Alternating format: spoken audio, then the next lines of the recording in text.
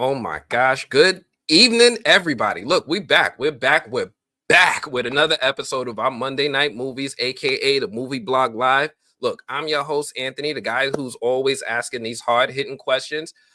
Like, what's scarier, From's Monsters or my Wi-Fi cutting out during the middle of a live stream? We've been there, right? We've all been there.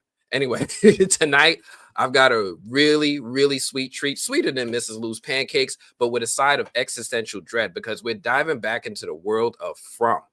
And joining us is none other than the incredible Chloe Van Landschoot, aka Kristi Miller, the moral compass, the medical guru, and the unofficial therapist of this nightmare town From.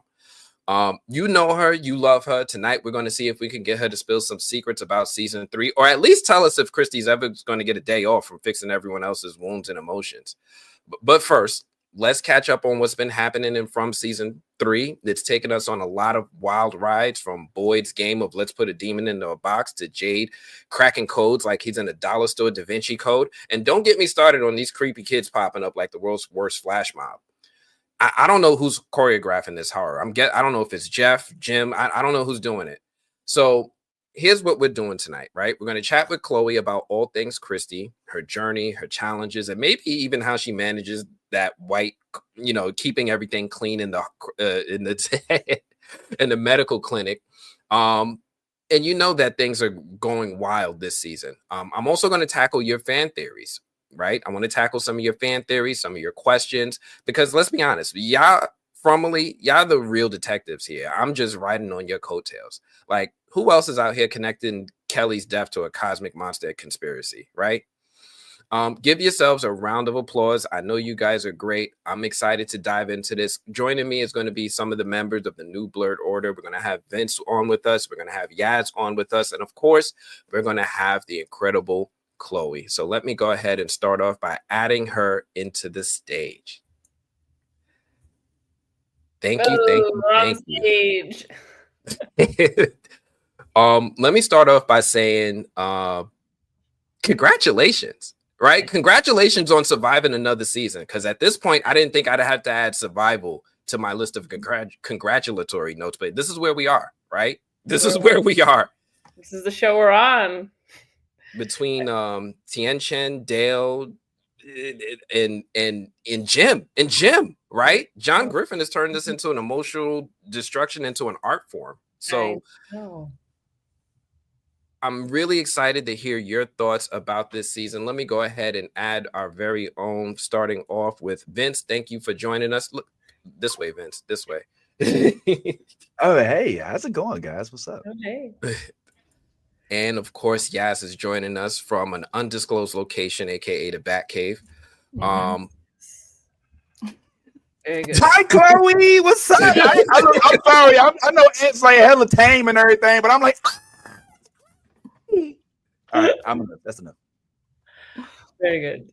So I want to get the audience ready. I want all of those who are watching us live, please go ahead, start submitting questions. I'm going to get to them. I'm going to start off with us doing some round robin questions between the three of us. But of course, I want to incorporate the audience into this.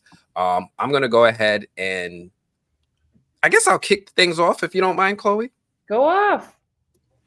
So I'm going to dive right into, I'm sure everyone wants to start off by talking a little bit about From. Just a little bit. Just a bit. Kristi's been she's really been like the rock this season, right? Holding it down for Boyd outside the pool, keeping Kenny grounded when he was going through his mourning period. And now she's being there for Marielle. How do you work on keeping Kristi emotionally grounded amidst all this chaos? Like, do you ever feel like she might be carrying on too much baggage in her role, or do you ever give any kickback or feedback to John and say, you know what, this is a lot? Totally, all the time. And John's like, Chloe, no, keep it together. And I say, okay, yes, very good. I think I admire Kristi so much. I've learned so much playing her. I think when you are in a post-apocalyptic survivalist mentality and you have some healthcare skills, like, you have a job to do, and you do have to check yourself constantly. I worked in healthcare. I'm a nurse, and I understand that to a degree. I've never found myself in Fromville. However, there's versions of that you experience while being a healthcare worker. So yeah, just kind of tapping into those traits felt how I could access Kristi. But yeah, she's got this stoicism to her that I really admire. But yeah, I definitely talked to John. I was like, can we see her crack a bit? Because this is a lot. So what they did was then they just gave me a dislocated ankle. And I'm like, guys, all right, let's give her some crutches. It sounds good. Well, So- she's bubbling inside. But yeah, I think this season we saw some of her anger, some of her cracks. That conversation with Boyd where she tells her to do her fucking job. Like Kristi held her own against that. So it was cool to see those colors play. But yeah, she sees that everyone else is losing their marbles, and she's like, I can't be losing my marbles here. Definitely. Yeah. You've touched on so many different things I want to poke at right there. I'm going to try to pick just one. Yeah. I find it really fascinating how you've gone back into healthcare in between seasons. At least I think you did it between seasons 1 and 2, and you worked throughout the pandemic. Yeah. What's that like for you, right? Bouncing between two such different worlds. And do your hospital coworkers fan out over you, or are they just demanding spoilers? No, they just tell me to get to work. Like, that's why I love going back. It's like a humbling place. And I think like the world of cinema and TV and film, you're in a different planet half the time. So I like going back. Keeps me grounded. I've worked with those folks for like 8 years, and they're so good at keeping me in check while also trying to get spoilers out of me. So yeah, good. It's a different part of your brain, and it's nice to have that activated. So yeah, I go back when I can, once a week. Wow. That's awesome. I'm a healthcare worker as well, so that is super awesome to hear that is your humbling going back, and because I know exactly what you're going. I'm not a nurse, but I am a medical assistant, and some days can be rough. So I definitely love that you go back into the medical field to humble yourself from acting. I love that. It's good. It's a good balance for sure. Yeah. And I mean, nursing is mostly acting, so it's also acting practice. Like That's true. They all feed each other. So just going into that a little bit more and speaking with the medical stuff, what's the deal with Kristi's ankle, right? Like you mentioned how they gave you that moment. Is it healing at regular speed, or No. is it doing like the From Town magic? It's doing From Town magic for sure. Like Ethan style, where his leg just heals in a matter of 4 days. Like it's definitely giving from healing energy. She would not be okay if that happens. That's what I want to know. She's so unwell. Even her stoicism aside, like it would not be good. So yeah, no, there's some From Town healing happening there for sure. And the fact that it didn't break, and I was just like, okay. Oh, it didn't break? I thought it was broke. Dislocated, and then Kenny resets it. Yeah, with the splint. Yeah. And when you watch that, are you thinking medically accurate? Like, hold on, nah, splint don't look like that. You know what I'm saying? Or wait a minute, the swell would be on the right side of the metatarsus, or I don't know medical jargon, but like, does that kick in? Pay for effort, metatarsus, go off. That's a tough. He was really close, actually. Who knows? Yeah, I mean, it's TV land, but I'm also a healthcare worker, so I do push back sometimes for accuracy, and then I also get pushback for them being like, Chloe, this is magic. Is there can you recall any instances when you did push back by chance? Is there a specific time that comes to mind when you was like, nah, this hand wouldn't look like this in real life? Or the one for me was the person-to-person blood transfusion, like where Boyd, or what was it again? Boyd and Ellis. Boyd gives blood to Ellis, and I was like, that wouldn't happen without. It would not happen, but I let it go because I'm like, we're in fun time. But to the writer's credit, I love them so much. they give me so much autonomy and agency in being as accurate as possible.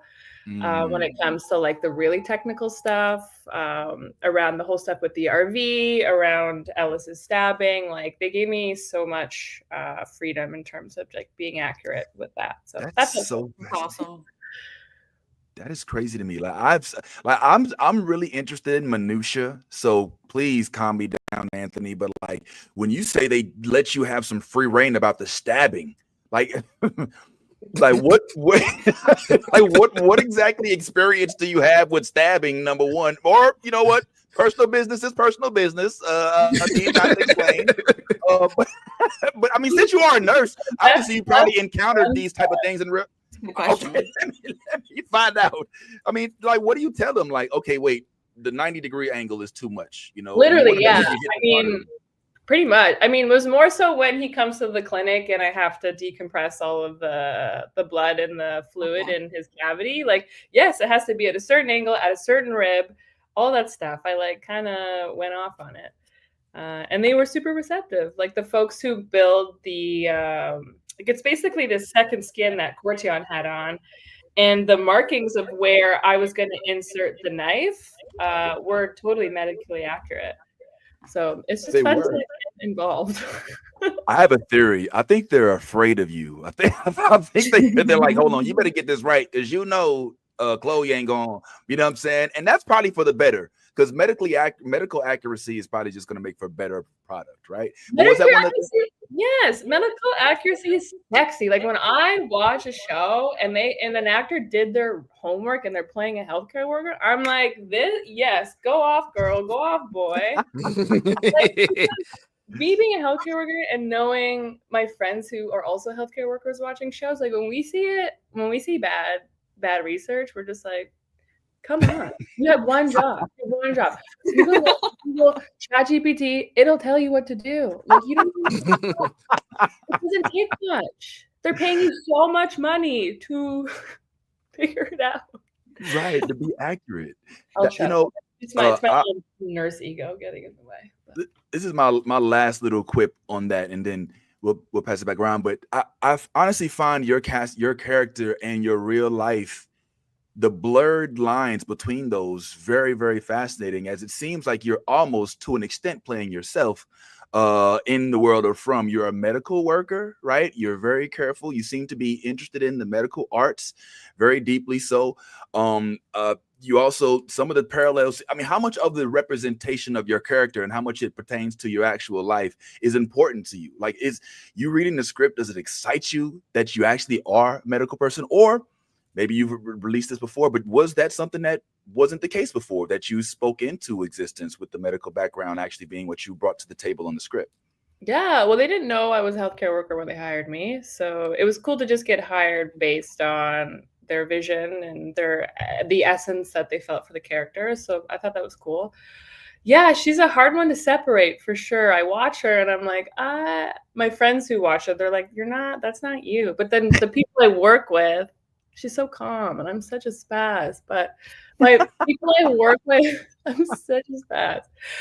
But the people I work with at the hospital watch it and they're like, yeah, we know that girl. So it's interesting because, yeah, I feel like I'm playing a version of myself in a professional setting. And then my own humanity of Chloe like leaks in for this character's feelings and stuff. And yeah, the fact that she's queer and I'm queer, like it's all, the lines are blurry for her. My haircuts, the tea of the hair, my own haircuts becoming her haircuts, and the world blowing up online about it all. You're laughing. Walking out. It is so funny. It definitely is a thing. It's a vibe. What's up, man? The audience is sending a lot of hearts and hearty eyes and emojis like that for you right now. They're kind of a little bit of lust going on down there. Y'all need to relax. A little bit. I told y'all when company's here to behave. They're here for the secrets. They are. Yes, what you got? Okay, so Chloe, you wear so many hats. You're a nurse, you're an actress. You also do some directing as well. I was reading up. Do you have anything like that you're you have like your dream goal that you want to actually direct or be a part of? Yeah. Yes. Any specific? Yeah. Be specific. Did you say be specific? No, I said any specific like like movie or anything like that you're like, oh man, if I could, if anyone was like, hey, whatever you want, what would it be? Basically, I would love to be like Sigourney Weaver in Alien. Yes. Yes. What? Oh, I see it. yes.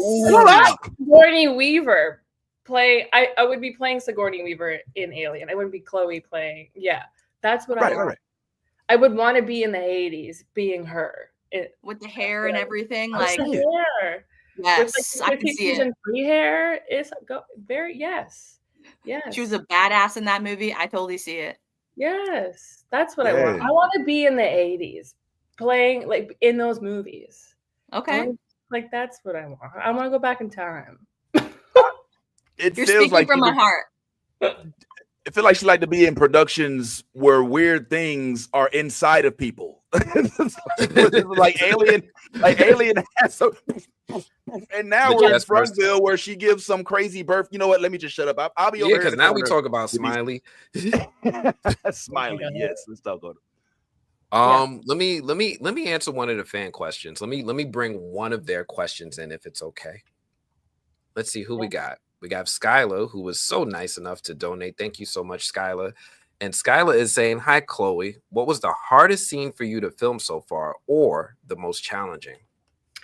Nice question, Skylar. The trickiest, I think, was the scene this season where where Kristi walks in and has to dress Tian Chen's body. I remember shooting that, and it was like the end of the day, and it had been a long emotional day full of scenes like that, so it was heavy. The mood was heavy, and I hadn't seen the body yet, like the prosthetics. So when we started blocking the scene, I was like, oh my god, this looks just like her. Like, it was crazy. It looked just like Elizabeth Moy, and I was like, again, it was like one of those moments where the lines are being blurred and we're all so tired, and I'm just like, what? Okay, this is good. These feelings are real, but like, Chloe, you gotta check yourself. And then I was just like kind of trying to hold it all in, and then we go on my coverage, and it was a technical shot because our director needed the camera to be at certain points and me to be at certain points, so I had to hit all these marks while like containing all these feelings. And then I just fucking blew my load. I was a mess. Teary, so teary.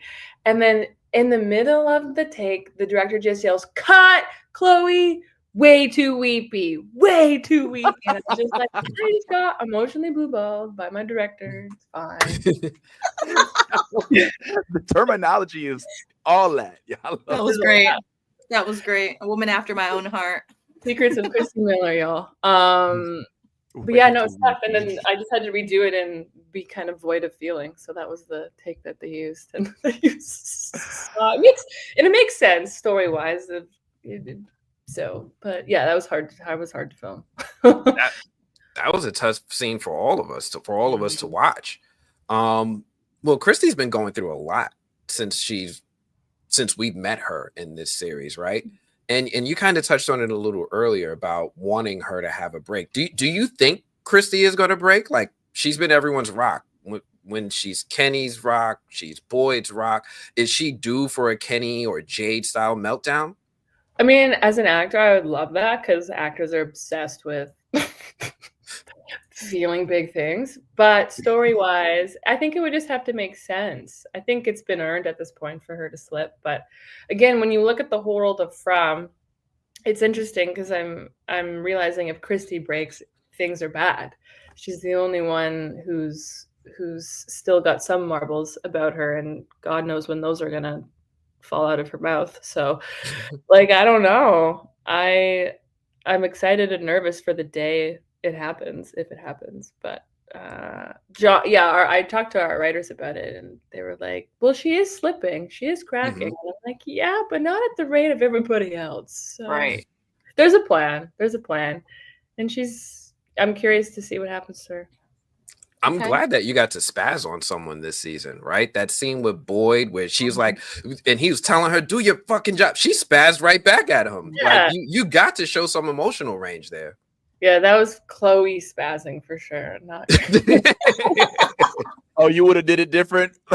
It's just- That's how I usually am. That's how I would if I was just being Chloe, that's how every scene would look. Just spazzing. oh, okay, yeah. So that was natural. So she taps into who she Just being is, man. myself. No. It was crazy. cool to see. It was cool to play those colors for her. So yeah. But again, she didn't get much. She didn't get many of those. Okay. What you got?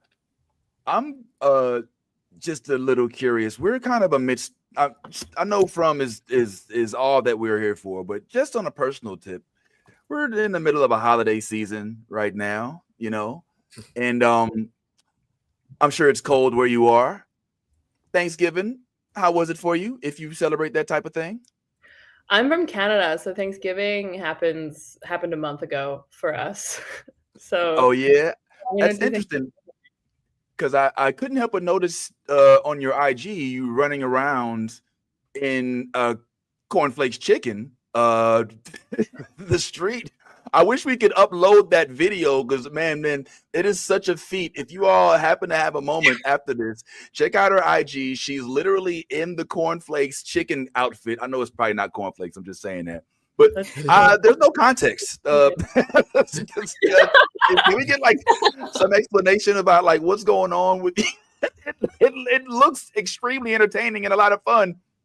Is that a celebration for, I don't know, the holidays? Yeah, sure.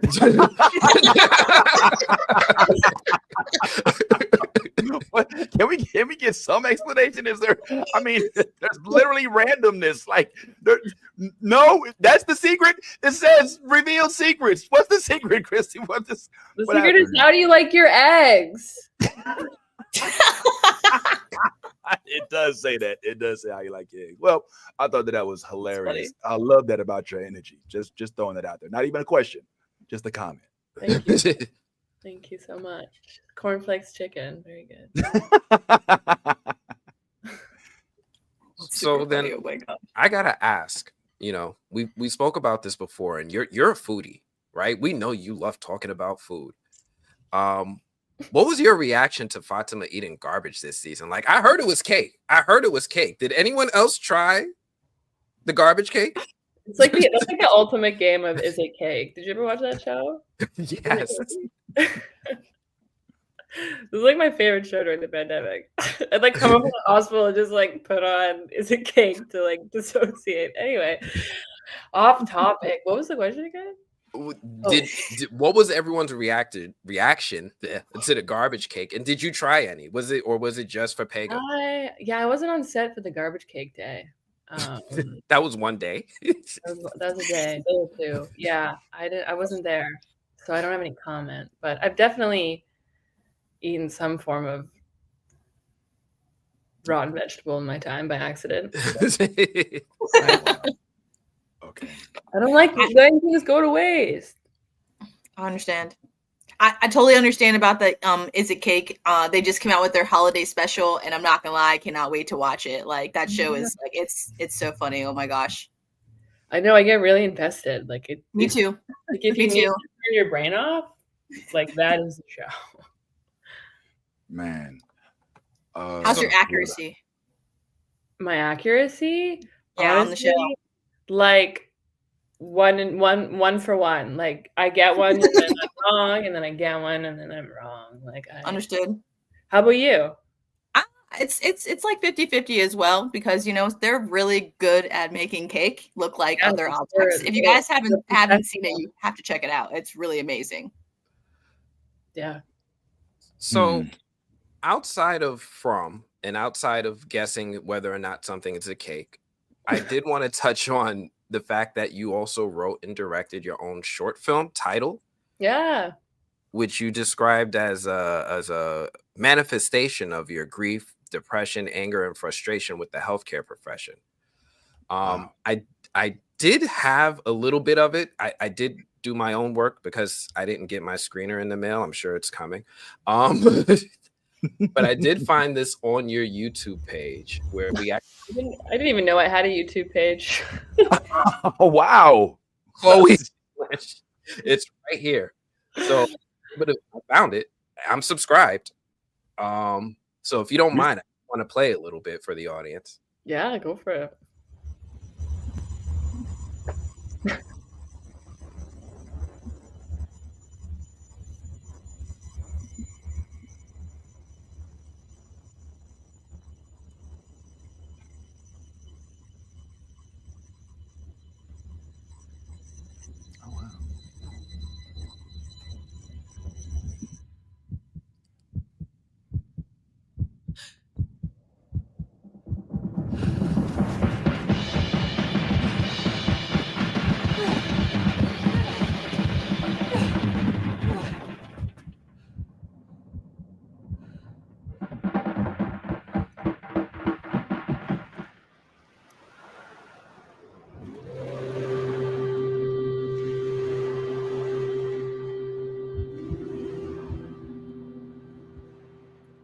Wow. It's just a tease. It's just a tease, but I'm loving it. I'm loving the energy. I'm loving all the symbolism in it all. Can you tell us any stories about this? Yeah, I shot it during some downtime when we were shooting From. I had like 3.5 weeks off, and I brought my scrubs with me from the hospital because I just knew I wanted to make something while I was there. I didn't know what it was going to be yet, and I had written some form of what the film ended up being while I was nursing, as a way to just kind of process and make sense of some things. And then I got access to a camera and some time off, and then we just started shooting. I've been like a mover and a dancer kind of my whole life, and so the film is about exploring the things that are hard to say with words. I remember when I was nursing, a lot of people would ask me how I was, and I didn't know how to explain it. So I decided to make a film where there are no words to share what that is. So I had a little festival run, and it was my first kind of attempt at filmmaking, and it was fun, therapeutic for sure.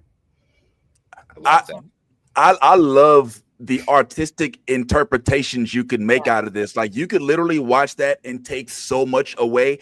I also like the enigmatic aspect of it. Like, you know how you can put what your significance of it is into whatever artwork you see. So like, you might look at it and think, this is the part that I hate, the fact that they make us have insurance, or this is the part that I hate, the fact that they make us have too many pharmaceuticals. Like, what angle is it that angers you the most, that made you say, you know what, I need to put out something that shows my frustration with the healthcare system? What specifically, if you don't want to reveal it, if we should keep it up for interpretation, I get it, but was there something in particular that made you be like, yo, like the part where you started crumping, like, really got me hyped? Like, I was like, yo, she's really, really, really angry. What is it? Crumping. Very good. Good question. I think it was, again, this interpretation of, for me, again, I don't really have the words, and there wasn't like a specific moment. It was just like the relentlessness of the healthcare profession, and not being seen or heard by your government, and just like the sheer demand of what it takes and the toll it takes on your body, and just how you lose your sense of self too, was a big one for me. So I wanted to explore all that through movement and dance, and again, none of that was really choreographed. We shot it all improvised. It was just kind of like a big experiment, to be honest. So when you did the dance part, they're just completely on the spot. It wasn't rehearsed, like choreographed, nothing. You were just like, I'm just gonna let it out in that scene, cut, beam, and go. The whole beach stuff. We woke up at like 4:30 in the morning, and my DP, just like my cinematographer, just like followed me having a fit down into the water, and then he just shot me dancing by the water. Whatever came up. That's so dope. That's what I wanted. I didn't want it to be super planned out. It was a bit, like I said, it was just like a big experiment for me. It was organic. Authentic. You could definitely tell. It was beautiful. The authenticity, it oozes through. And if I could, just with one follow-up. So with regard to the medical industry, I figured that makes it easy to go through some of the scenes in From, because it gets kind of gory, especially that first season. Is like, ew, you know what I'm saying? Like, there's a lot of blood and a lot of guts. And I mean, even you was in the bear trap, you know. But the relativity with regard to that and the medical experience, being a nurse and a registered one ain't no bullshit. Ain't the easiest thing in the world. I'm not a blood guy unless it's fake. I'm sure you probably got a lot of experiences that you probably hopefully had to tuck away, or I don't know. But can you recall like some of the things in the nursing industry that you've experienced that may have stuck with you that you maybe could have done without that may have traumatized you, or that you just were trained that you think the average citizen probably couldn't handle seeing this arm bent backwards or whatever it is? Yeah, there's a ton of them, and that is for another time. That is not for the reveals secrets about Kristi Miller. yeah, those are kind of secrets. Yeah, we talk about it another time. Yeah, that'll be my next film. Okay, well, I love that project, and I look forward to seeing more about that. Thank you. Yeah, it's available on my Instagram. There's a link to it. You can watch the whole thing for free. So cool. Awesomely on her YouTube. Yeah. I'm gonna through some of these comments from the audience real quick. Let me see where we have Pixie on roller skates. I can read this because of my dyslexia. Lots of love from Uruguay, Chloe. So I just wanted to just send you some love from Uruguay. Hey, Uruguay. The Great Ocean Disaster Aquariums. Has the cast discussed what if silver bullets had worked? All females pregnant, perhaps Donna with twins. I'm sure Liz would love. Okay, we don't have to answer this one. Oh, I'm unclear on what the question is. So we had this is a weird thing that started with the audience. So we had a stream with Ricky the other day, and he posited what if they actually went out and tried to set fire and kill all the monsters? What would happen? Would it result in like a weird mass pregnancy in town with all the women from giving birth to random monsters, because that's how they're reborn now? That's what we've learned. So that is the context to that. We don't have to answer this one. That's what was the go ahead. What was the cast reaction? What was the cast reaction when y'all found out Jim was being killed off? Oh, we were all fucking shocked. Good question. Like, we didn't see that coming at all. Wow. No, it was like silent. Like no one knew what to say. Yeah. We didn't. Okay. Yeah. I mean, we feel that way with like kind of any character that gets killed off, but sometimes you can kind of see it coming, just the way someone's story is being arced, and you can see that there's something's going to happen. But this was like complete shock. So did you know that Father Khatri was going to die? No, everyone was also like, what the fuck? I mean, okay, with I'm glad, it's anytime someone gets killed off. Cool. Okay. Coming. Yeah, no, that's really interesting, because I noticed that as an audience, and I don't know what it looks like from your perspective as a creator, but from an audience, I find myself having parallels with this show and our love for the cast with like The Walking Dead, right? We have certain characters where like we're flipping tables if they die, right? Kristi, Kenny, Donna, nobody. I will stand outside of MGM with a fucking pitchfork if any of these characters get touched. Let me see. Where do we have Taryn? I always love when Taryn comes Taryn, yeah. Yes. So I don't know if you're familiar with Taryn. If you ever dive into the world of From theories, this is the man with many, many, many well thought out From theories about why everything is happening. He's very, very popular in our circle. But I did want to point out that he did join us, and he did have a question. Yeah. I love how so many of the actors on the show are also writers. I wonder if you guys will ever get to guest write like on The Office. Yeah, I mean, that would be amazing. But I don't think we're the type of show where we could do that. I think it's this very specific mythological journey that is very planned out. And if we come on and guest write, then that means as actors, we know too much. So yeah, it's a different type of infrastructure, this show. So as amazing as it would be, I don't think they would not allow it. It's too risky. Well, what about directorially? Would that be too far of a stretch? I don't know. Good question too. I mean, I would love to direct an episode from, but again, it's also this massive show, and there's so much that goes into directing. I mean, I made my little guy, my little film guy with like a 2-man crew. So yeah, helming an entire television set is definitely a skill I would love to learn. But yeah, I've definitely thought about shadowing some of our directors along the way. But yeah, they're incredible, and they're like top of their game, the directors that they get on the show. So yeah, big shoes, very big shoes. I got a question really quickly. Go for it.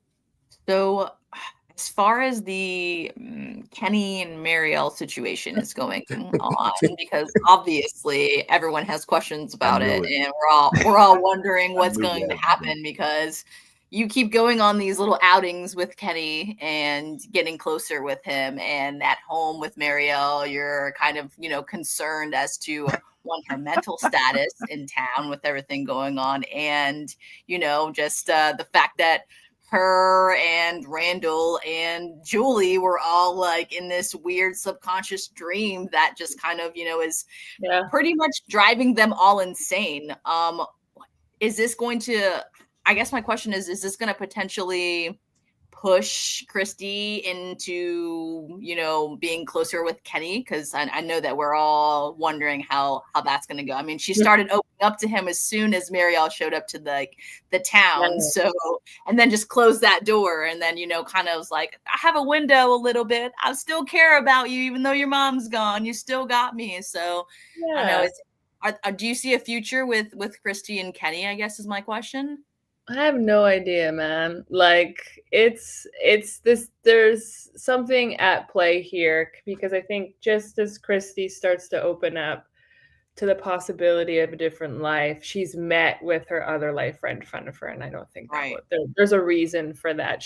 I think a lot of her journey is internal in regards to identity and her past self and who she's become and all those things, and having both Kenny and Marielle at the forefront of that forces her to, I think, confront a lot of that. And I know we haven't seen a lot of that on screen so far in terms of what that looks like. And I think season 4, hopefully they start to unpack a bit of that. But yeah, again, I think it's like Kenny is her trauma husband. Like it's 100. That's a great. Oh my God, it's literally how I felt. Like yes, those two are like they're bonded by so much trauma, and it's so hard. Trauma bonded, and it's giving codependence. Like Kristi can't let them. It is. That's why I'm so construed with this, because I want you guys to be happy, but at the same time I'm like, she's so bonded to Kenny because of everything they've been through. It's so I'm curious to see where your relationship goes in season 4, and how things unfold with what's going on in town and your relationship. Yeah, and I think with Marielle too, it's she entered in this state of complete addiction and withdrawal and secrets and hellscape. So they have, like, Marielle and Kristi haven't even had a single moment to like settle into who they are. And I would imagine Kristi's quite a bit different than who she was before she arrived there too. So you're just kind of, I mean, again, we haven't unpacked that on screen, but it's definitely things Kaylin and I have talked about in regards to her character. And I hope that starts to get explored a bit more. Cool. I'm actually sort of interested as well as what's happening at the clinic. Randall's moved in. It started to come like a pseudo spot. California. Yeah, you know what I'm saying? Like they're smoking weed out back, like it's just like a whole vibe right now. And it's mini colony house. It's like little house on the outside. So from your standpoint as somebody watching it, do you think that maybe, I mean, if you were Kristi, would Kristi be like, hold on, man, Randall, you kind of been at the house a little too long, you know what I'm saying? Like I don't know if I really like that, I mean, it's not even on that whole weird tip, but just like, this is some strange dude, and now you're being left sometimes alone with my fiance, like I would assume that either there'd be some apprehensions there, or who knows, this is a weird place. Kristi almost caught feelings for Kenny. So I wonder if there's ever any insecurities about like maybe I don't want to lose my woman to some strange man because she's caring for him so much? I mean, I can confirm that is so far from Kristi's thought patterning right now. Is Marianne getting it on? 100%. The girl has many other things to worry 100%. about. At this time. Love it. I can appreciate your concern, but I feel like Vince. Let me kill that. I feel like Kristi and Kenny, they have their trauma relationship. You know what I'm saying? Their trauma wife and husband, and then you have Marielle and Randall, and now they have they're each other's trauma wife and husband. You see what I'm saying? Because she's like, if we really think about it, Marielle's now getting straight and narrow, and Randall's the one that's like acting all crazy and trying to like stick the paddles to his forehead and yeah, they went through something insane together that no one else will understand except the two of them. Right. In the way that Kenny and Kristi have gone through unspeakable things together in a way that Marielle will just never understand. So yeah, it's like nuanced, complicated gray areas that explain that showcase what it means to be a human, but yet we get so obsessed of like wanting things in boxes because it looks nice, feels good as audience members. But that's what I love about this show is that's not the characters at all. They're slipping in and out of all states of being. So I think that's cool and true. Thank you so very much. I want to just touch on a couple more comments, not necessarily all questions, but Debbie really. Yo, you threw that stuck out in my head, bruh. I was like, yo, clip. Just like the imagery. Very vivid. Oh my God. Vince, who does that sound like to you? Like seriously though, when she said that. You know what it sounds like. It sounds, but I love it. I love it. That is hilarious. And what did it sound like? It's okay to say it. I'm very vulgar, so like that's why it was so funny because I say things like that all the time and I have to like dial it back a little bit, because I like look all cute and innocent and like sometimes my inner personality sailor comes out. So it's just really funny that you said that because I have a cup at home that says nuts to butts and I made it so that way I could like so so you see what I'm saying, like that was great when you said emotional blue balls. I was like, man, that's like the nuts to butts. It's great. Oh my God. I can't wait to blow, you guys. She gets it. Glad to be of service. I will notate the next time I blow an emotional load. I promise. It will be a thing. It will be a thing. Who else we got up in here? Nolly's checking in. Hey, Nolly. Appreciate her. She's another member of our group that wanted to join us in the roundtable, but she had to step out for a personal matter. So she's checking in from us with us virtually. As a foodie, did you try a Nova Scotia Donair? What is a Donair? I love them. They're like these wraps filled with Donair meat, which is like a mix of beef and lamb, I think, kind of like a kebab, or like a kebab, and it's like on that one of those spits, those like big broiler spits, and they shave the meat off, and it's covered in this like sweet garlic sauce. Yeah, and it's like in a wrap. I had many Great Ocean Disaster Aquariums. I had many. That sounds delicious. They're disgustingly good. Like it's From Land Does Your Beauty No Justice. I just had to let you know we love you. On that note, do they give you any? I mean, you have free range with regard to to how you want to style yourself or dress yourself or maybe style your hair or anything like that. There's no kind of impediment. No, they have all the say. Like they're pretty specific. Like I don't have too much say, but I have some leeway with some things. Because we love to do. If it's okay to say that, I love it. It's controversial opinion. I'm not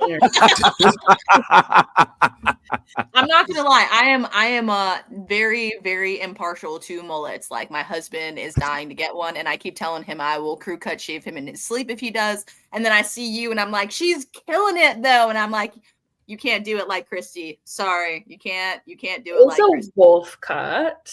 Oh, a wolf cut. I'm sorry. And you know what? There's only so much you can do with a pair of garden shears and like a broken mirror from town. So Hey, you killed it. It looks good. Oh, I no, mean, I'm just saying. With one leg at that, you know what I'm saying? Keep it back. you know when people are really emotionally distressed inside and they do like the bang? Yes.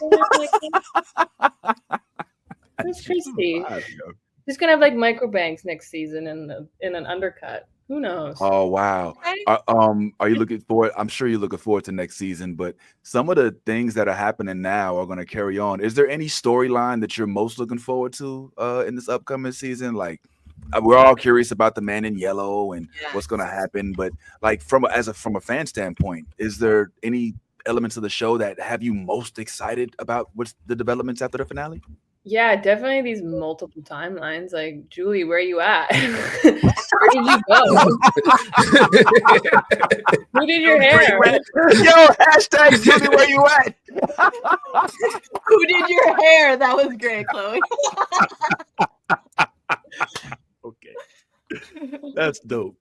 Yeah, I'm so curious what that's about. I mean, it just opens up the possibilities for all of us in terms of who we are, where we're at. I think this whole idea of us not actually being our own physical bodies, but souls of people who've been here before in these different human suits is so interesting. Yeah. Like, I don't know, creatively speaking, they can do whatever they want now, I think. Agreed. Yeah. Love it. Now, I just had one last question, and then I'm gonna let's start to close things down. You have another short film coming up, Heirloom. Can you talk a little bit about that project? Oh yeah, that was it's a buddy of mine's film. It's a horror short, ton of fun, many mullets. Yeah. For those mullety faint of heart, I warned you. Yeah, it's just this really fun horror short that's coming out, I think, next year at some point. And then I directed Scott in a short that's going to be out soon. So yeah, he's so wonderful to work with. I love that guy, Scott McCord. Okay. Have you had a chance to interview him? Oh yes, I've got to speak to the great Victor. Yeah. So I did a thing where I was dressed up and cosplaying as Boyd at the New York Comic Con when I interviewed Scott McCord, and he was a lot of fun. He enjoyed it. But Chloe, thank you so much. This has been amazing. Yeah, it's great. Thank you for giving us a peek behind the curtain and all the unforgettable moments and from. You and Kristi have been the emotional glue of this show. So thank you. I'm excited to see what's next. Yeah, me too. Yes, thanks so much, Chloe. Well, thank you so much. Not leaving this. Bye, guys. Later. Chloe, it's been a pleasure. Man, well, I definitely blew my emotional load after that. What imagery? Emotional blue balls. Like that is, she's definitely got a creative mind. I'm not gonna lie, I'm still tripping off of that short film. Like, it kind of stuck in my head. It did one of those things where I don't know, from an artistic mind, when you see certain things, you just start to think like, what put this thought in your head, and like what brought you to this moment? And it just kind of opened up this world of complexity that surrounds Chloe that just made me, and it kind of stopped me in my tracks. Honestly, I was like, okay, let me delete these questions, because like there's a whole level of complexity that I would like to go into now as a result of seeing that. So thanks for letting us see that, bro. That was dope.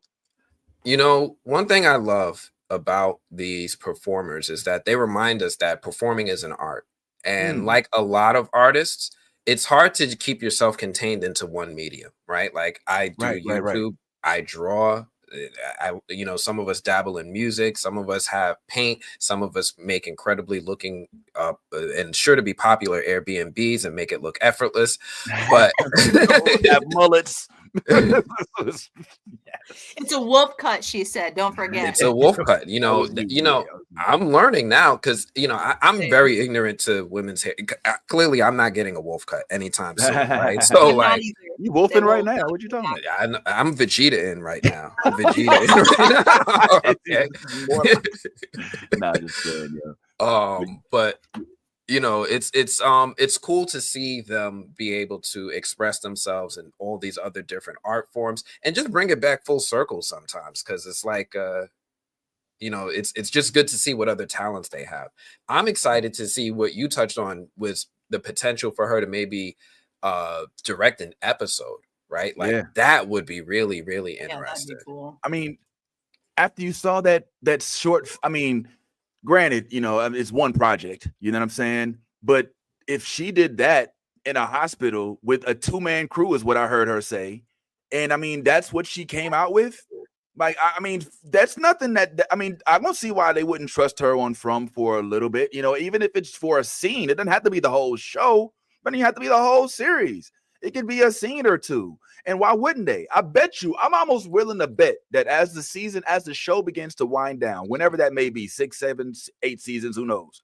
If she's still a part of it, if they haven't killed her off, if her character's still prominent, I'm almost certain that they will give her that opportunity if she wants. Even if they kill her off, they could still give her that opportunity. True. Good point. Excellent point. But yeah, she's a vibe, yo. A lot of actors do get those opportunities, but sometimes it takes the producers a while. They're like, you know what, like, can we hit, you know, syndication first before we start letting actors behind the camera? Yeah. I understand that. Yeah. But it does happen. Like, I think it was Ozark. Oh man, I'm blanking on her name. The mom on Ozark, she got to direct the episode like in season 4. I know. Really? Yeah.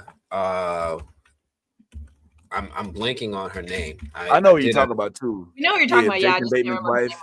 Right now either. Yeah. I think was it Laura Linney? No. Yeah. Yeah, it's Laura I think Linney, it was Laura Linney. Yeah. Laura Linney. Yes. Laura Linney, she got to direct an episode. I know Jason Bateman got to direct an episode. And you know, as shows continue on, Jason Bateman produces it, doesn't he? Isn't he one of the producers of the show? Yo, that man is cooking. He should have a little bit of he should have a little more space. So, but yeah, you know what though? And Anthony, you've interviewed virtually the entire main core cast of From, and if I may, kind of, we was teasing before you got here, Yaz, that me and Kristi me and Chloe was gonna interview Anthony because he's such an intriguing dude, right? But let me ask you, like, with regard to your interactions with the casts, like, I'm sure you can you can detect different vibes from different cast members and this, that, and the third. And sometimes they're more geared to talk about certain things, and sometimes they're not geared to talk about certain things. Like, for instance, I know when we had a chance to chat with who we call Elgin, but we know Nathan D. Simmons. Like, we were able to get some fan theories out, and that was fun too. But we also able to learn about him growing up in a historical Black university city and stuff like that. Interviews on YouTube for those who haven't seen it. But you also talked about how you and Victor, you and Kenny, how y'all can really spend time, it's like the whole show just talking about the fan theories or talking about like the show development, and like you can tell when they're not really into it. Like, I could tell she didn't want no more nurse questions. I'm like, okay. Yeah. No more medical questions. That's the wrap. My bad. I didn't even mean to bring that as long as it was. But she was kind of intrigued by some of the show stuff. What was your, in terms of like I don't want to say rate, but just comparatively, her vibe with regard to the rest of the cast and her wanting to engage on the actual fandom and the show? So here's what I've kind of surmised. Guys have way too much time on their hand on that show. Like Cordion and Ricky, they ain't got shit to do, right? So when they're in their downtime, they're on Reddit. They're looking at pictures of themselves. They're talking about which one of them is the prettiest. But like, I can tell like the women have actual lives outside of. No, I'm joking. Yes, they have things going on where it's like, it's scheduled time. Yeah. I was looking at this. I don't know if y'all saw this, but this is what I saw, and I was like, "What is this going on with you in the chicken suit and it's going through the streets?" And I just was like fascinated. And she was like, "Yep, that's what it was. That's what it was. Right? This is what I do." You know, it reminded me of like when I was before kids, right? Before I was a parent, the stupid stuff I would do. I should tell you, at a time I rode around and got dropped off at the bar in an ice cream truck one day. What? Dropped off at a bar? In I had an a ice cream bar truck. in an That's ice cream funny. I truck. had a Hostess Twinkie like costume, you know what I'm saying? It looked like a Hostess Twinkie. It even said Hostess on it, and like the face was cut out. And like, oh man, I found it one time in like my mom's car when we were on like the side of the road, just like stranded because like the car broke down. And no lie, I made my cousins like chase after me. You know what I'm saying? Like Hostess chicken, like the kids chasing the Hostess. You know what I'm saying? Like, oh yeah, I used to do stupid shit like that all the time.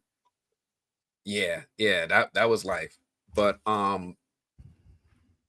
with Chloe just now, I could tell like here was my litmus test. I brought up Taryn and I was like, yeah, here's the guy with all the theories. Ricky saw him, he was like, that's him. And you know, I was like, you know, he knew who Taryn was. And when I brought it up just now, it was like, all right, you know, I kind of know. Okay. So you brought it up and she wasn't as familiar, and that's when you kind of realized. Well, she didn't give a reaction. I can't say that Right. she was familiar or not, but Okay, like, she didn't geek out like, you know, like I think Kenny did. Like he got like he was really into it. Like, yeah, we all know this theory. We died and have this printed on my wall. Okay. But yeah, that was my little insight into it. I'm looking at some of these comments. Yeah, like let's talk to the chat. I forget you know, I haven't given them a lot of attention because we've had the interviews come up, and I really want to give the talent opportunity to take all of our attention. But I definitely want to dive into what some folks are asking. This one is the favorite one. This one is the favorite one right here. The man in yellow. We've already established that. Yeah, it's Curious George, Dad. We already know. I think it's Ethan. If you realize they got him wearing yellow all the fucking time, like literally nonstop wearing yellow. Do so they? I think no, they don't. I got Ethan wearing yellow. What are you talking about? Rewatch, bro. He's wearing a yellow shirt, all kinds of shit. Just watch. He's wearing yellow. Ethan? Nah, man. I think that's fake news. Nah, man. Nah, I don't think it's Ethan, yo.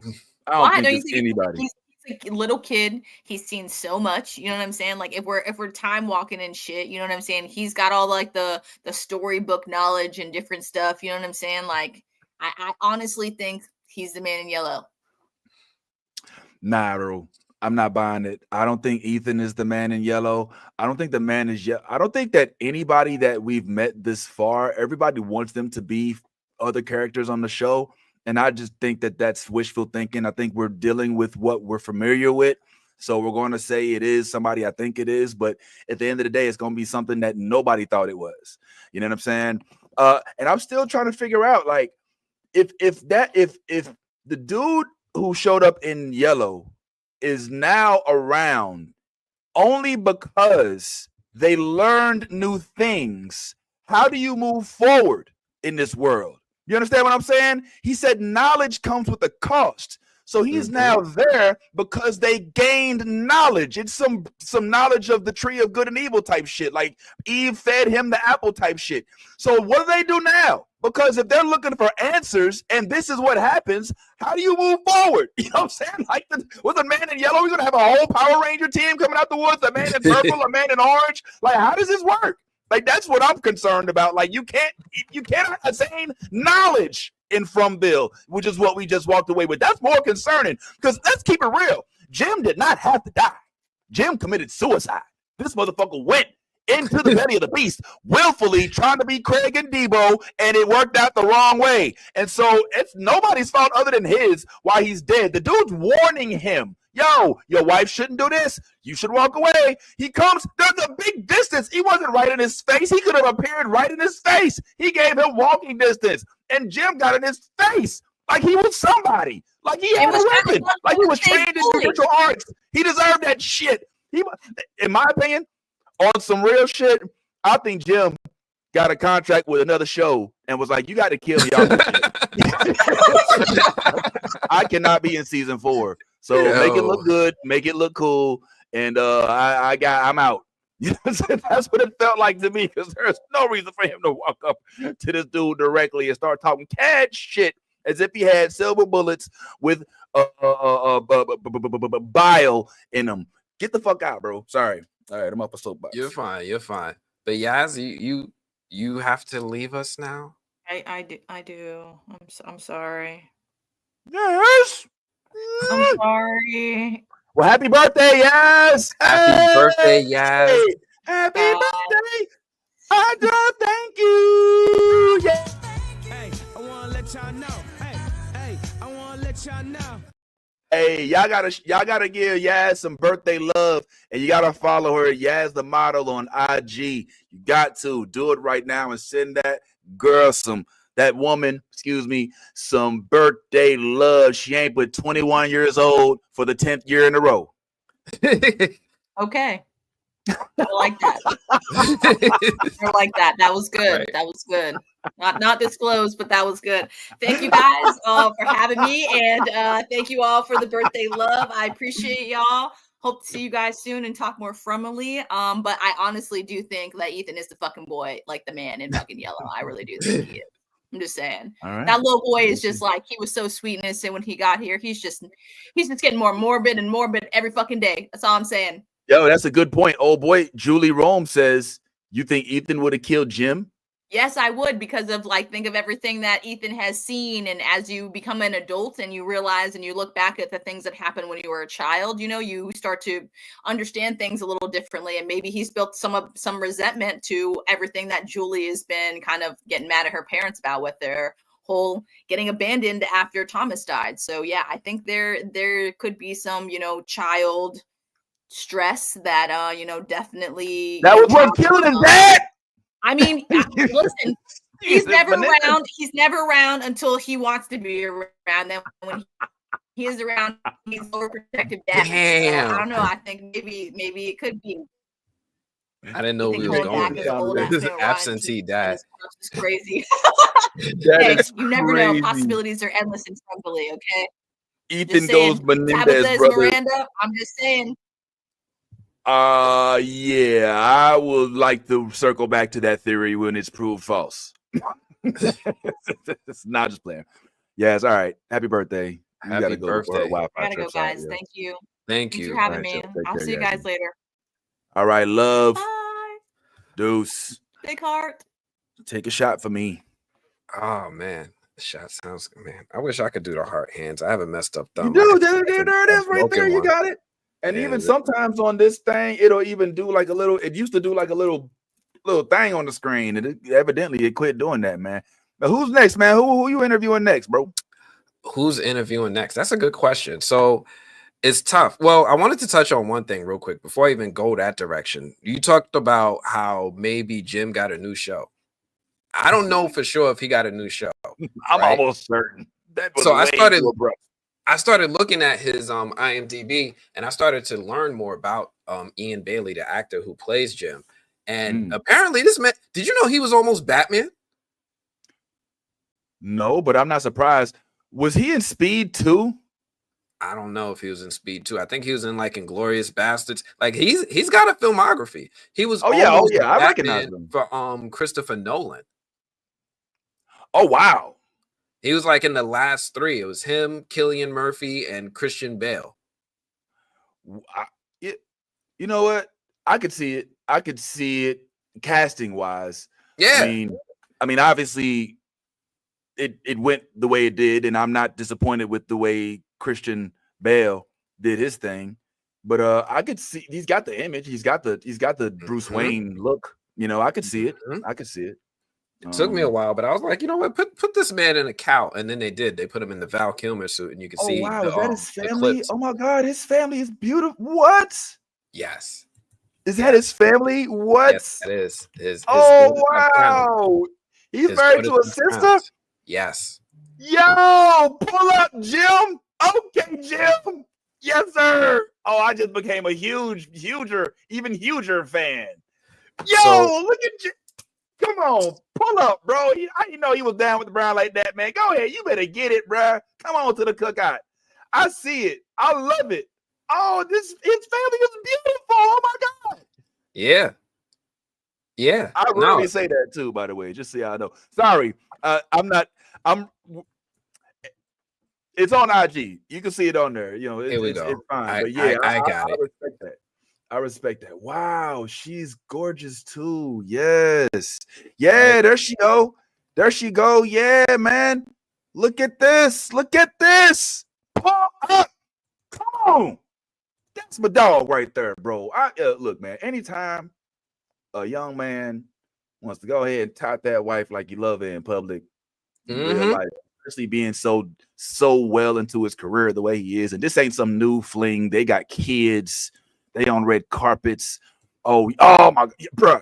Come on, bro. This the ally we need right now. I hope he don't get killed off. Look at, pull on up, bro. Pull up. Why am I loving this? Why am I loving this? Yo, go to the one with him on the bed. Who that is? Oh, look, he's with Walter White. Yeah, this is him back in the day. Look at my man. I had the great fortune of getting to Alan Arkin. Oh, this is sad. I'm sorry. Dang, didn't mean it. But yeah, man, my man has definitely led a very, very, very long and successful life of on-screen work, and I'm I don't know, man. I just gained like hella respect. Not that I didn't have it for him before, but even more now. Like, yo, pull up, man. Bruce Wayne vibes are real. The Bruce Wayne vibes are real. And let me, Kayla, that's exactly what I was thinking. But let me be clear too, just to be certain. You ain't got to be in a heterogeneous family for it to be beautiful. Okay. Let me just, my family's monolithic. You know what I'm saying? And I'm not one of those folks who say you gotta, swirl it to make it work. I love Black love and love that involves Black people. You can't. I'm sorry. I won't be apologetic about it. So even when it comes in this fashion, the love is genuine and there's no usurping. There's no. You gotta just love when even when the sister ends up with somebody who just treats her the way she deserves to be treated. Like I just love that. You know what I'm saying? So kudos to them for doing what the hell they got going on. And yeah, I'm interested to see what else he's moving on to, because I don't think he would have given this role up so easily if he was just out in the wilderness. So some people have been asking me, because like I mentioned in one of my streams that there's a little bit of tea. I don't even know how far the tea goes, honestly, but you guys, her name is Wayne Mangasha. Yes. Debbie, that's her name. Sorry, I didn't mean to interrupt you, Anthony. No, it's all good. I had just published another interview I did with Catalina, right? Who plays Tabitha on the show. So I had another interview with her. I just published it, and that was originally scheduled to be an interview with a pair. It was supposed to be Catalina and Ian. Mm-hmm. And I joined the Zoom with all my questions ready for Ian, because I'm like, this man died. I got all these questions. I'm ready. Yeah. I'm locked in. And there's only Catalina there. And I'm like, if you look at my interview, I kind of stumble at the beginning because I'm in shock still. And I'm processing how to like rework my questions for Catalina. So like, it's not common for folks to not participate in the interviews. It's wildly uncommon for them to not participate and it not be communicated that they're not going to participate. Yeah. So yeah.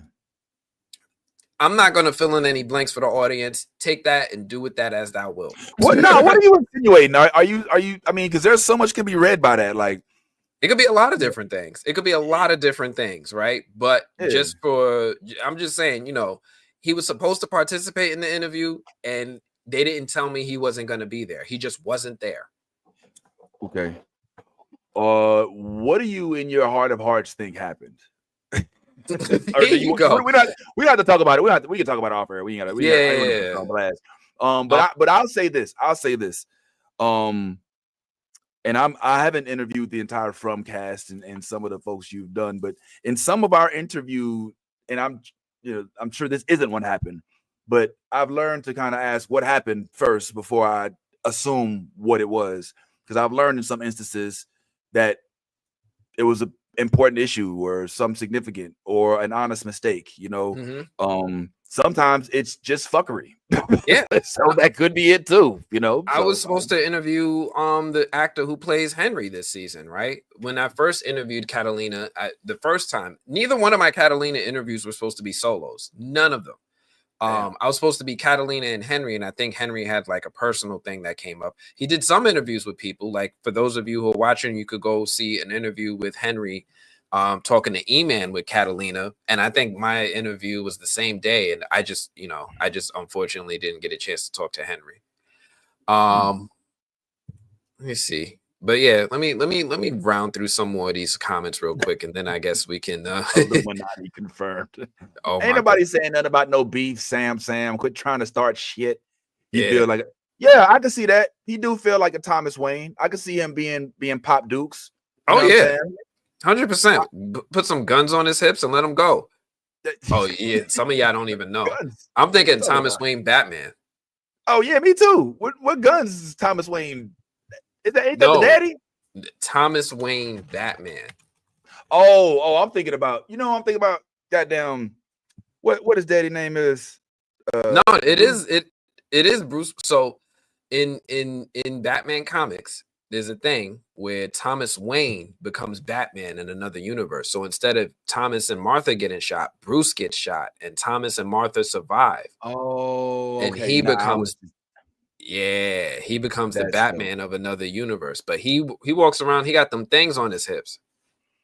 Oh, okay. Yeah. See, you went deep. Wow. Okay. Yeah, we went to the Batman lore. Yeah, I haven't. Yeah, now that's good. I don't do as much DC as I do Marvel, but yeah, I was unenlightened about the Thomas Wayne OG Batman.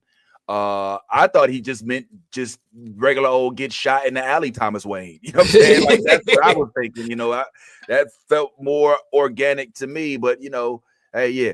Also, see for Wade, I thought just came to me. Has anybody from ever discussed what year they came from? That's a good question. You see that one from Sam? I think that it's from all a bunch of different years, right? I mean, I think we have discussed the theory because we got old boy, what's his name? My man in Jade. Jade. Nah, Jade's been seeing the Civil War heroes and shit pulling up. You know what I mean? So, I mean, there's been some discussion of that. The only thing we don't know now, Sam, is whether or not Tabitha and Jade were in all of the time in all of these different timelines, if I'm not mistaken, or timelines are. That's not what I'm trying to say. We're in every situation because it seems like they are being reincarnated through each of these through different cycles. So as far as I know right now, I'm thinking that Jade probably came around in the 1860s during the Civil War era, which is why he's seeing those Civil War folks. I mean, I don't know why we didn't see any this season, but there's got to be some correlation there, right? You think, Anthony? No? So no, I agree. So here's the thing. I agree that they've been back a couple times, right? And it probably does go back as far as what you're saying, maybe even further. I honestly think it might be older than the 1700s. But something older that than the stood out 1700s? Yeah. What gives you all right? Well, I'm interested in what makes you think that, but please finish. I'm sorry. But one thing that I found incredibly interesting was how we started to notice. I think one of the commenters brought it out because the Fromley is great. Yes. No, actually, I saw this on the live stream with the cast after the finale. David Alpay, who plays Jade, he brought up and noticed that the two cars. So you remember how Victor at the beginning of the scene, he was like, 2 cars showed up. That rarely ever happens. It's been a long time since there's been 2 cars. He didn't specify when was the last time there were 2 cars. But there is a positive theory that one of the times was when Victor showed up with Miranda, and the possible other car was Christopher.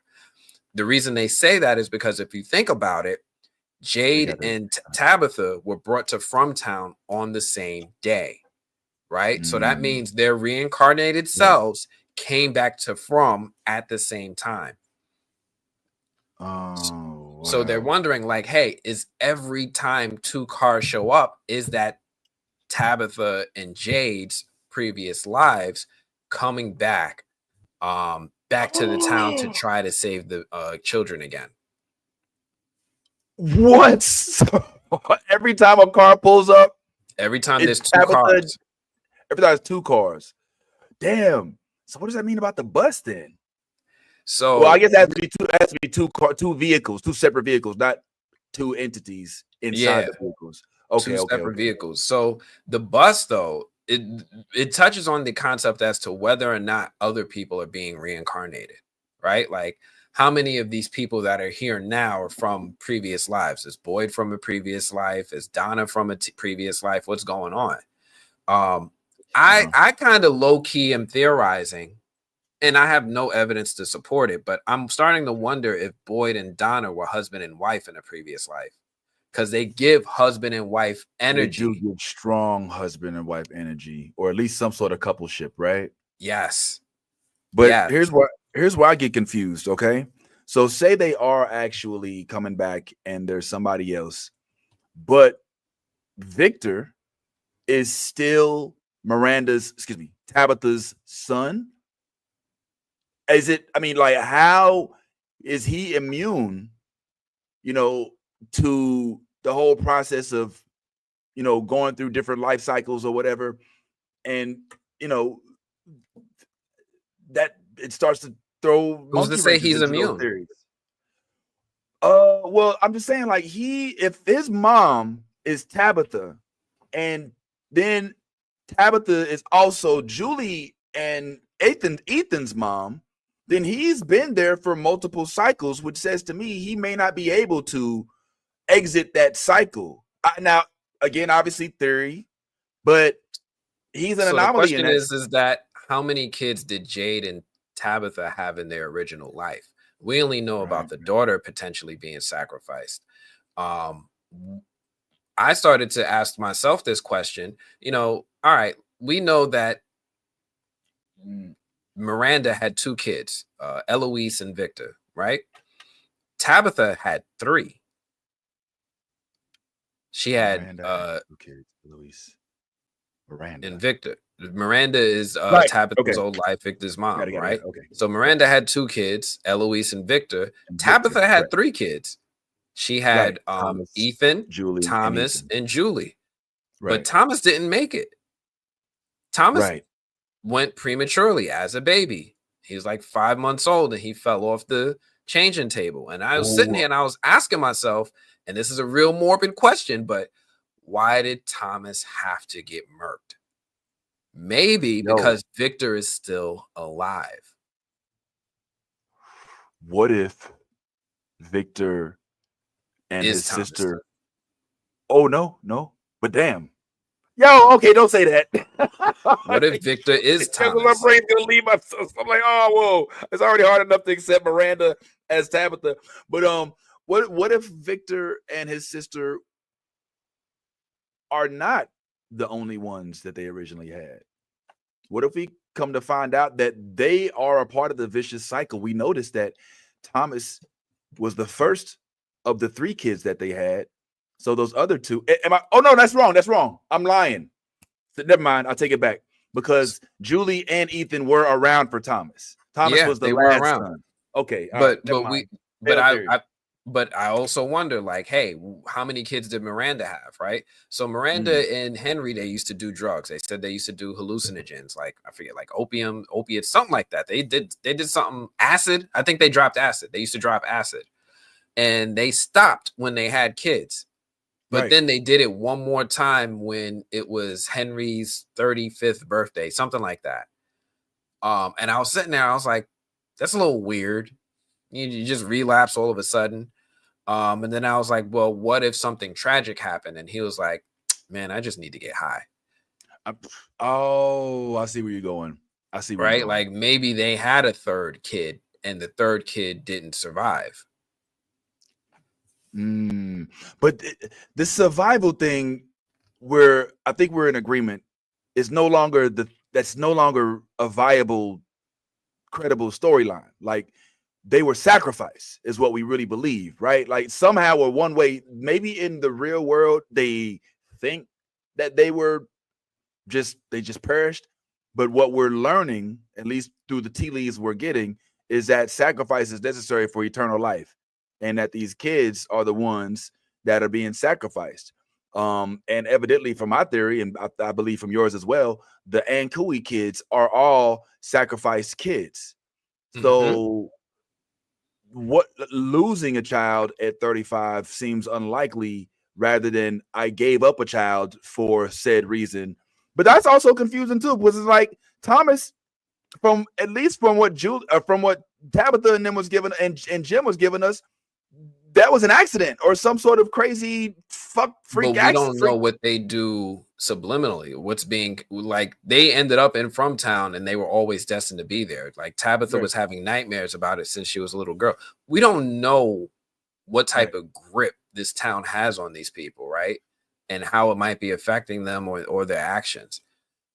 So it's a big question mark. I can't really even call it a theory. It's more just like thinking out loud right now, because the show just doesn't give us enough information to really clear up that stuff.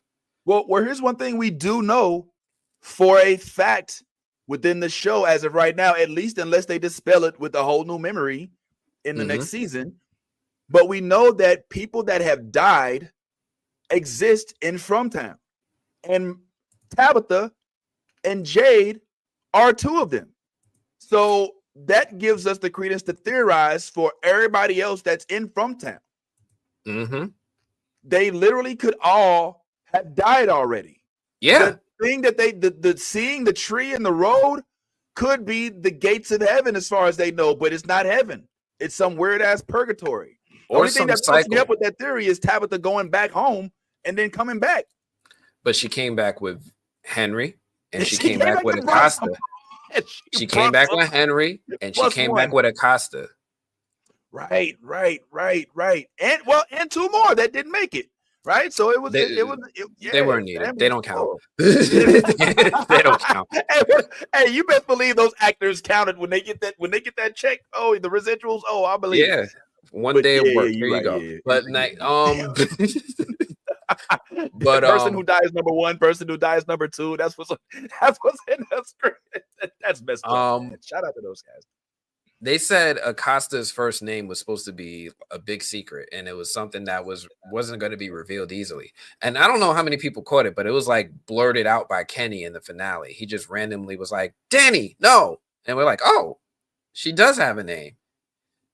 Danny, I don't know is her name. Danny, yeah, Danny Acosta. I don't know if it's short for Danielle or Daniela or anything like that, but he definitely called her Danny. Daenerys could be any of these. Daenerys. It just the IMDb just says Acosta, if that means anything. All the notes that I got from MGM only said Acosta. Like, they gave us names, right? Like, when the new characters joined, they were like, "Yo, these are the new names: Henry, Acosta. Remember this." They didn't want to give us Henry's last name because that was going to be a spoiler. But they didn't want to give us Acosta's first name. Debbie, Ebby, old Bebby, Banana Fana, old Lebby. She is that did you make that up? Danielle Russo?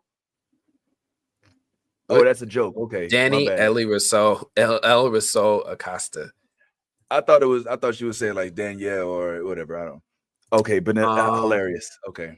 Kayla says, I think the boy in white is her original son too. You think that's Thomas? Wouldn't she recognize him? Oh, well, she doesn't see her original son. Her original son from like when the OG, the first round. It's tough because somebody pointed it out to me and I haven't been able to let it go. Is when Sarah said in season 2, "I don't think that is a boy." And I was like, "What? I don't think he's a boy." Well, she was like standing outside the ruins at the end of season 2, and they were trying to figure out how to get back in the ruins to save the Cicada 3. And she was just like, she just said it off the cuff. "I don't think he's a boy." And I was like, "What the fuck does that mean?" Like, I felt like she was not trying to insinuate that he identified as something different. No, not like that. Yeah, but more that he was supernatural and informed, that he was not necessarily possibly human or of this world or so I gathered more that he was not necessarily a boy but a supernatural being of sorts, some sort of who knows, specter, I don't know. But I also thought it was fascinating when Victor And I think that this was just good writing, honestly. But also when he pointed out how he had changed because he's grown, because you have to, because the actor is going to get older. And rather than replacing him, they was like, nah, we'll just write it into the story. But they did it in a brilliant way, and it made perfect sense. He's like, you look different. And he's like, everything's changing. You know what I'm saying? It's like, well, yeah. No, he said, so do you. Yeah. He pointed he threw it right back at him. He threw it right back at him. You look different too. Yeah, we all look different. We out here. You know what I'm saying? And yeah, that was revealing to me. But it also makes me curious as to whether or not, if this continues to go for season after season, if we're going to watch this little boy grow up into a full-blown ghost, you know what I'm saying, or a full-blown whatever he is, because clearly, you know, he's right. I mean, he's about to hit a growth spurt. His voice ain't gonna be the same next season. It's gonna be the whole Stranger Things effect, and it's gonna be like he might have outgrown this role, but we'll see. I'm curious because I want to look it up because I don't even know if that was the same actor. He looks so different. I'm like, is this the same? Because we saw him at the beginning of the season and he looked the same, but at the end of the season, he looked very, very different. That's a good question. I see. I'm going through the comments, the IMDb. I'm looking to see if they have the actor and what his name, because the boy has no name. He's just the boy. His name is but the actor name was Vox, Vox. Vox Smith. Yeah. Oh wow. Well, he's on here as the boy in white. Dang, he's from Nova Scotia. Okay, they got everybody from up north. I don't know. A lot of people from the show are actually from that area. So when they cast, they went super local. The biggest person everybody on the show is, to my knowledge, is from Canada, was living in a part of Canada, if not immediately in the Nova Scotia area, they were adjacent. So yeah, a lot of them were really, really local. Which Frankie said, they told him to stop coming or they would keep him down there. I'm also real curious about what that meant. So I want to bounce up. So first, Kayla was saying that the boy in white might be Tabitha's first son. I've been toying with the idea that maybe instead he's one of two different things. He's either, like you said, a supernatural being, like maybe he's the good entity, he's just an alien who's presenting himself as a little boy so that, you know, he made Victor comfortable, he makes whoever sees him comfortable. The other thing I was thinking was, what if he's the man in yellow's son? Whoa. Right? Because like everybody in all the From monsters we learned are people who sacrifice their children for eternal life. And I'm thinking, all right, if the man in yellow is a higher tiered being among that group, wouldn't he also have needed a child to sacrifice? What if he is the sacrificed child? I mean, then he would be one of these little garbage pail kids running around saying and cool, right? Like he'd be one of them. True. I guess you got a point. Let me ask you this, to add a layer to that question. Since we know the reason why we know that he exists is because he came out the woods and said knowledge comes with the cost. What knowledge is it that they attained that came with that cost? They remembered their previous lives. The fact that they started to remember their previous lives and that they keep coming back and that there's a cycle happening is a threat, because now that they're armed with that knowledge, they might know something that can actually stop it. Wow. So knowledge isn't just learning new things, it's recalling old things. Like that's considered knowledge as well. Because that's not what I was thinking. I thought knowledge was like uncovering new, just the recollection of the past is, oh my God. So holy shit, they are fucked. Yo, they are so fucked, bro. Because like now they can't remember without people showing up and ripping their throats out, man. Like, come on, man. I don't know, man. Yo, oh my God. Okay. Okay, let's delve into okay, what's this? Renzo says, could we delve deep into Boyd's wife's character, Abby, and explore her recollections of the past? Like Tabitha, she began to remember being in the town before, and she started having dreams from her youth. This is true. This is true. Wow. We didn't have a lot of time with Abby. We didn't have a lot of time with her at all. Like she was here and there. She was here and gone. But when she Yeah. Renzo's digging deep. I appreciate it. Oh, wait a minute. Yeah. Is that a stock photo? Did you pay for that? Anyway, like I see the watermark. I'm like, I know what that means.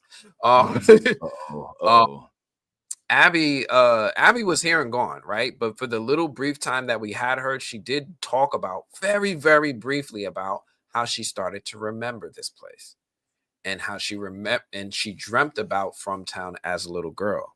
So the question then was like, who was she? Is she a reincarnation of someone? I think she is. Abby? I think Abby is also a reincarnation of someone.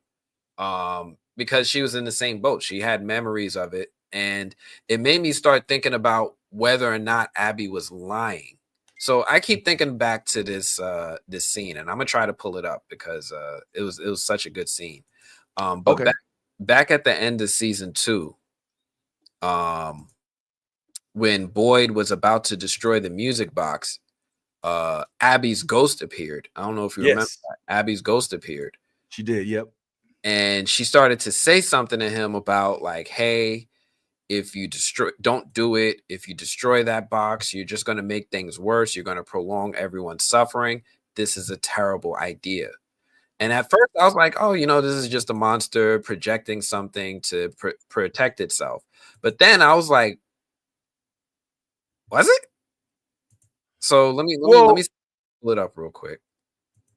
I mean, well, let me ask you, while you pull that up, then you have to start distinguishing whether or not whatever these figures that Jade and Boyd are both seeing when they're talking to themselves are ghosts or creatures or actually just figments of their imagination.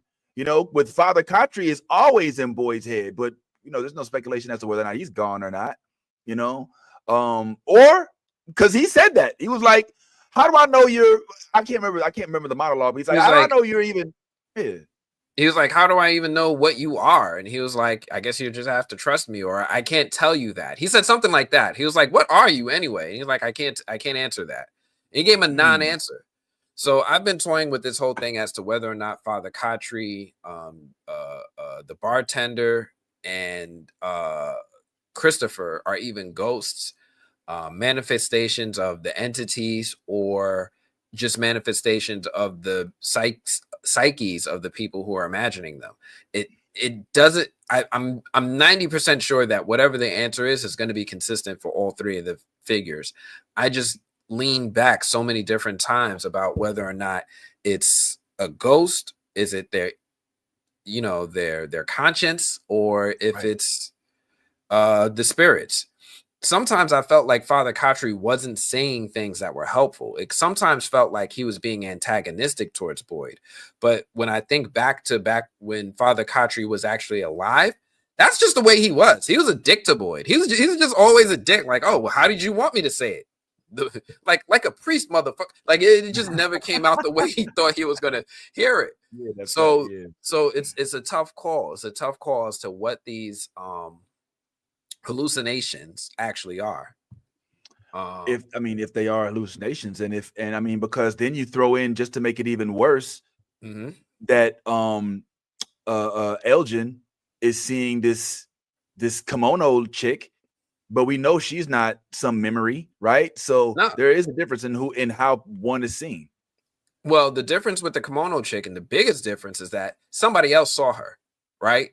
Most of the time, only one like Boyd is the only one who sees Father Khatri, and Jade is the only person who sees Christopher. But Boyd saw the kimono woman when he went down in the caves, and he was following her. So that's a big difference with her. Didn't oh, my bad. Well, before you hit that, didn't Jim see the kids too before they passed? I don't know. So like I pointed it out in my video because like at first Tabitha was talking to the back, and like Jim was standing over her shoulder. Jade was on her right playing the violin, and she turned around to Jade and was like, "Can you see them?" And Jade was like, "Yeah." And Jim was just quiet. He was looking around, and his first reaction to me was like, he doesn't see them. But then the little girl walks closer to Tabitha and kneels down, and you can see Jim turn his head down to look at the person kneeling. And this was before Tabitha kneeled. So I'm like, wait, does he see her? Right. Because like it's kind of going both ways. So long story short, I think he did see them in the end. And at first, I think he might have just been in disbelief at what he was seeing. We know Julie couldn't see them, right? Julie followed her mom when they were following one of them, but I think, and Ethan couldn't see them. But I think at some point, I want to call him Ian. Jim saw them. Yeah. What's this? But yeah, this scene right here, and then To suffer anymore. like she came into the cave. Please. Destroying that box isn't going to end their suffering. You'll only prolong it. People in this town will suffer in ways you can't even imagine. I gotta pause it for a second because I don't want no copyrights. Yeah. I know how that go. Yeah, I'm Yeah. All right. We're all going to die screaming. So she warned him. She was like, yo, if you destroy that box, you're going to prolong their suffering and we're all going to die screaming. And I was like, stop lying, lady. You just don't want him to destroy the box, to get rid of the evil entity and free them. But then I'm thinking back and I'm listening to her words. I'm listening to the way she's talking. She's talking a lot like how Abby spoke when she was alive. She's not talking to him like, you know, like Thomas talks to him and be like, they're not your kids anymore. Like she's not taunting him, right? She's like straight like, look, you need to listen.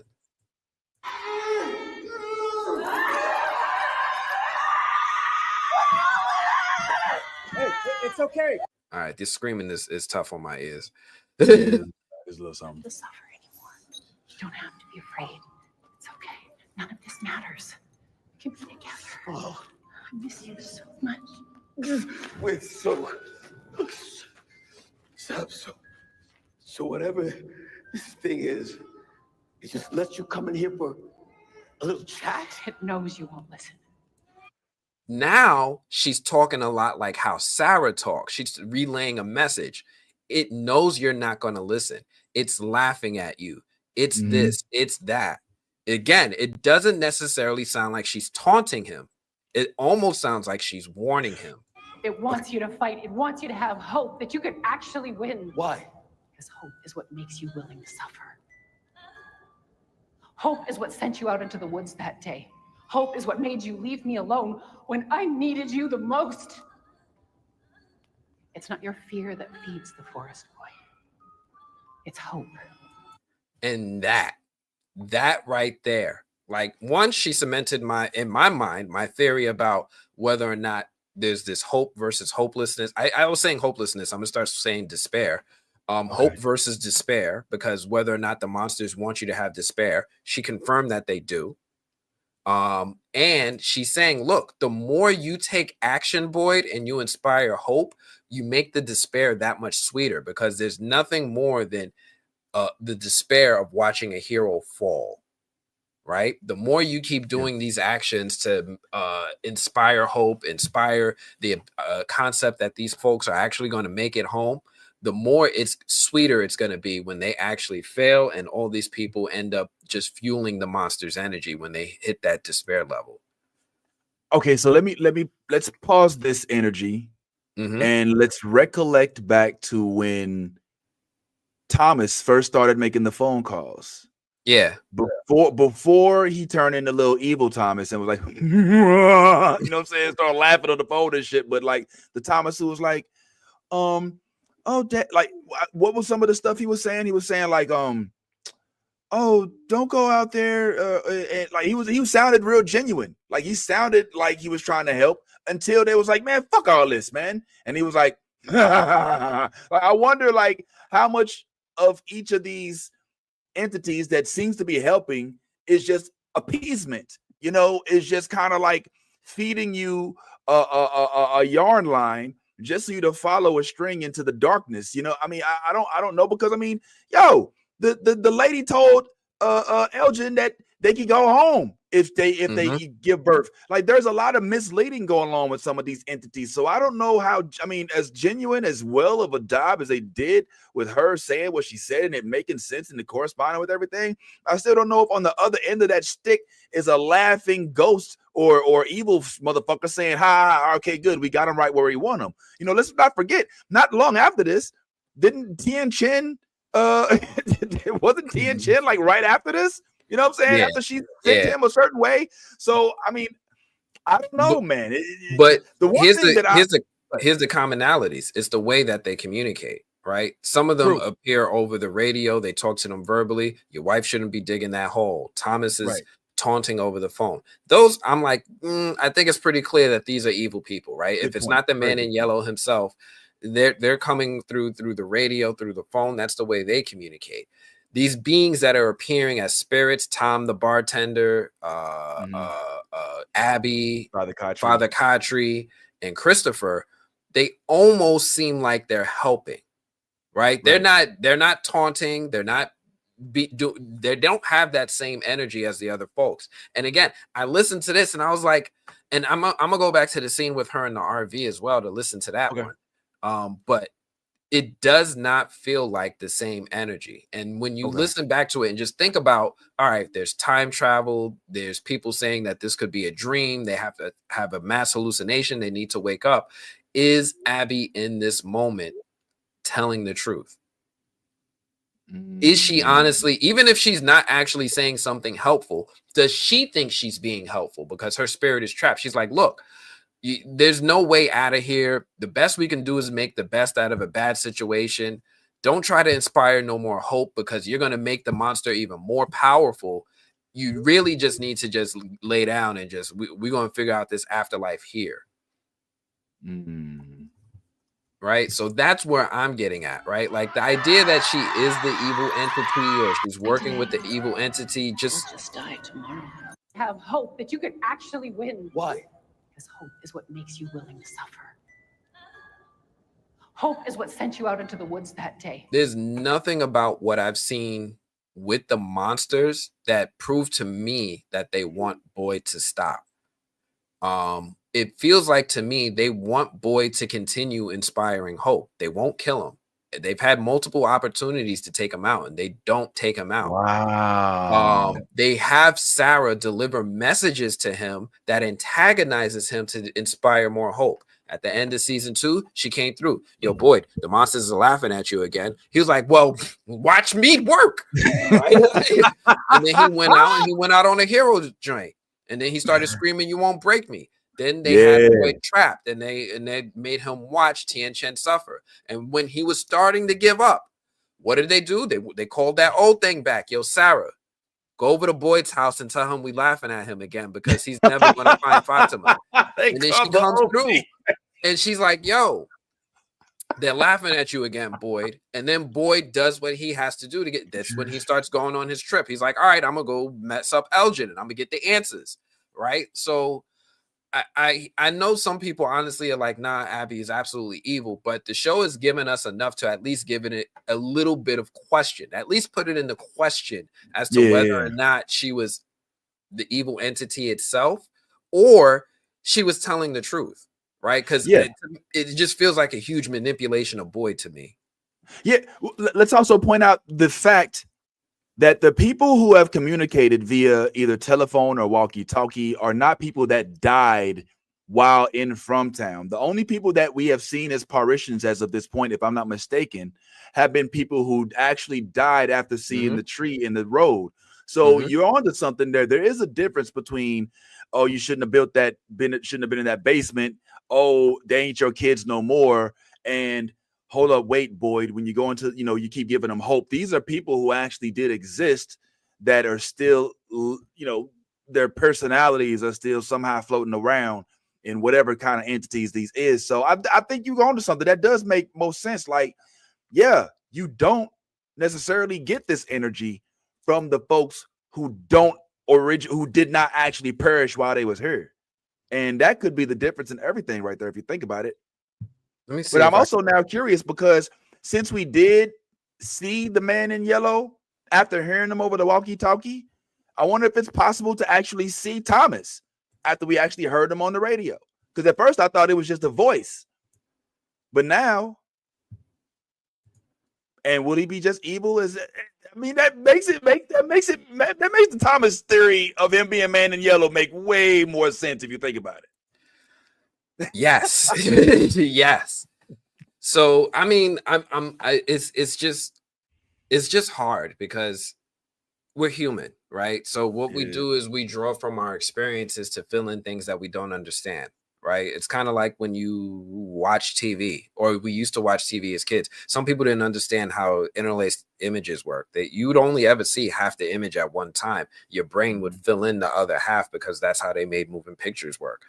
That's kind of what our brains are doing right now with From. Right. We're filling in the blanks based off of our experiences, what we think would happen. You know, that's why we're like, oh, they're Irish fairies. Oh, it's Dr. Mabuse. Oh, it's this. You know, we're really just drawing from our experiences, to fill in these blanks without really knowing what's actually going on. Speaking of not knowing what's actually going on, can I jump to another question that I have that's looming? Like, what was the real? Was there really any purpose in the doll? What was the doll's name again? Jasper. Did Jasper really serve any purpose? It felt like a big tease that went nowhere. Did he actually learn anything? I feel like his dad showing up did more to develop the story than Jasper getting picked up out the basement. You know what I'm saying? I mean, what was the takeaway from that? Like, what did we? So Michael Lamont says she's Mephisto. Oh, that's it. That's it. It was Agatha all along, is what you saying it was, Michael? Yo, that's hilarious. Sorry, bro. That was funny. Anyway, go ahead. So that one, the whole thing with Jasper just didn't sit well with me. I know some people were like, "Oh, we never said Jasper was real. You should have known that Victor has bad memories." And I'm like, I don't like that at all.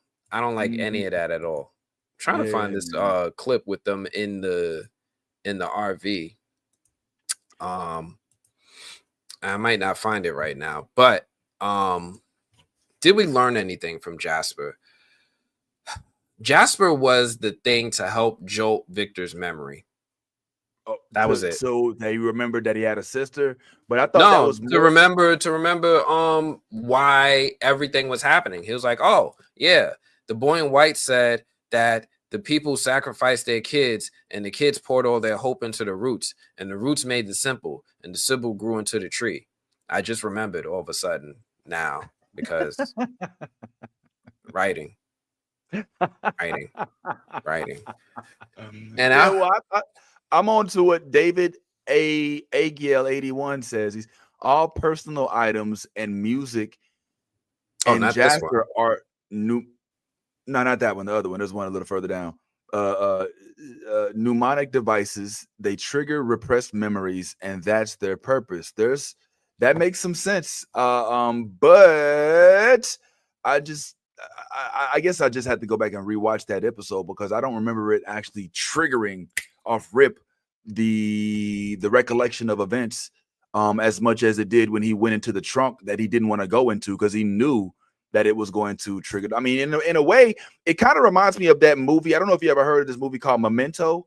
It wasn't a real popular movie, but it was kind of a cult. And it was, if you haven't seen Memento, it's a brilliant concept of basically the whole entire movie is shot in reverse. The movie is shot in reverse. It starts from the end and goes to the beginning, but it's brilliant because it makes so much sense. And then you learn at the end, the beginning, why the end. I'm confusing myself when I'm saying it. But my point is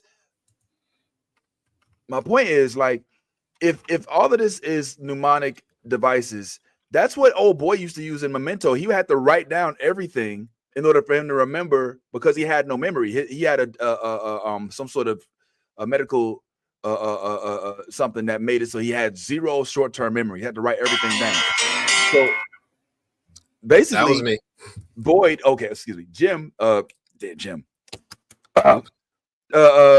Victor is curating his own memory by keeping things away from him on purpose. And it feels more like Jasper is now one of the things that he may have done.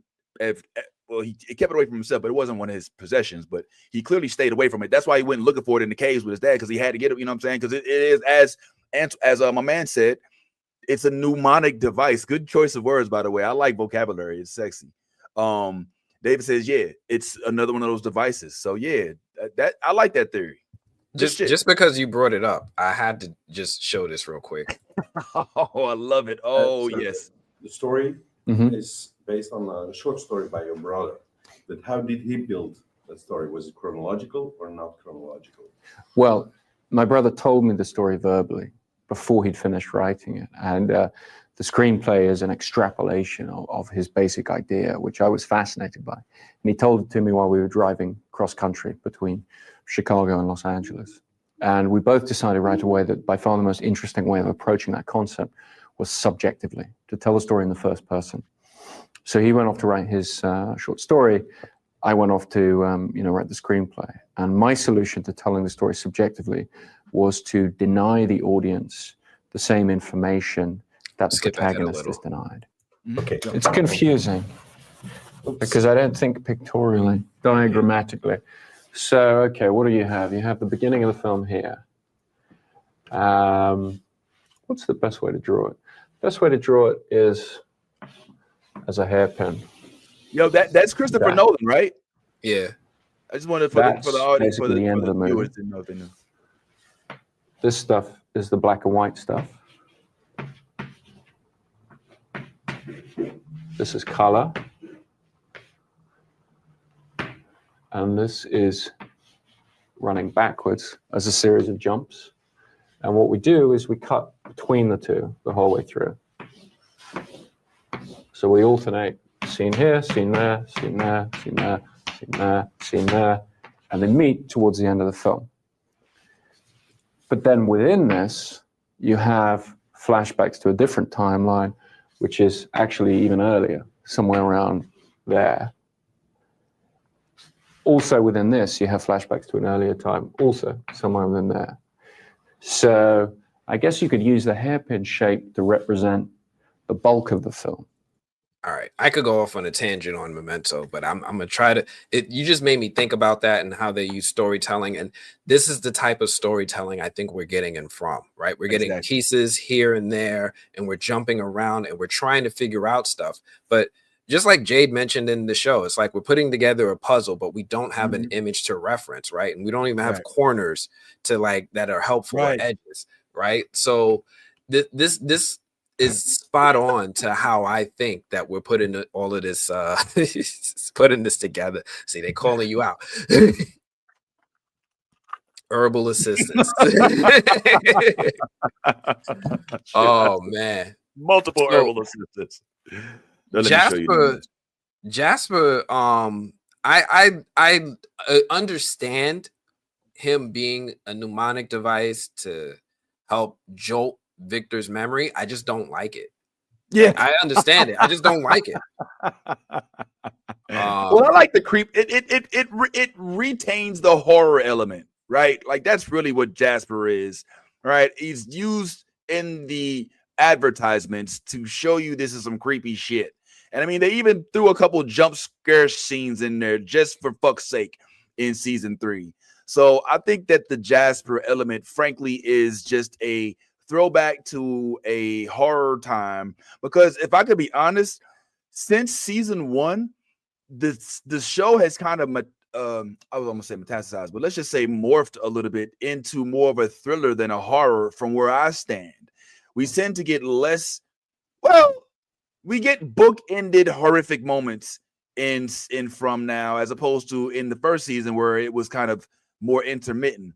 For instance, this season, it starts off with Tien Chen getting ripped apart, and then we go a lot of episodes with a lot of speculation, and then we end it with a gross-ass birth, and an eyeball getting gouged out. So it feels more like the horror is being used as a way to keep just to kind of keep the horror element in the script, as opposed to being relied upon in the first, as it was in the first season. Now the reliance is more on what was happening right now, the speculation, on the thriller, the mysterious aspect of it, as opposed to the gory horror, which frankly is what I pulled up for. Like that first episode, I was like, oh my god, and like it was nuts. You know what I'm saying? Freaking the girl got let in the window and shit. There was a bunch of, and they killed the little girl and shit. It was like, oh my god, Yeah. shit, I want more of this. So who knows? No, I'm 100% with you, and it makes me think about. I keep going back to this stinking interview, and it rubs me the wrong way every time I hear it. It's this interview with John Griffin and the creators, and he was talking about how the show isn't about the mystery. I was like, the fuck? To who? To who? Like, excuse me? Like, am I a joke to you? Like, what are you talking about? The show ain't a mystery. And he's like, no, the show's about characters. And I was like, why? Why? I mean, sure, the characters are they're cool. They're cool, right? But I'm here for the mystery. I'm here for the horror. I'm here to figure out what is going on. Like, these characters, they're cool. I'll ride or die for Kenny now, but like, I'm not really sitting here watching every week to see if Kenny has a happy ending. I want to see if Kenny's going to be a cog in the machine to help us figure out this mystery. That brings me to a good question. So now that you know that about yourself, if the characters aren't the main attraction for you, how will you fare if in the next season they kill Boyd off early in the season? Will you still follow the show just as closely? Listen, Boyd is not even the main character to me. I've been saying Tabitha is the main character. Look, when Harold faked me out with Z Nation, I've learned to not get attached to characters, right? For anybody who watched Z Nation, Harold was all over the advertisements. He was all over the commercials. He was the main dude in the first episode. Tell me why my guy didn't make it out the first episode. Man, Suzanne says she ain't hanging around if Boyd. She says she pulled up for Boyd, and if Boyd is out, she riots. She's out. She's boycotting. There'll be dogs and cats living together. But I definitely love the fact that old Boyd, that was what I figured the best part of that show, Oz, was headlining this feature. So it would be kind of difficult for me to hang on, even if they tried to like give some of his characteristics to Ellis and all of that.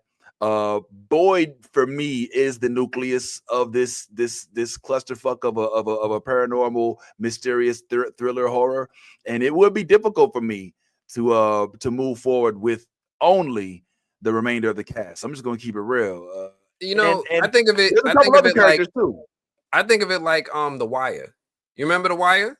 Oh, yeah, of course. The Wire. The first we here for Stringer Bell. We here for all these cops. Avon, Barksdale. Yeah, and then what happened by season 2, season 3? Some of these characters started getting killed off, and it was just like, by the way, right? It wasn't no major. Oh, we finally got him. We arrested Stringer Bell. None of that.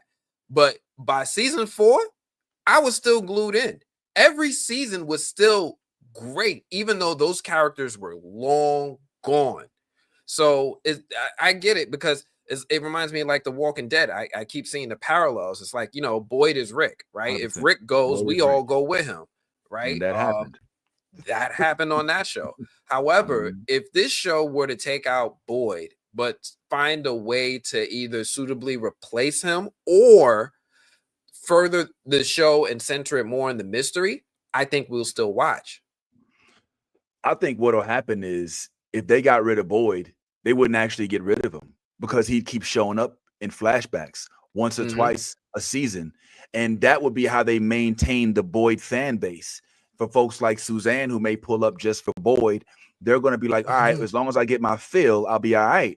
But I don't think that they could successfully kill him off and let the spirit of Boyd not be thrust into somebody else. And I think they're already leading up to it. I frankly think that they're gearing us up for Kenny to replace Boyd, for Kenny to be the new sheriff, DaCosta to be the new deputy, and Boyd will take the back. I think that season 4 will be mostly Boyd dealing with his issues medically. I don't know if it's Parkinson's or whatever they want to call it, and him taking kind of a back seat. It's going to be experimentally from the writers, them trying to do the show without having Boyd's name as much in the script. And I think that once they see that they can transfer the Boyd energy into Kenny successfully, then yeah, we might see Boyd less. But I'm gonna keep it real. It's gonna be hard for me to look at the from advertisements without Boyd's face on the front of them shits, because Boyd is like the anchor for me on this show. I'm shocked to hear that you don't even think he's the main character, that you think is Tabitha. Nah, no. David Agiel said Boyd is the ruler and Tabitha is the hero because we start the journey with her, which is a good point. Like when the show starts, yeah, Boyd is ringing his bell, and we start off with the little girl and her mom getting murked by the grandma monster, but we follow the show through the lens of the Matthews. As we learn new things about this town, we're learning about things through the lens of the Matthews. It's like, this is Colony House, this is town, this is choosing day. Don't go outside at night because the monsters will murk you. Hang up a talisman. Everything is being explained to them, and we're learning through their lens. So, you know, that's what made me feel like Boyd has the heroic characteristics, but just because you're the hero doesn't mean you're the main character. Like Lord of the Rings, right? Aragorn is the hero, right? Aragorn is undoubtedly the hero of the series, but the main characters are divided up between Frodo and I would argue with Sam. Yeah. So you think Boyd could be Ned Stark in this whole thing? You think that they could kind of like let him just carry the honorable role, but then be the sacrificial lamb? Did you keep watching Game of Thrones when Ned Stark went? I did, but he died. That was first season. Like, this is season 4. Did you keep watching when Robb Stark went? All right, I can keep going. Right? What about when Caitlyn Stark went? Did you keep watching? Point taken. I guess I feel like so much emphasis has been placed on the significance of Boyd. It just feels a little different from the wide world of Westeros, where there's so many different figureheads. It just feels like Boyd has transplanted himself as such a significant character in Fromville. It would be hard to imagine. Jade. We got, they definitely beefed it up. Yeah, we got a lot of characters to follow now, right? So we got One Eye Elgin ready for his heroic arc, right? You got I'm still so tripping off of that interview. Yo, that was a fun interview. Where them reels at? I'm joking. I got one ready. You want to see it? Oh, maybe. I don't know if we're gonna debut it right now. Nah, we ain't gonna debut it because it's not finished. I ain't put the text over it yet. But yeah, I already got the let's just say be on the lookout for one of Nathan D. Simmons' future roles in the MCU. It may or may not happen, but there's some similarities with some of the characters. Dare I say, the former leader of the Avengers and the new One-Eye Boyd, that there may be some crossover from CU to the MCU. So yeah, we'll see what happens. I think I'm gonna go through a couple more comments and then we could start to close out. I'm with it. Let me see real quick. Can I make it a quick announcement? Of course. Before we go, we don't have to do it right now, but just before we go. I do have an announcement for any of you who have not yet known or noticed. We have another giveaway contest going. I done mailed out some boxes. I was about to say. Yeah, I mailed out some boxes. People should be getting their box. Look, we got a box right. Hide your address. We got a box right here. You want to pull the fuck up? We ready? I got lifesavers in this bitch. Let me stop. 2 of the 3 winners responded. 1 of the 3 winners didn't respond. I have a box sitting over here packed that I never got to mail out. But more than that, I have more prizes coming in every day. So if you want, what I'm going to do real quick is I just want to show folks where they go to enter these wonderful contests that I'm holding, where I do a live giveaway. It is right here on the movie blog. I think I shared this one on the movie blog website as well. Normally I don't do that. No, last one I just did it straight for this audience here. Yeah, but this one you ain't had to stun on us with all the millions of views. I see that boy. That boy killing it. Let me stop. So we got this on the community page on my channel. You scroll down, you'll see that we have the details about it here. You click this link to enter. It follows you over to the movie blog website. Oops, wrong button. That was abrupt. Yeah, my bad. It follows you over to the movie blog website, and you can enter right here. Fill in your name, fill in your email. I might extend it. There's only 3 days left, but I might extend it. I might extend it just to give more time for people to enter. It depends, right? There's how many people is watching? 112. I think I have. How many people entered so far? Because the odds must be really good. Because I don't think as many people noticed this one yet. Yeah, there's 29 contestants. 29 contestants. I can win. Yeah, anybody could win. So if you head on over there now, enter the contest. There's also some ways to get some other entries. You follow the movie blog on social media. You follow New Blurred Order on social media. It'll give you more entry opportunities. So go over there and enter right now if you haven't yet. But I'm going to be doing some more giveaways. I actually have some stuff like I've shown you the other day. I have a mountain of packages in my office space that is just not open. As soon as my wife is pissed because I just made room by mailing out these packages. So and now more packages are coming in. So I'm gonna open up some packages. I know you want to show off some of your stuff.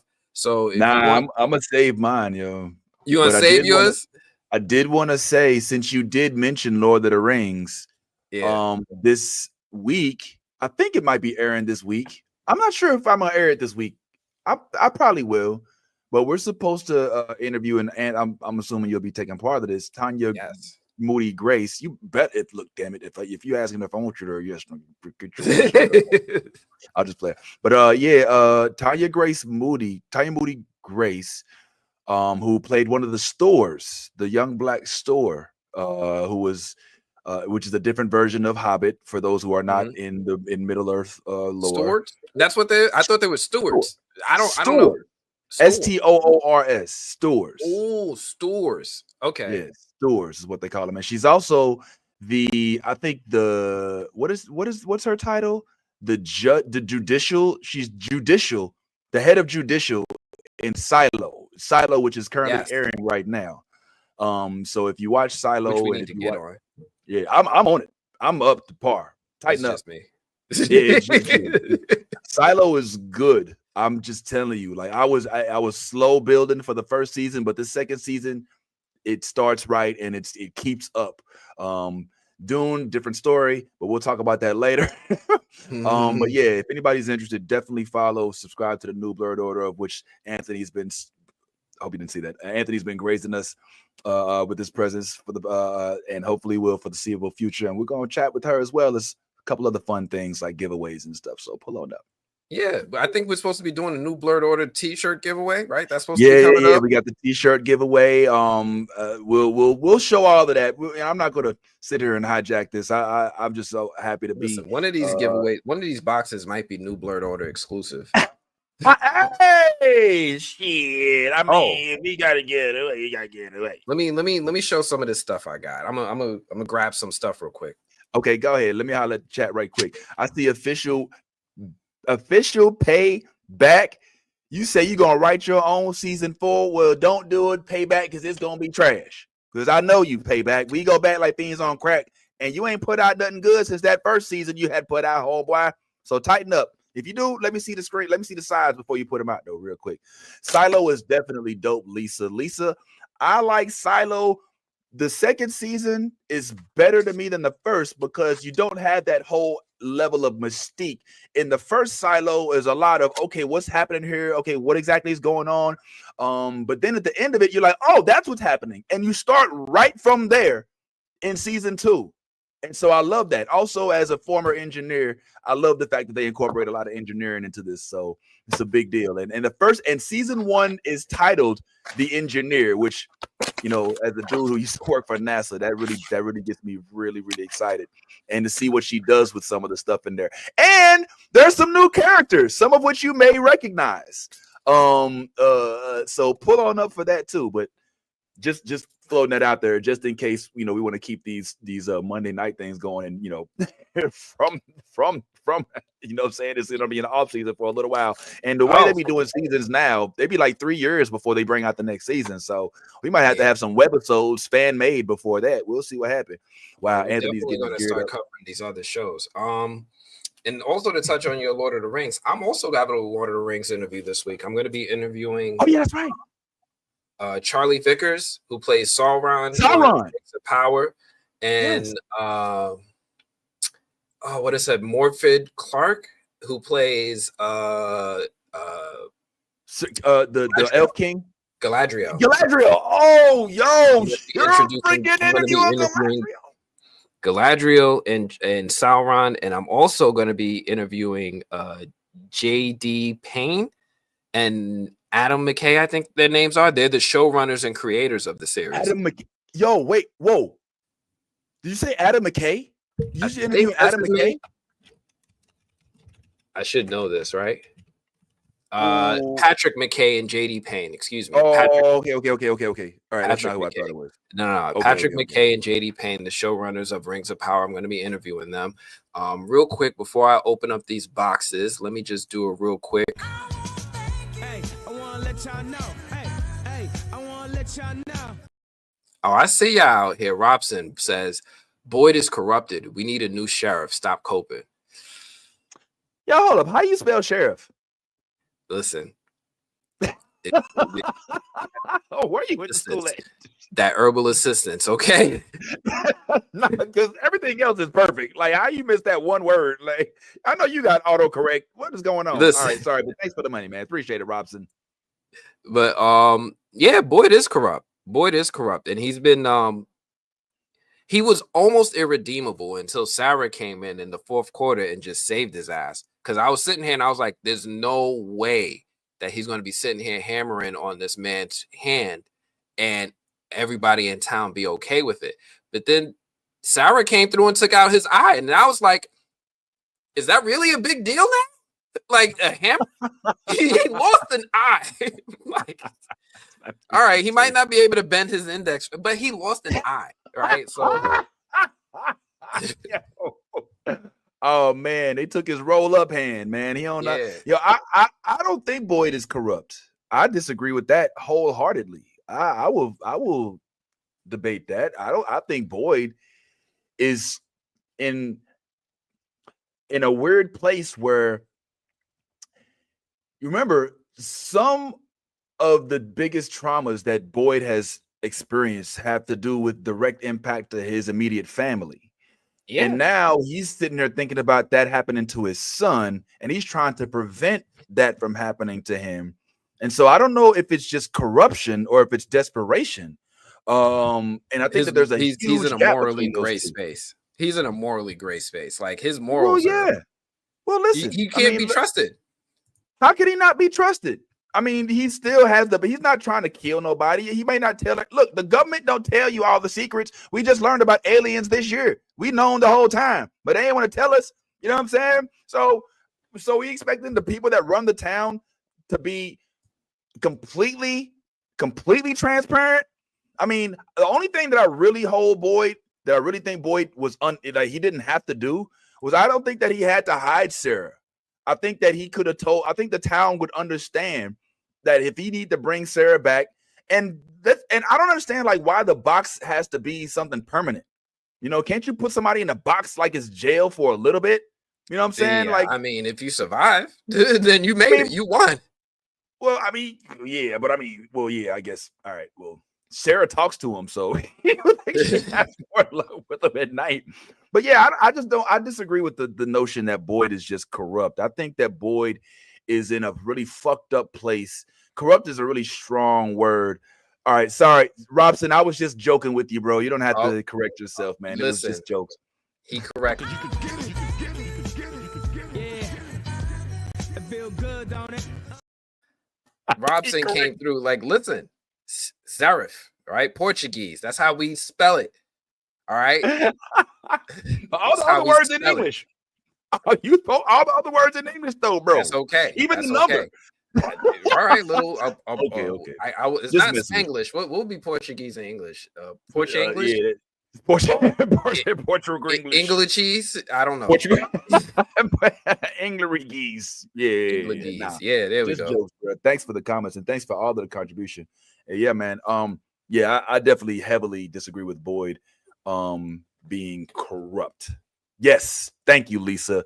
Boyd isn't corrupt. He is broken. He is the product of his environment. This is literally a place, not a person, not an entity, not a group of people, but a place, a location that is transfixed on Boyd's demise. They are transfixed on him losing hope because his hope is so big that it represents hope for the whole entire town.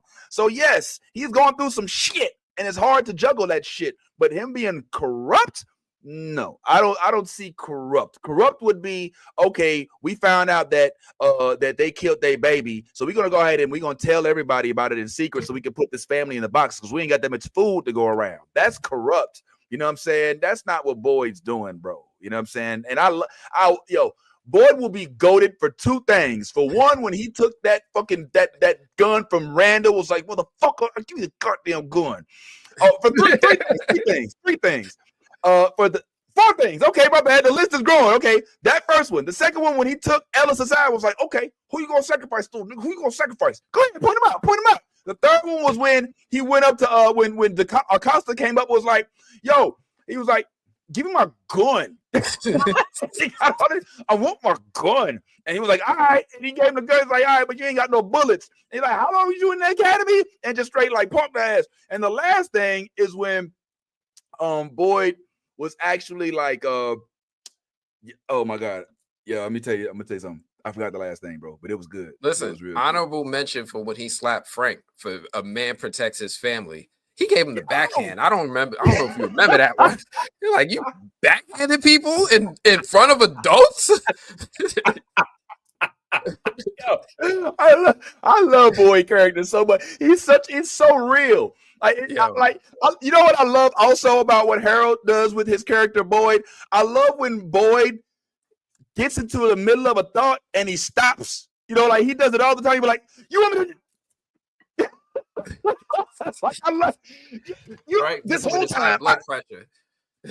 He got to calm himself down. That is such good acting because that feels so real. He literally be in the middle of it. He's like, I'm trying to help you.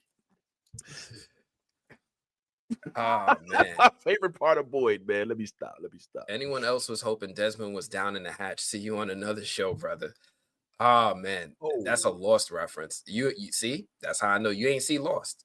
You ain't see Lost. I did not. I could not see. I could not watch all. What is it? 8 seasons of Lost. You don't have to. Just watch 2. Just watch the first 2 and stop not knowing. That's how you end on a good ending.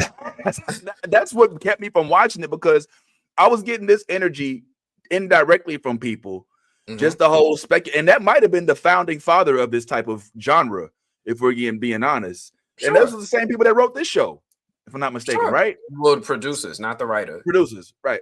So yeah, I kept hearing about Lost and watch it and all of that, but when they started throwing out, I don't know what it is, and I was like, I was way too deep into my Marvel era to be like, no, I need answers. I was like, I'm not watching this right now.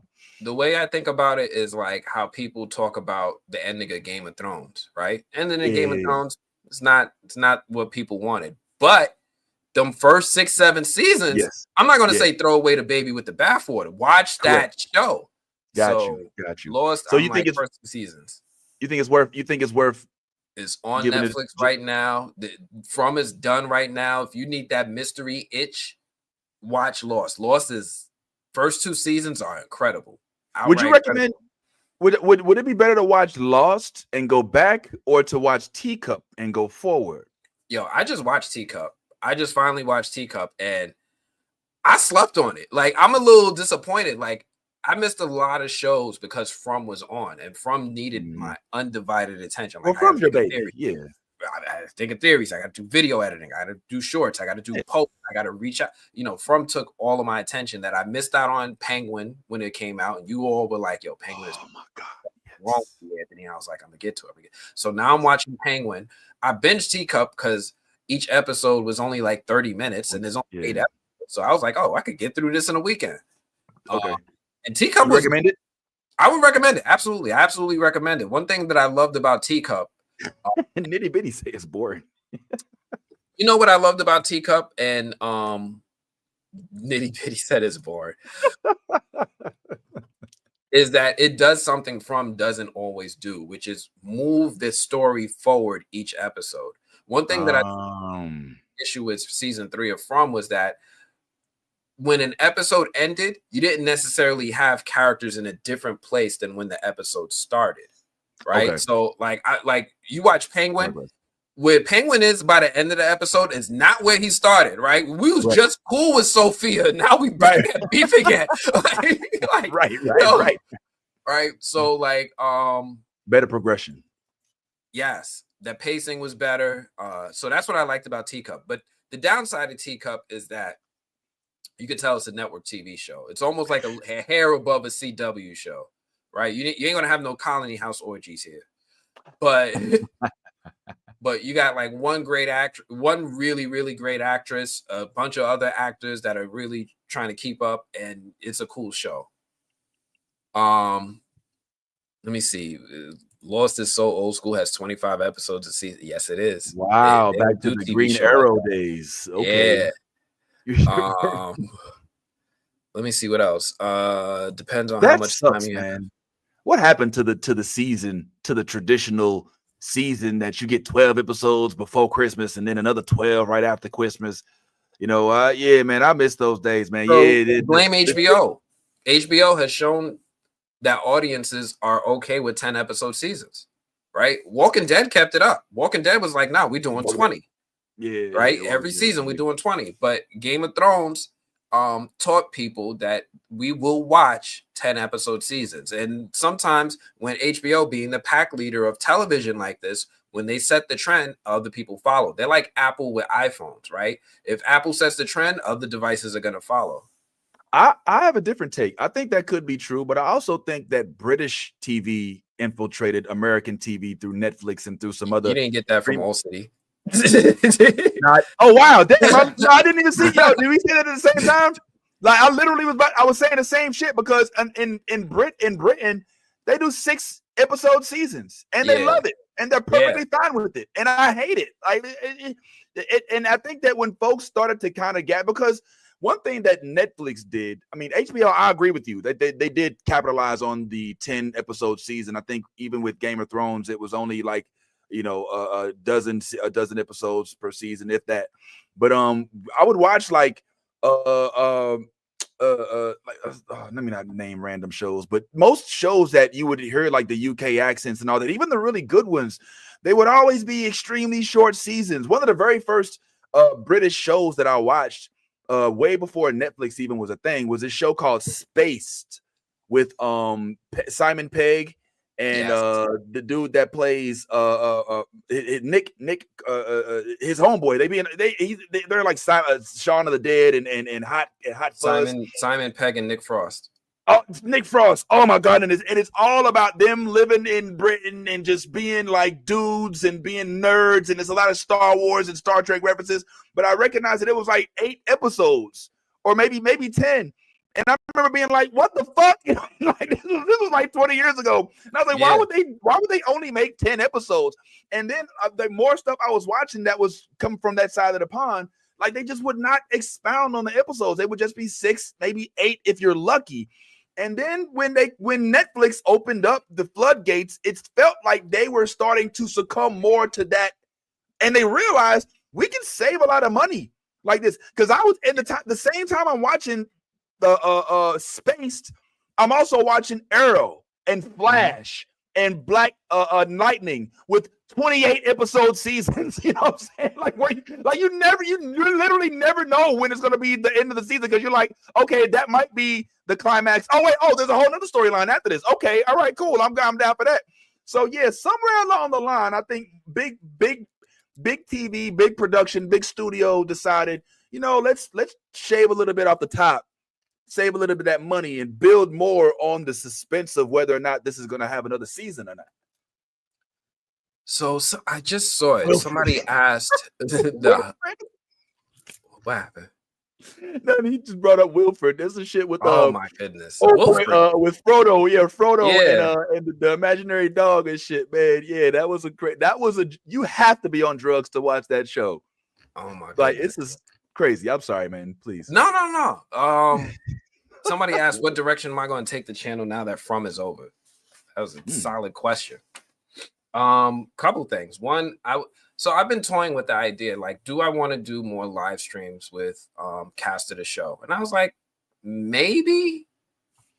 The season's kind of over, so I don't know. I can, if anyone is interested. I guess I might put up a poll for that. But in addition to that, I want to finally catch up on the shows I've missed, right? Like, I want to catch up on Penguin. I want to talk a little bit about Teacup. I want to start getting into Silo.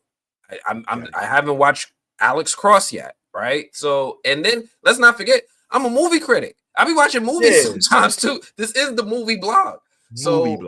I know, right? So I want to get back into talking about films. So I think one thing that I'm going to do is I'm going to continue the Monday night live streams. I want to do that, but we're going to continue to introduce those other topics. I want to start talking about Silo. If it's yes, soon. So like beginning next Monday. If it's relevant, I want to talk about From. I probably want to do one long conversation about Teacup just to get it out my system. Yeah. And I want to continue doing these giveaways like I'm about to do right now, because I need to show y'all all this stuff that's having me slouching in my chair so I can show it to y'all. And Severance. I see you, Nitty Bitty. Somebody said Severance to me for a while ago.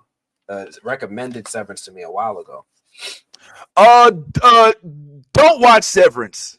All right, Nitty Bitty. I was with you up until Severance. No, that's not the show for you, bro. Look, a lot of people say it's great. Right, I don't know why. Real quick, what am I giving out? I'm giving away. Oh, this one is up for Best Picture of the Year. So it's called The Fire Inside. The Fire Inside. Hey, Brian Tyree Henry. Love Brian Tyree Henry, and he's being part. No, wait. He wrote that? I don't think he wrote it. He's starring in it. Brian in Tyree the book? Henry. No, this is the film. Oh, man, I thought that was a book, bruh. No, this is how we get our critic screeners. So we get these nice little pullouts with this cool artwork that you don't get in the commercial DVDs. The film is in here for my consideration. So I'm gonna watch it and then I'm gonna give it away. What else I have here? The Unstoppable. Oh yeah, that's a good one. Yeah, I heard about Unstoppable. Jarrell Jerome, Bobby Cannavale, Michael Pena, Don Cheadle, Jennifer Lopez. I have. I see y'all. The A24 Christmas card. I'm gonna get back to the comments. I just want them to know what they're getting. No, you ain't got to get back to them. They ain't saying nothing important. The Fire Inside script. Like sometimes I know there's actors, there's writers, there's folks who watch a movie and actually want to see what was the screenplay behind the movie. That's right here. Oh, you getting beat up for Severance? You probably deserve it. They hit you over the head a little bit. Yeah, they hit you a little bit. But they're wrong. You're wrong. That show's trash. You're wrong. What other stuff? I have Nickel Boys. So this is the movie I went to LA to see. Amazon MGM flew me out to LA to talk to these young gentlemen right here, as well as Anjanou. You might not remember Anjanou, but if you saw Lovecraft Country, you should know Anjanou. Anjanou was a beast in that series. Some more movies after Yang. it keeps going and going. What I want to know though is what is in these large envelopes that I have, because I haven't even opened them. So, and there's a pile of this stuff in the corner of my office. So I want to do some more Movie Blog Monday giveaways, help clear out some space, but also give folks these things that you don't normally see. What do we have here? What is this? A vinyl record for Conclave. Oh. Conclave. Is Conclave a movie? Conclave is a movie. So this is the original motion picture soundtrack for Conclave. It's the movie with I always say his name wrong. Ralph Fiennes, Stanley Tucci, John Lithgow. Oh wow, Stanley Tucci and Jonathan Lithgow. Oh, that sounds like a. Oh, they got the cast. They got the cast. What else is in here? There's something down in here. What else we got? A letter from the people with some. Oh signals. wow. So I'm going to be giving this away. And put this down. Don't watch Hannibal. Oh, something that I thought was really appropriate this season. I'm going to be giving away some tarot cards, and I'm going to be saying this for any fans of the theories and from that how it relates to tarot. I was like, man, they actually gave me a deck of tarot cards. I thought that was really appropriate. Oh man. Who that from gave you that? No, this actually came from A24, this film studio. Oh, the A24. Okay. Look into my eyes. They gave me a disposable camera themed after the movie Civil War. I don't think the light is going to really capture it very well, but you'll see like a broken Statue of Liberty in the middle there. So are you going to use it? Right. I should take some pictures and then mail it out. Be like, surprise. It's like a Polaroid, like the lady in the kimono. It's just like you never know what you might develop. No. Oh, I got some stuff for Wicked. It's Ralph Fiennes. I thought it's Fiennes. It's Fiennes. Fiennes. Any Wicked fans? So we got the People edition of Wicked. Yes. We've got. I ain't seen it yet, but I ain't heard nothing bad about it. Yeah, I was like, hold on. First off, I love her hair, the Wicked Witch. Yeah, get the braid. Love that. We're gonna talk about that this week and next week when we talk about Craven. And it comes with a Wicked sweatshirt. I'm sure this means something in the show. I bet you that is very significant, but I've yet to delve into the lore. Yeah. So I got a sweatshirt, and I got a couple more things, and then I'm gonna stop. Because these things are everywhere. Yeah, Cynthia. Yes, she is a goddess. And I think all is forgiven. She got a lot of slack from the Black community. Probably you could, whether or not you want to justify it or not, but for landing the role of Harriet Tubman, there were some folks who felt like that role should have gone to an actual American Black woman. So in the Black nerd community, that was kind of like a kerfuffle. But I feel like that has been completely washed away because of how well she represented in Wicked, not only with her acting, but also with her. Evidently, she's very vocally capable, and the singing, the songs that she did was pretty good too. So, just responding to some of the comments there. Oh, while you're opening up your Christmas presents. I know. Let's see what else I got. Challenges. So the Challenges movie, for anybody who hasn't already streamed it, also the Challenges screenplay, so you get to see the whole script. That's with Zoe. That's with the Zendaya.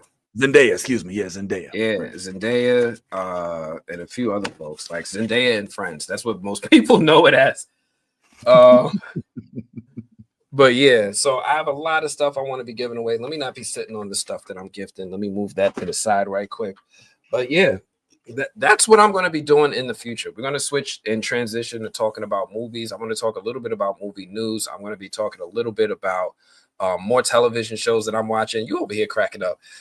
Your comment, the chat is so funny, bro. Like, first of all, be careful, T-ville. Don't be out there, trying to talk to anybody in a nurse's outfit with no color in their face. All right, leave that alone. If you happen to get stopped.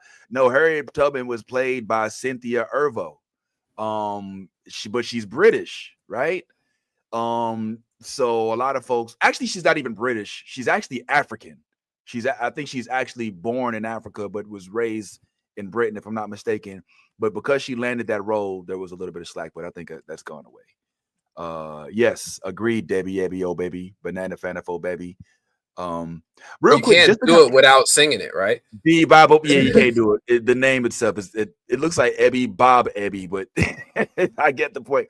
But don't watch Severance. That show is trash. I'm sorry, guys. I saw y'all was trying to like go in on me. Yeah, I'm from St. Louis. Yeah, I'm from U City, homeboy. Yeah, you already know. You see the Lou in the background, pimp. Yeah, Severance. For me, my wife loves Severance, and she forced me to watch that first season with her, and I just kept waiting for it to get funny or to get exciting, and the show just ain't for me. I like the characters in it. One of them in particular, there's a dude who's in it who was in Spider-Man No Way Home, who was also in Spider-Man Far From Home, who just played. He has just like a quick he has quick one-liners. You know what I'm saying? Do a backflip. One of the comedians. Yeah, one of the dudes in Spider-Man, he's like, do a backflip. And Spider-Man does a backflip. He's like, hey, like, that dude has a big role in Severance, and I just kept waiting for it to get funny. There is this black character on there with an afro and his shirt tucked up to his nipples, and it's very interesting the role that he plays. But ultimately, I ain't gonna lie, like every time I watch it, I'm like, I'm just waiting for it to be better, and I'm literally an outlier in this, and I'm sorry I know you're the movie guy, but I'm literally an outlier. The show's won awards. It's up for it's so Academy acclaimed. Everybody's waiting for it to come back out, but it's just one of those where I'm just like, okay, I'm not I don't like disco. You know what I'm saying? I guess I'm just not I'm not in on this one, you know what I'm saying? But I'll be there for season 2 because I want to stay married, and in order to do so, you gotta watch shows together. You know what I mean? Yeah. Listen, I'm Team Apple over here. If you couldn't tell, so I do support Apple. I support their shows. Yeah. They're a great organization. What's the best show on Apple? You think? What's the best show Apple ever put out? Like not even hesitated. Foundation. Me and you, same. Close second. I think we can start talking about. I didn't like Invincible. That gave me. Not Invincible. What's the one where they get destroyed, where the aliens come down and For All Mankind or Invasion? No, I love that. That's one of my favorite shows, and especially because of the NASA thing. But it's about the aliens invasion. Yeah. Trash.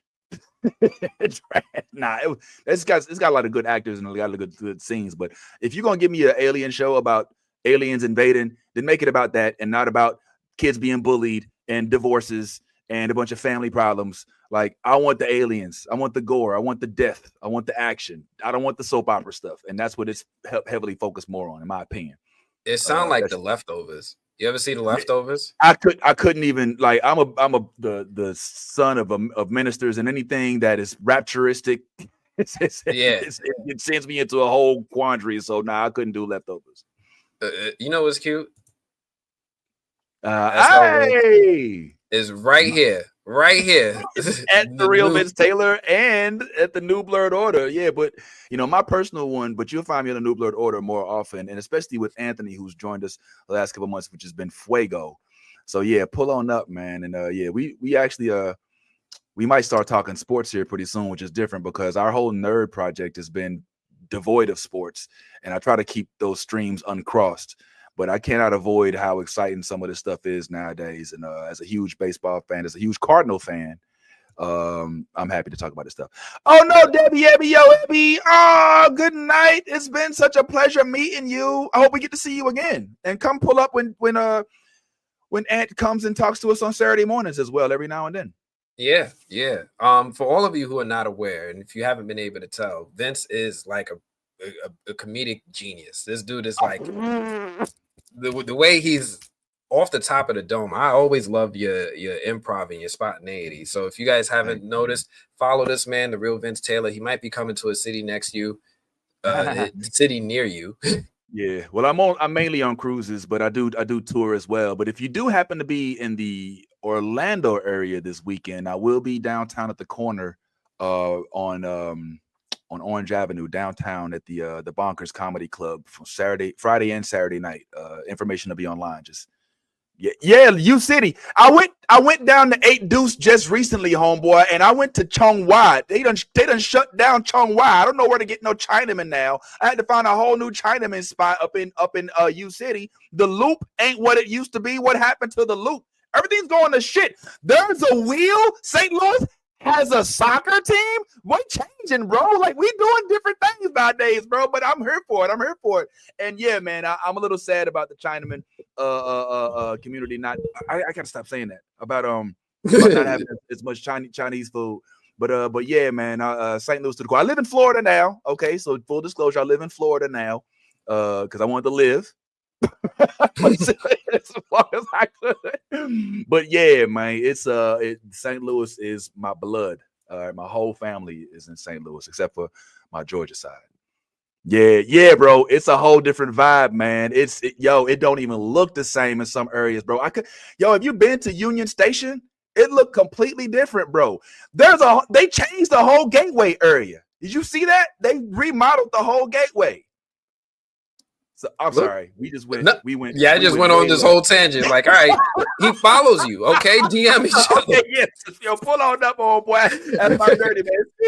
All right, I'm going down, baby. Yo, street. Saturdays, 10 a.m. Eastern. We go live. New Blurred Order. I also go stream it live on this channel when Vince sends me the link. I send you this one. I'm gonna send you. Oh, I'm gonna drop it right now. There you go. And we're gonna be live. What do we got? I don't know what the topics are, so you're gonna let me know the topics going into this weekend. 10 a.m. Saturday is gonna be.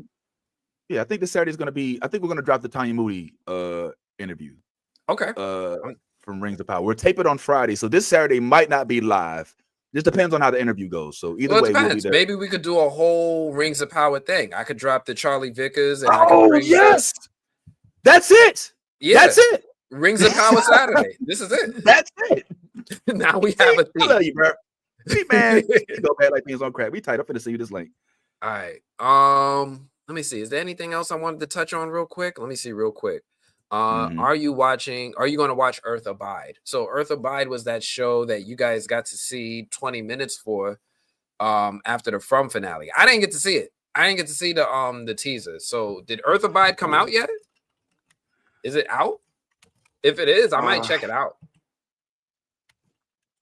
Did it look good? Because I mean, sometimes I get a little weary when when they push a show towards me. I kind of like to gravitate towards a show more organically than to be, kind of. The first episode was yesterday, and from what I'm seeing, it says 45% of the viewers like this show. That's less than half. Yeah, it's not looking good for Earth Abides. It's not looking good for Earth Abides. I might give it a shot. I always give shows the first episode, especially because sometimes critics can be harsh, and it also really depends on how many people are submitting. Right? The 45% of what? 3 people? 4? It's not a good. Let me see what IMDb is saying. IMDb. And I like Bjorn. I see old boy from what's his name? Alexander Ludwig. Yeah, Bjorn from Vikings, and the dude that killed Rue in no, that wasn't the one that killed Rue. Actually, wasn't they killed Rue in Hunger Games? Yeah, I think he has a budding future, and I like futuristic Earth stuff, man. I'm not opposed to giving this a gander. Yeah. After months of isolation, Isherwood learns that most of the world has fallen to a mysterious illness, yet despite his instincts to further isolate, Aish leads the charge to develop a new civilization. I'll give it a shot. I'll give it a shot. It looked like one of what you call it, the 8-minute test? Usually you'll know within the first 8 minutes whether or not a show is for you. So it's definitely, they put 3 minutes here. That's a lot of time. So I guess they gave people 20 minutes on the From season finale. So I'm gonna reach out to I'm gonna watch the first episode. If it's good, then I'll reach out to MGM and I'll ask them to hook me up with this season, and we'll see how it goes from there. Let's see how it goes. But there are a few things that you may already have access to. Before I know we're wrapping up, but what is your opinion if you've watched any of Silo? I haven't watched season 2 yet. Season 1, though? I saw season 1. Season 1 was solid. So season 1, they did that thing like that I was getting mad at Z Nation for, because they teased one lead character and swapped it out with another, right? Like I was like, oh, David Oyelowo's doing TV? Say less. I'm here for this. All right. And then like, you know, then they were like, gotcha, psych. You know, you know, I like the what's her name from Silo? Rebecca Ferguson. I like Rebecca because I remember her from Dune. I was like, oh, you know, this is Paul's mom. You know, she's taught him how to talk. You know, let me see what's going on here. And I think she was in Foundation. She was in the Mission Impossible. Was she in Foundation? Is it? I thought that I could be wrong. She might have been in Foundation. Let me make sure, but I could wait. No, I'm sorry. Yeah. The girl from Silo, I thought was the lady who was they probably just look alike. I probably shouldn't say that. But the dude, the girl who the android chick who's like alive forever. No, you know what I'm saying? That's not her. That's not her. Okay, yeah, I think they just look alike. Yeah, Demerzel. The Demerzel. Yeah. I think they different people. This one's Rebecca Ferguson. Yeah, that's her name. Juliette Nicholas. Yeah. So Demerzel, who's she played by? Laura Byrne. That's her character. That's her actress's name. But Rebecca, I know her from like I said, I know her from the Dune movies, and that was how I and Mission Impossible is where I first saw her. Okay, so she was one of the Harkin. She had the voice. She was Paul's mom. She was the one who taught him how to use the voice in secret, and they was pissed. They were like, "You taught a boy?" Yeah, but that's God, though. That's Jesus right there, baby. Yeah, right there. Yeah, Common. Shout out to All City. Yo, Common went to my college. Common went to Florida A&M. All right, that's my alma mater. He was only there for he was only there for one semester, but his legend lives on. He lived in the cheapest dormitory there, and one of the dudes that I ended up working with always used to tell me about the stories about them in their dorm. It's called Pattyfoot, and Common was not the same dude he is now. But I mean, you can imagine how college changes you. But yeah, man, Common definitely he's killing his role. He is killing it. Is that you? The hell? This is me. This is some of my things that I've been doing. What is all this? What is this? This is some of the things I've been doing. Oh, Jesse. What's up, Jesse? Hey, Superman. Patrick Schwarzenegger from what was the boys spinoff called? It's called Gen V. Gen V, yeah. He was in They Gen did that V. same thing to him, and that you was just talking about. Yeah. Good job. Yo, that's my dog, Jesus. Yeah. Was he cool or was he? He was very cool. No. He was very, very cool. He was like, "All right, you want to take another one?" I was like, "No, I'm cool. Thank you." Let me get my camera set up. Let me film this. Right. Okay, David Simon. He's the creator of The Wire, and We Own This City. This is I forget her name from Westworld. She showed up in season 4. DMC be at everything, bro. I see him at MegaCon. He be at every Comic Con, bro. He got a whole comic book, right? He do. Yeah. Who is that? T-Pain? This is Aurora Parano. This is Harold's daughter. Oh. And I developed this thing that Keanu does where he doesn't really touch the women. You see you can't do that. Yeah. So I see they can touch me. Probably better off just it's like hand on the wall. I see you though. Let's take this photo. Yeah. Hilarious. Yo, can I ask you? Can you go back to that last picture? Yeah. Do you have a designated photographer, or are you asking people to take pictures for you? No, I have my I actually go with my brother. He's actually, I don't know if he's still here. He was in the chat earlier. He's Lord's Realm. He'll show up and people be like, "Yo, who's this mod?" And younger brother? That's actually my younger brother over there. He looks older, but he's my little brother. He towers over me.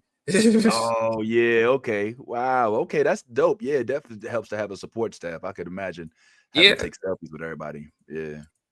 Is that him too? That wasn't him. No. Who's that random dude? Yo, right before this picture. Like, This is I forget his name. He's another TV personality. I forget. I didn't put his name. I forgot his name. So here's the thing that sometimes happens. So when you go to red carpets and you do these red carpet events, they don't just invite the actors that are in that movie. They'll invite actors from other movies, from other shows to come walk the red carpet, and they'll invite Instagrammers and all these other people. So that's how I was able to get this. Not this photo. That's how I was able to get Deese's photos. That's how I was, because he was there. This was for the Top Gun Maverick. Oh, and this is in New York. That one was in New York. Yeah. Yeah, we need to put out an advertisement for correspondence. Yeah. Correspondence. I'm down to pay. Somebody could just pull up to an event and just take pictures and ask questions for us. Should put up all my Sopranos. Look at that. I see you. Yeah, man. That's what's up. These are my comic book fans that nobody knows what comic book artists really look like. But if you like India comic books, you'll be like, oh, that's John Romita's son. Like John Romita and his son are huge, big names in Spider-Man comics. They're like some of the biggest stories were designed and drawn by these guys. So I love paying homage to the comic book creators, the comic book writers, because when their stories get adapted and put into movies, they don't get no money for it. They get forgotten. Yeah, they get forgotten. They get maybe a thank you at the end of the credits or in the middle, and they get no money. I think Walt Simonson said he got the check he got for the 5-second cameo of Darkseid was 10 times more than what Marvel gave him for Thanos. Or Jim Starlin. He created Thanos, and he's like, I don't make nothing. I'm still working. So I always like. You were like, what? I'm sorry. Yeah, I always like to just give these guys a little bit of attention, a little bit of love. If you see them at comic book shows, buy something, right? Give them some money. Take a picture with them, say hello, have a conversation with them, ask them about what their contributions were to some of these biggest stories in Marvel. They don't get no royalties. Because here's the thing, when you're a comic book writer and a creator, the first thing you do is you sign that contract that says, I own 0% of this character. Right? They're making characters for Marvel and they own 0%. Some of you guys are going to notice my chat down here with E-Man. I'm going to ignore that. But we ain't watching that. No, but this is the thing though, Anthony, right? Like we all know about what happened with Bill Finger. I see you. Yeah, what's going on, Kev? Yeah, Kevin Smith. I love Kevin Smith. We all know what happened with Stan Lee in his infancy with Marvel before he became, the guru that he is now. Who kind of he still owned no characters, and his estate actually sued Marvel because they're like, you guys are making billions now. Yep. Before Stan passed away, he started writing comics again because he was like, I need to write characters that I own. And one of the biggest pieces of advice that he gives to new creators is make your own characters because they're not going to pay you. Yeah. And they also speculate that's one of the reasons why he was doing so many cameos, so he could live off the residual checks of those movies and the royalties from each of those. And that's a good idea. But yeah, it's Stan Lee and Bill Finger, the creators of the biggest characters in the two biggest heralded comic book franchises, had to deal with that type of bullshit. Imagine these folks that you don't even know their names. So I get why the strike happened. I get it. Oh, wow. The only one that I know that won were the creators of Superman, Simon and Schuster or something.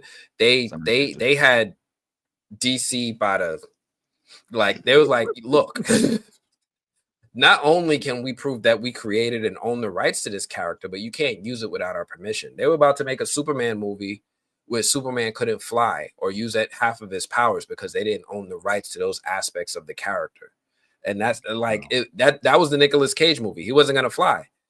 But yeah, this is all the stuff, all my useless information. Lisa said I look younger in each photo.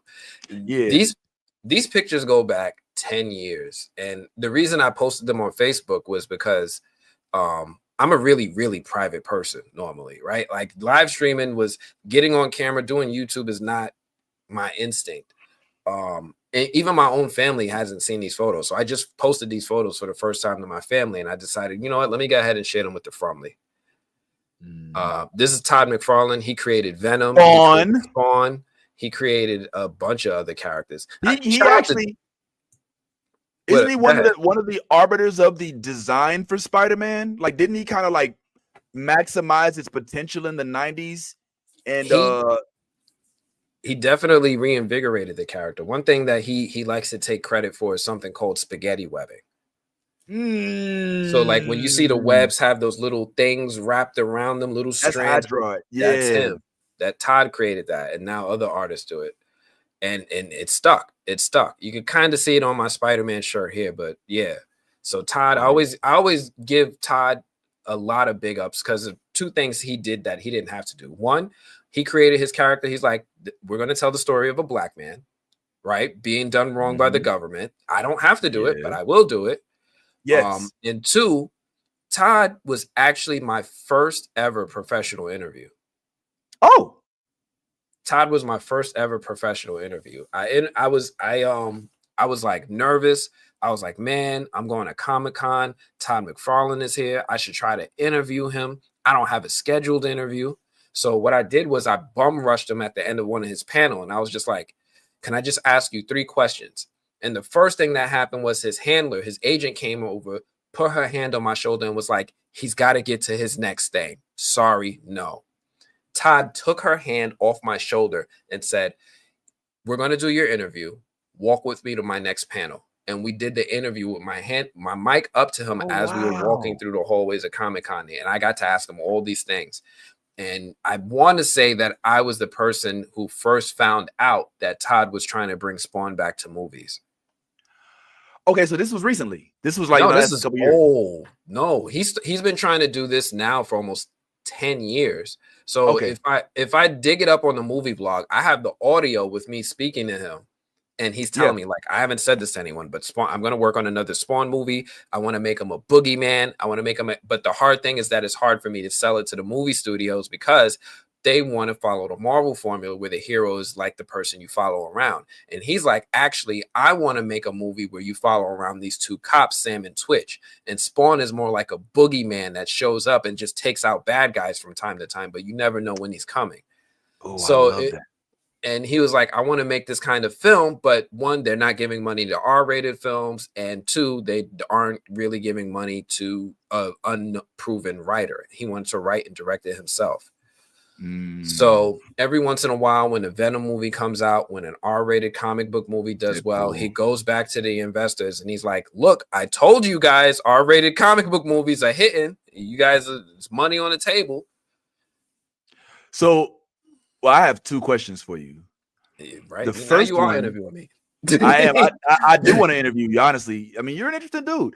My first question is, what do you think was behind him denying the handler your denial? Do you feel that it was he had already started to build a rapport with you before?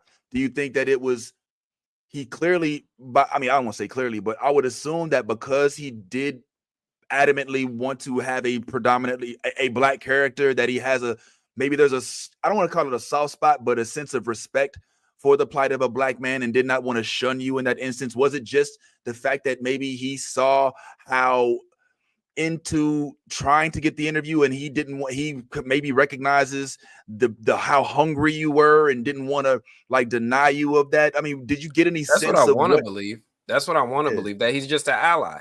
That he saw something in me and just was like, you know what, you're not about to tell this black dude no. Right? We're going to give him an opportunity.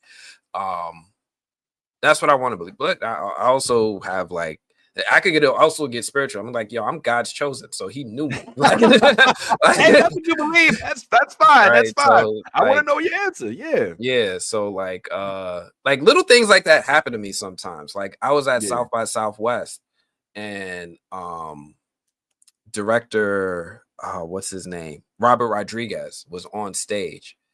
And he was showing his movie that just came out like maybe a year or 2 ago. It was the one with Ben Affleck.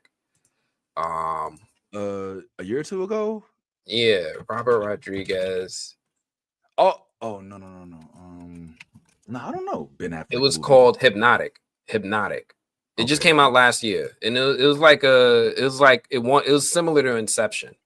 And like he was sitting on stage, he was wrapping up, he was inviting some folks to come to his movie studio to do a tour. He was picking random people out the audience. I walked up to the stage and my man was halfway behind the curtain. He was already off the stage. And I looked at him. He turned around, he looked at me. Tell me why this dude not only came back on stage, came to me, took a photo with just me, nobody else, and said, put his name on the list to come to the studio. What the fuck? What the yo, your puppy dog eye game must be woo.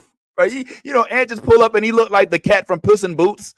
And he'd be like, Oh, and be like, man, come on over here, man. Come on over here. Oh man, okay. This Look at is you, look at young Ant, yo. Scott Snyder and Greg Capullo. They were writing Batman for a while. So the people who are familiar with the concept of the Court of Owls, I think they showed up in one of the animated movies. These are the guys who created them. Nice. Let me see who else. I didn't get to ask you my follow-up. I had another question. Yeah. Spawn related. Oh, there's my. Oh, that's the homie Vivica. Yes. I just see it was in the room. Follow-up question about Spawn. Yeah. What are your thoughts about Jamie Foxx playing Spawn? I'm okay with it. Like at first I was like, why him?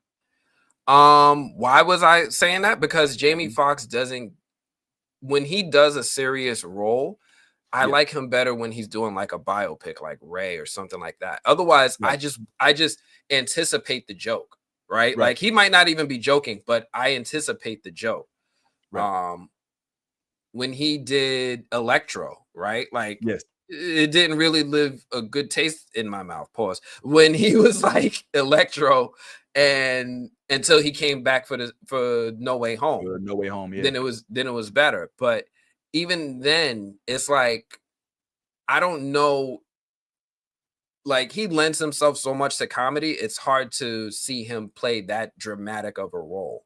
Like it, like I almost want to see like a Idris Elba play Spawn or someone who's known for dramatic roles primarily more than comedy. It's hard for me to just divorce it.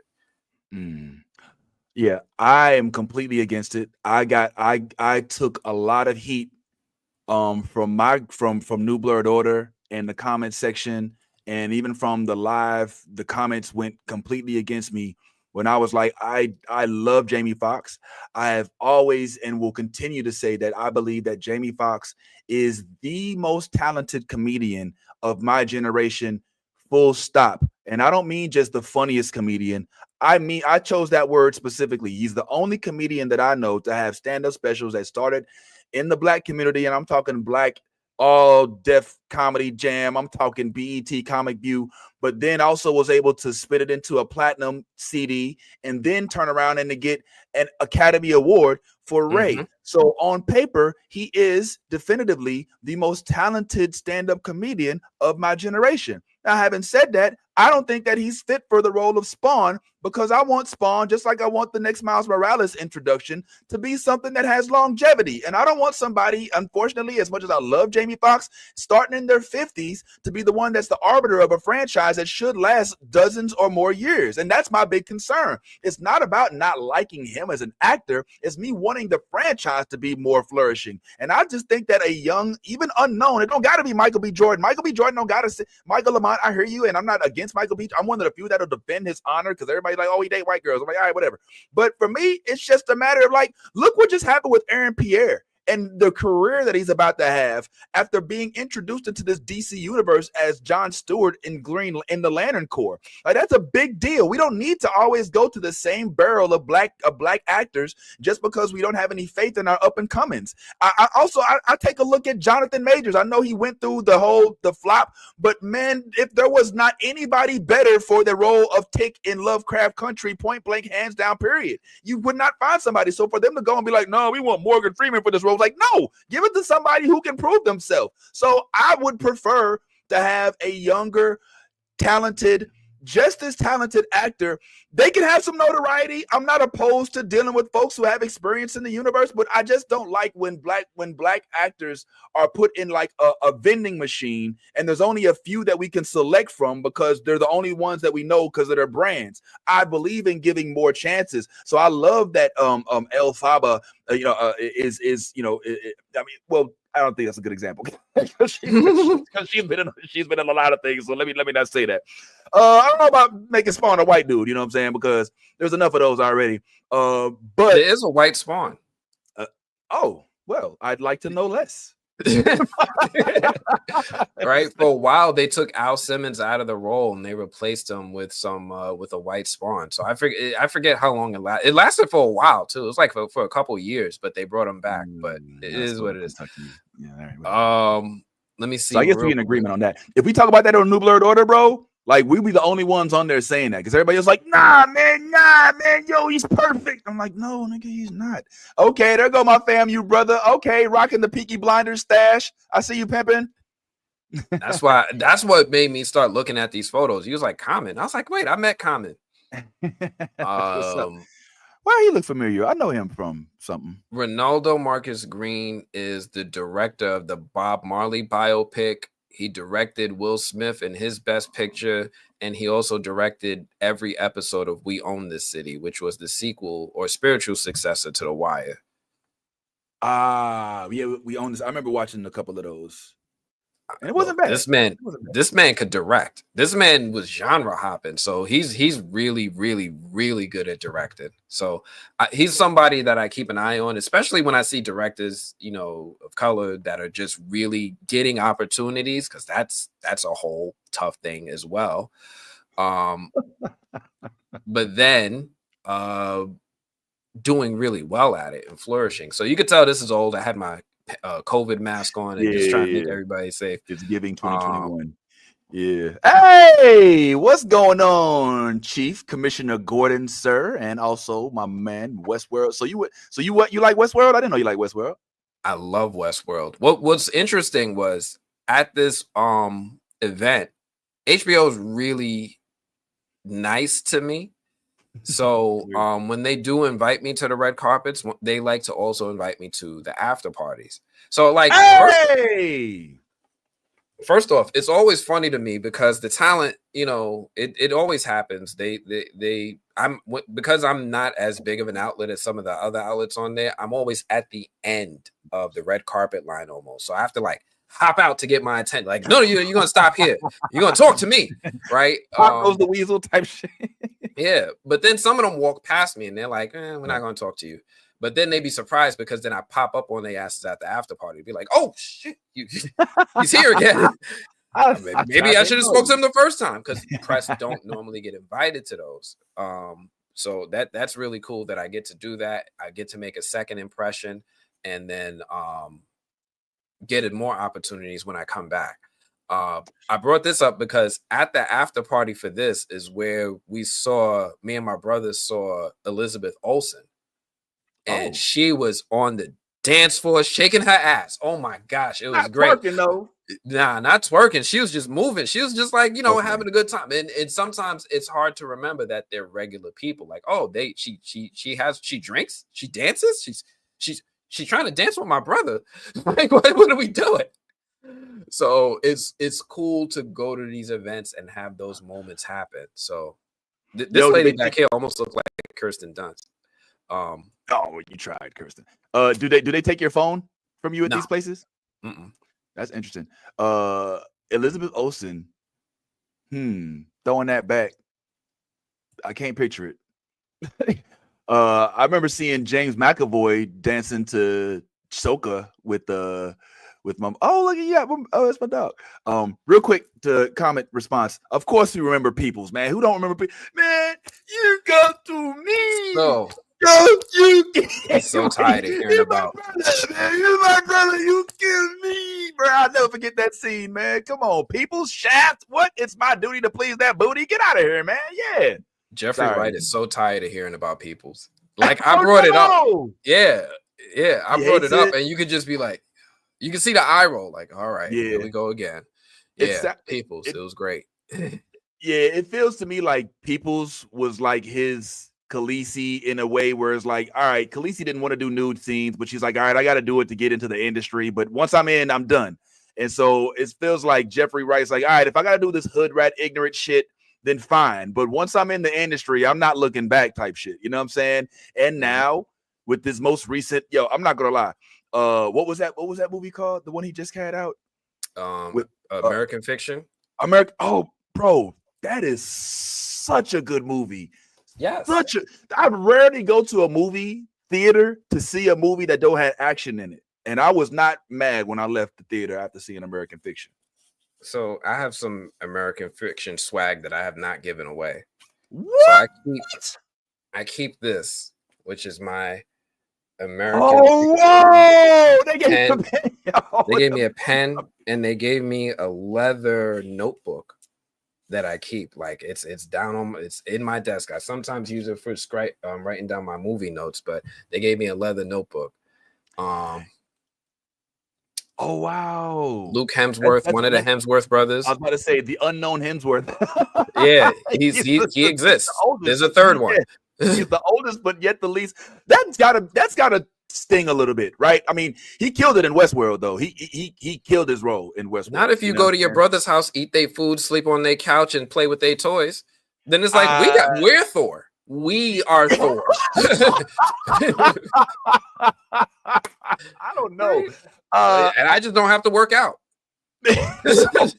He wants to be relevant. Well, I respect him for still acting. Oh wow, and she touched you. Oh man, yeah, I would not watch that. I would not watch that.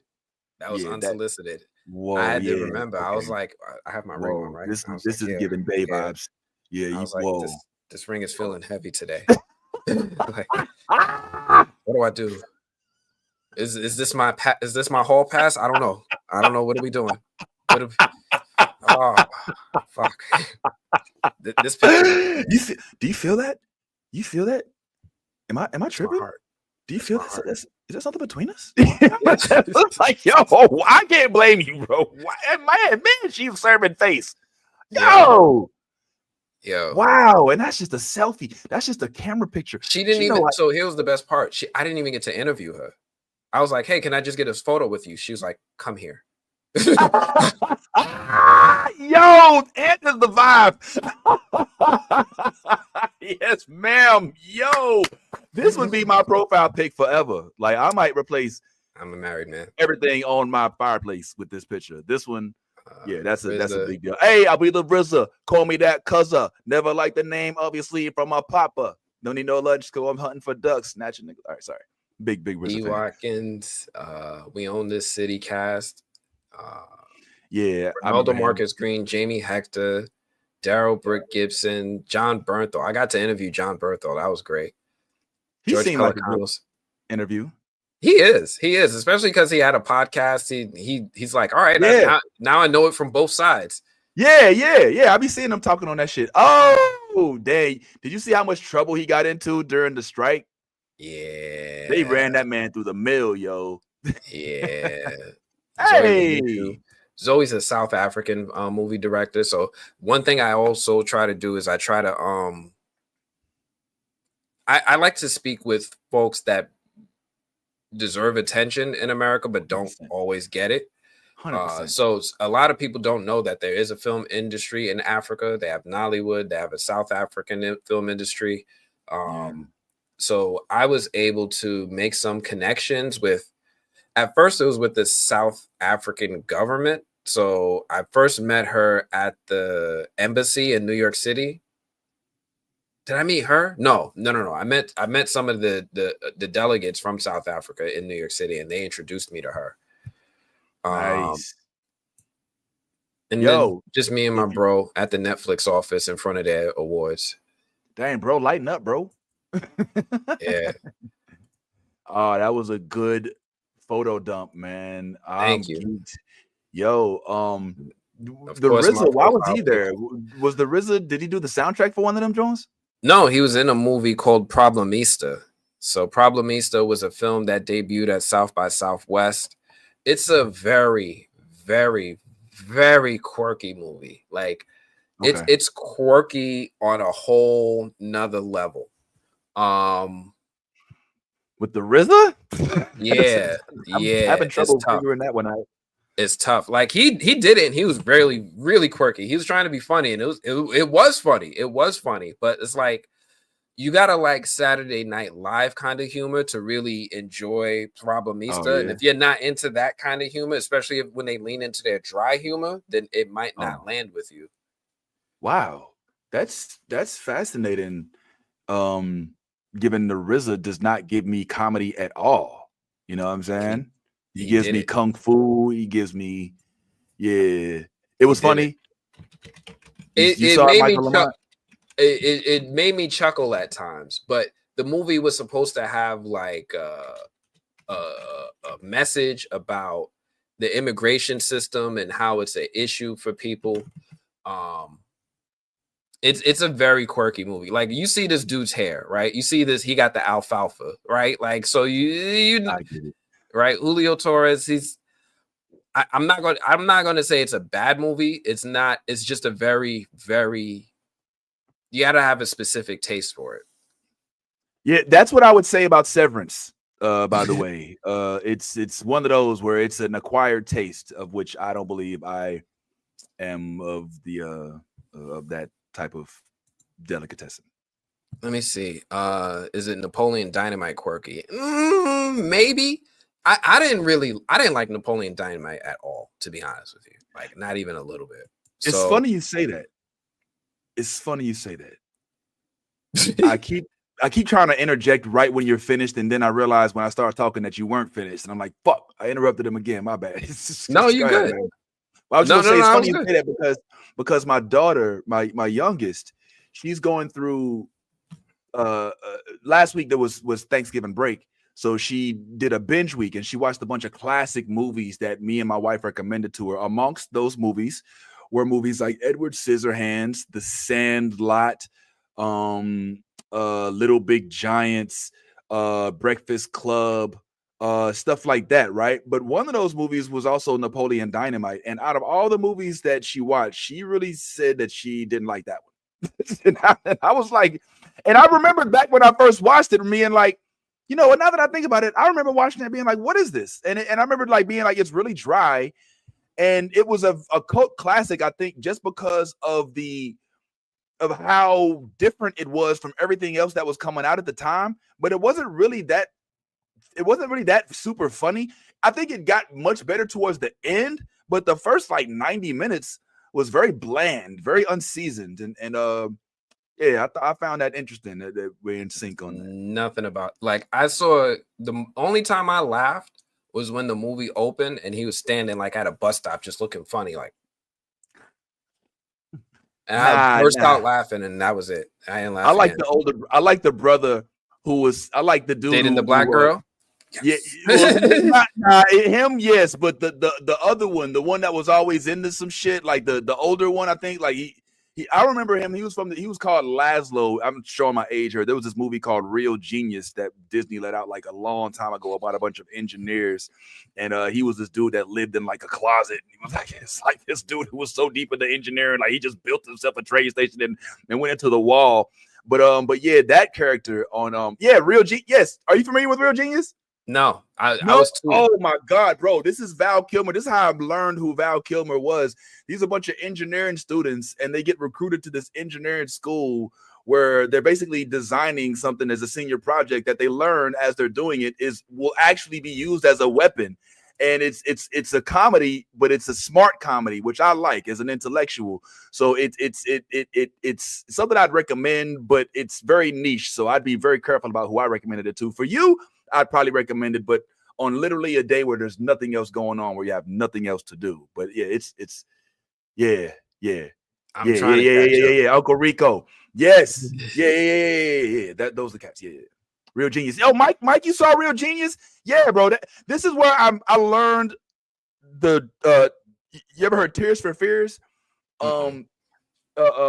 Everybody wants to rule the world. Like that song is on the end credits of this movie.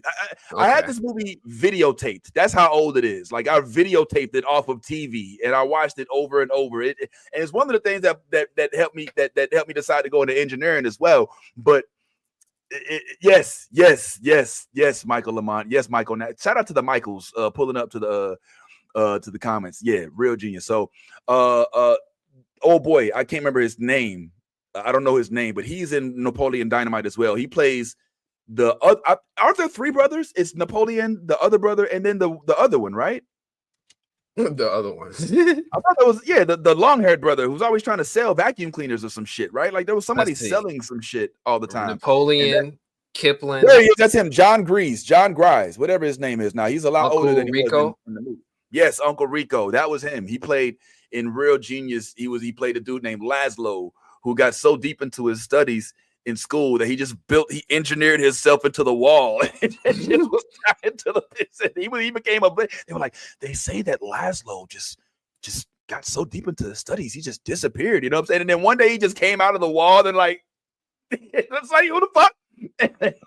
Yo, I'm sorry. I'm old in the 80s. Yeah, see, same, Mike. I'm an 80s baby. Yeah, man. Yo, man. Latchkey kids. Oh man, I haven't heard that term in a while. A latchkey kid. Yeah. And the 80s latchkey. Yeah, man. He was the man in the closet, bro. He would just come out. He had long hair. The movie was so ahead of its time, man. I was not ready for how good that movie was. But yeah, very, very niche. I think I'm the only person. Me and Mike are the only people who've seen that movie. You sound like me with Real Science. Oh, I love Real Science, the original with Robert Downey Jr. Yes. Oh, come on, bro, man, and Lisa. What was her name? Lisa. Yes, bro. Chet. Yo, oh boy, Bill Russell played Chet. You know that? Bill Paxton. Yes. Excuse me, Bill Paxton. Bill Paxton. Yeah, I remember because me and my cousin, he'd be like, oh shit. He'd be like, it's Chet. They turned him into a piece of shit. I remember when he ate that shit. He's like, oh, yeah. And he ate that thing. He's like, what's happening to me? Yeah. Yo, I'm sorry, Real Science. Weird Science. Yeah, man. Yo. Then they made it into a show. And I actually watched the show for a little bit. But nah, that original John, man. Yo, man. Yes, we stayed up and watched that on TBS. Yeah, Weird Science was right. Yeah, Weird Science. Yeah. What'd I say? Real Science? Weird Science. Yeah, you said weird Science, but I know what you meant. Yeah. Anthony Michael Hall, Robert Downey Jr. Yes, man. They were teenagers. They basically made a transbolic transformation. They invented a woman. You know what I'm saying? Yeah. They basically invented a woman because they were two nerds that had no luck and with women. And then they when she came out, she was like a godsend. And it was kind of the typical 80s, 70s like ordeal. Do you remember Can't Buy Me Love, where there's a guy, they basically, they paid, this dude paid, he rented a girl to make him popular. It's kind of that thing, the older sexy woman comes and makes the little nerd dudes cool. But he's got this military older brother played by Bill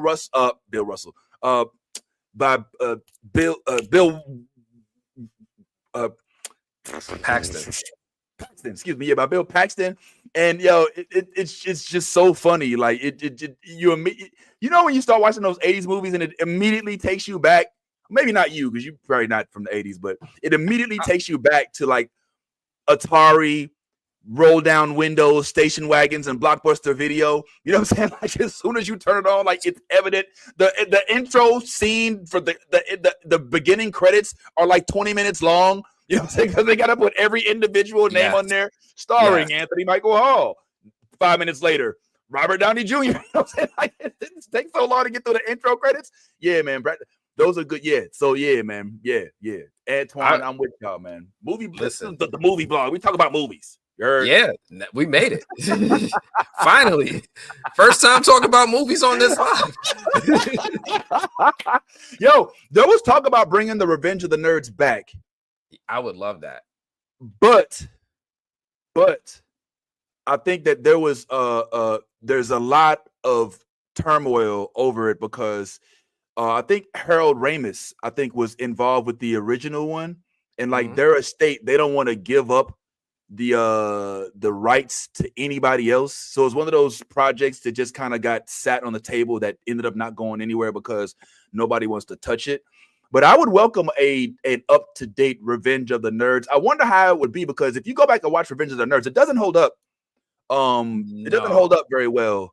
Because this generation is very different than our generation. First off, a lot of the language that we were able to use back then wouldn't fly today. Absolutely not. Right. And a lot of the culture has changed. Like nerds Yes. are not at the bottom like they used to be. Like nerds is somewhere in the middle. Like, oh, you got a job with good credit and a house? Yeah. Yeah, like, don't I work for you? Yeah, right. Flight of the Navigator. I talked about that last week. Yeah, Flight of the Navigator, Dolph Lundgren. Look, 80s movies bring me back all the time. I clicked this because Donald Gibb looked like Frostadamus to me. And then I was like, is that Frostadamus? Is that you? Is that a real turn the hat around? Yo, he looked like he's from this show that I watch called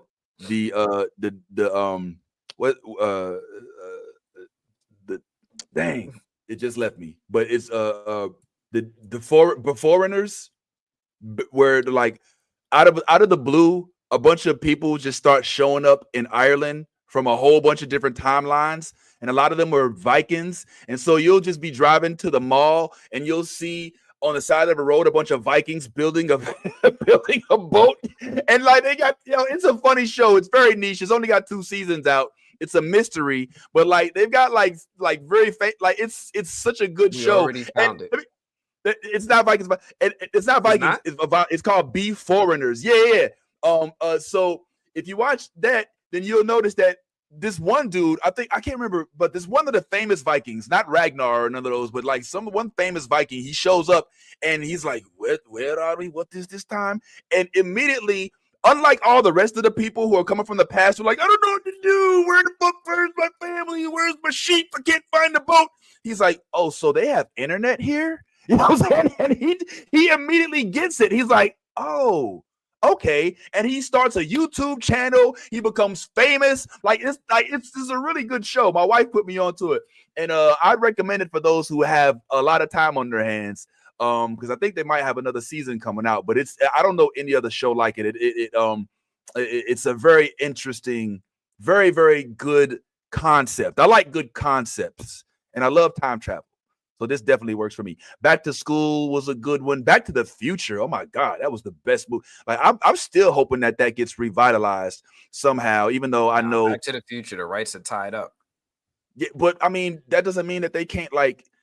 I've always wanted to take the DeLorean back to like the slave days and like go back with a full arsenal. You know what I'm saying? Like, you're gonna have to get a different car. Right? Yeah, it's gonna have to be a caddy. We got to go back in a Dodge Charger. Yeah, man. So those were good movies. Some other good movies. I was trying to put her on the Honey, I Shrunk the Kids. I think Honey, I Shrunk the Kids was slept on. We didn't know that movie was so ahead of its time. Like we weren't ready for it. You know, the Stalinskys, this dude was driving a solar vehicle, bro. He was driving a solar vehicle. He was ahead of us. The things that were interesting to our generation then, like technological advancements, kids today are going to be numb to it. Tesla has robots, right? Right? Like we about to get Rosie walking around cleaning up our house any second. Literally. Right? Literally. So it would have to be something really far-fetched for us to like. I think the last thing to really do it for me was Minority Report, when they were like, oh, you're going to control computers with your hand. There's going to be holograms in front of you. You're going to walk down the block and ads are going to recognize you and send you stuff. And now that literally happens on your phone. You're like, oh, did you walk by Modell's? They're closing out of business soon. Do you want to buy some Jordans? Like, it's crazy, right?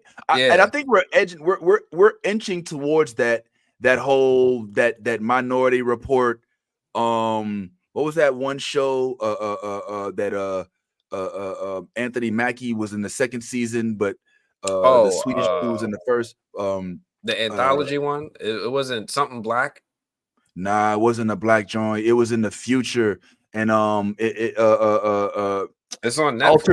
Altered Carbon. Yeah. Like where you walk down the street and the advertisements know you and they come to you and they walk up to you and it's all personalized. Like when I see that happening on my phone for stuff I didn't even type in, I just said it. Like I might have just been like, yo, I feel like skating today. Let me see if it's and my phone Instagram is like, here's some skates.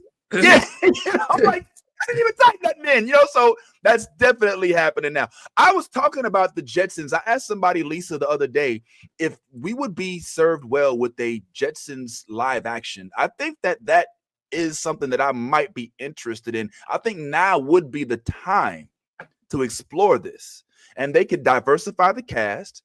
All right, it doesn't have to be, Jetson. They didn't say he was white. I mean, the dude had red hair. We don't know what he was. This is deep into the future. You know what I'm saying? So they could leave that man alone. I'm just saying, Space League. I mean, think about all that they can do with modern day tech. It can literally look like some of the stuff that we watched. Like what this Earth show is that they showed at the end of it. Like the Jetsons could actually be a successful live action production, and it's so far removed from kids nowadays that there wouldn't be this whole my childhood. Oh, that's not what Jetson look like. Like nobody would care because nobody cares about it. Don't sleep on the way people feel about you think so? The nostalgia. Yeah, that's like, why don't we do different strokes with two white kids? We would flip a table. Well, they always go to the things that race was like a pinnacle of the plot. You know what I'm saying? Yes. Like, what if there was a white Black Panther? Well, there was. We still in the midst of all the kickback from Rings of Power having Black elves, and they're elves. They're fantasy creatures.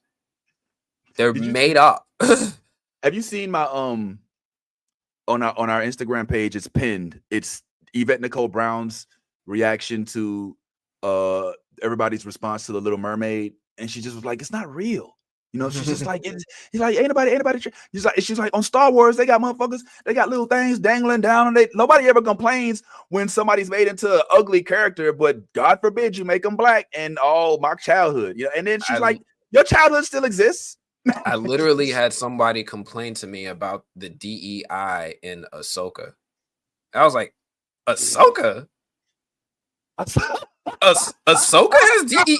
Ahsoka is not even a human. Like she's First off, Ahsoka is orange, right? Like, what are we talking? Ahsoka. What DEI is there in Ahsoka? Why are you? Literally, there's none. There's none because the characters were based on the characters from the cartoon. So I mean, they hired them. It was literally spot on. Almost all of the characters that they hired from the Rebels. I mean, not Rebels, but the cartoons, the Clone Wars. I mean, each and every character, down to Ezra, was all just based on who they were in the animated series. So for it to be anyway DEI it doesn't apply to that. Now, if you want to say that about the Acolyte, I could see it, even though I would disagree with it. But I could see it more than I would for Ahsoka. Acolyte, I thought those were all original characters. Yes, but they're Black. And anytime you put a Black character in a lead role, then it's automatically DEI, which doesn't stand for diversity, equity, inclusion. It stands for didn't earn it. For those that are I mean, I don't know if you, I'm not trying to get political. So I'll make a point to not get political because it's way too, everybody goes to their corner. So I'm not going to go there. DEI is a thing of the past. Okay. Well, what did we say? We're going to stop with all of this effort under the guise of equity. That's what that and affirmative action, all that stuff is back in the day with the civil rights movement. They even gutted the Civil Rights Act for the Voting Rights Act. But just keep in mind, like, the president, the future president, went in front of the National Association of Black Journalists and asked them what DEI stood for, and they were like, diversity, equity, inclusion. He was like, "That's what you think it stands for?" And they were like, "That's what it stands for," because in that corner of the earth, it stands for didn't earn it. Like they don't even know the actual significance of the acronym. So with that, I say, it scared enough folks to make it so that you can't even say it out loud no more. But it is what it is. That's the whole thing of the past. I'm sorry, I'm on my soapbox. Let me get off it. I know. Look, I was looking at the cast, and it was just, I was so taken aback by, when somebody had the conversation with me about DEI, the first thing I thought of that they were going to say was The Acolyte, right? And I was going to be like, hey, you know, The Acolyte, it's a bunch of original characters that I don't think that they changed the race of a pre-existing character. I'm not really sure what you're talking about. But then he brought up this, and I was like, what? It's like code this, for it's I hear code for Rosario Dawson. That's all it is. but she's playing someone who's orange. But she's not white as an actor, and that's why she didn't earn it. Okay, all right, I'm done. I've been living in Florida. I speak this shit now. I've been living in Florida long enough, and I come from a red state at that. Yeah. So My New York ears are not used to this. I'm sorry. Yeah, I have to navigate this stuff as a stand-up. Like, I just performed in a place called Satellite Beach this weekend, right? And I asked somebody in the crowd as a part of one of my jokes. I just asked them. I said, I love one of my jokes. It talks about the beauty and the love I have for the intellectual existence of Black women, right? And then I asked this lily white crowd in jest, who's your favorite Black woman? You know what I'm saying? And I go up to one dude and he's like, Oprah. I go to another dude and he's like, Candace Owens. And I was like, oh. And then the crowd was like, yeah, Candace Owens. And I was like, oh, okay, I know where I am now. You know what I'm saying? And that's where I am. So I've kind of like adjusted, but not acclimated, adjusted ever so slightly to accept the fact that these entities exist in my realm. I don't accept it, but I know that it's there and it's part of my livelihood. So I just kind of like try to navigate it as best I can. I'm glad you have really nice weather. Now, don't get me wrong. I stay on the I-4 corridor, so it's blue on this corridor, right? But I don't know anytime what you that step means. outside this bitch, it go right to Alabama. I mean, it's like New York. Anytime you leave four of the five boroughs. Oh yeah, Staten Island. Nah, Staten Island is still trying to secede. They're trying to secede from New York. They don't want to be part of this no more. You know, Brooklyn didn't want to be a part of New York either, though, right? Because it is its own city. This is a massive borough. Yeah, I mean, if it wasn't for the train system, Brooklyn would not be New York City. Yeah. But I understand. Yeah. Rosario's one of your hall passes. That's funny, bro. Man. Speaking of Rosario, and I'm assuming at some point you'll probably wrap this up, but I'm been hanging with you long enough to know your current feelings about the Marvel projects, and that you're not a fan, even though you're a Marvel and DC fan, you're not a fan of the way that things are going right now. And I agree with you to an extent, for the most part, mainly with regard to the television projects, excluding WandaVision and a couple others. But how do you feel about the resurgence of Daredevil now? I mean, we're talking about Rosario Dawson, and Rosario was kind of like a nucleus when it came to the Defenders universe. Well, she's not, but it's a segue, dude. You know?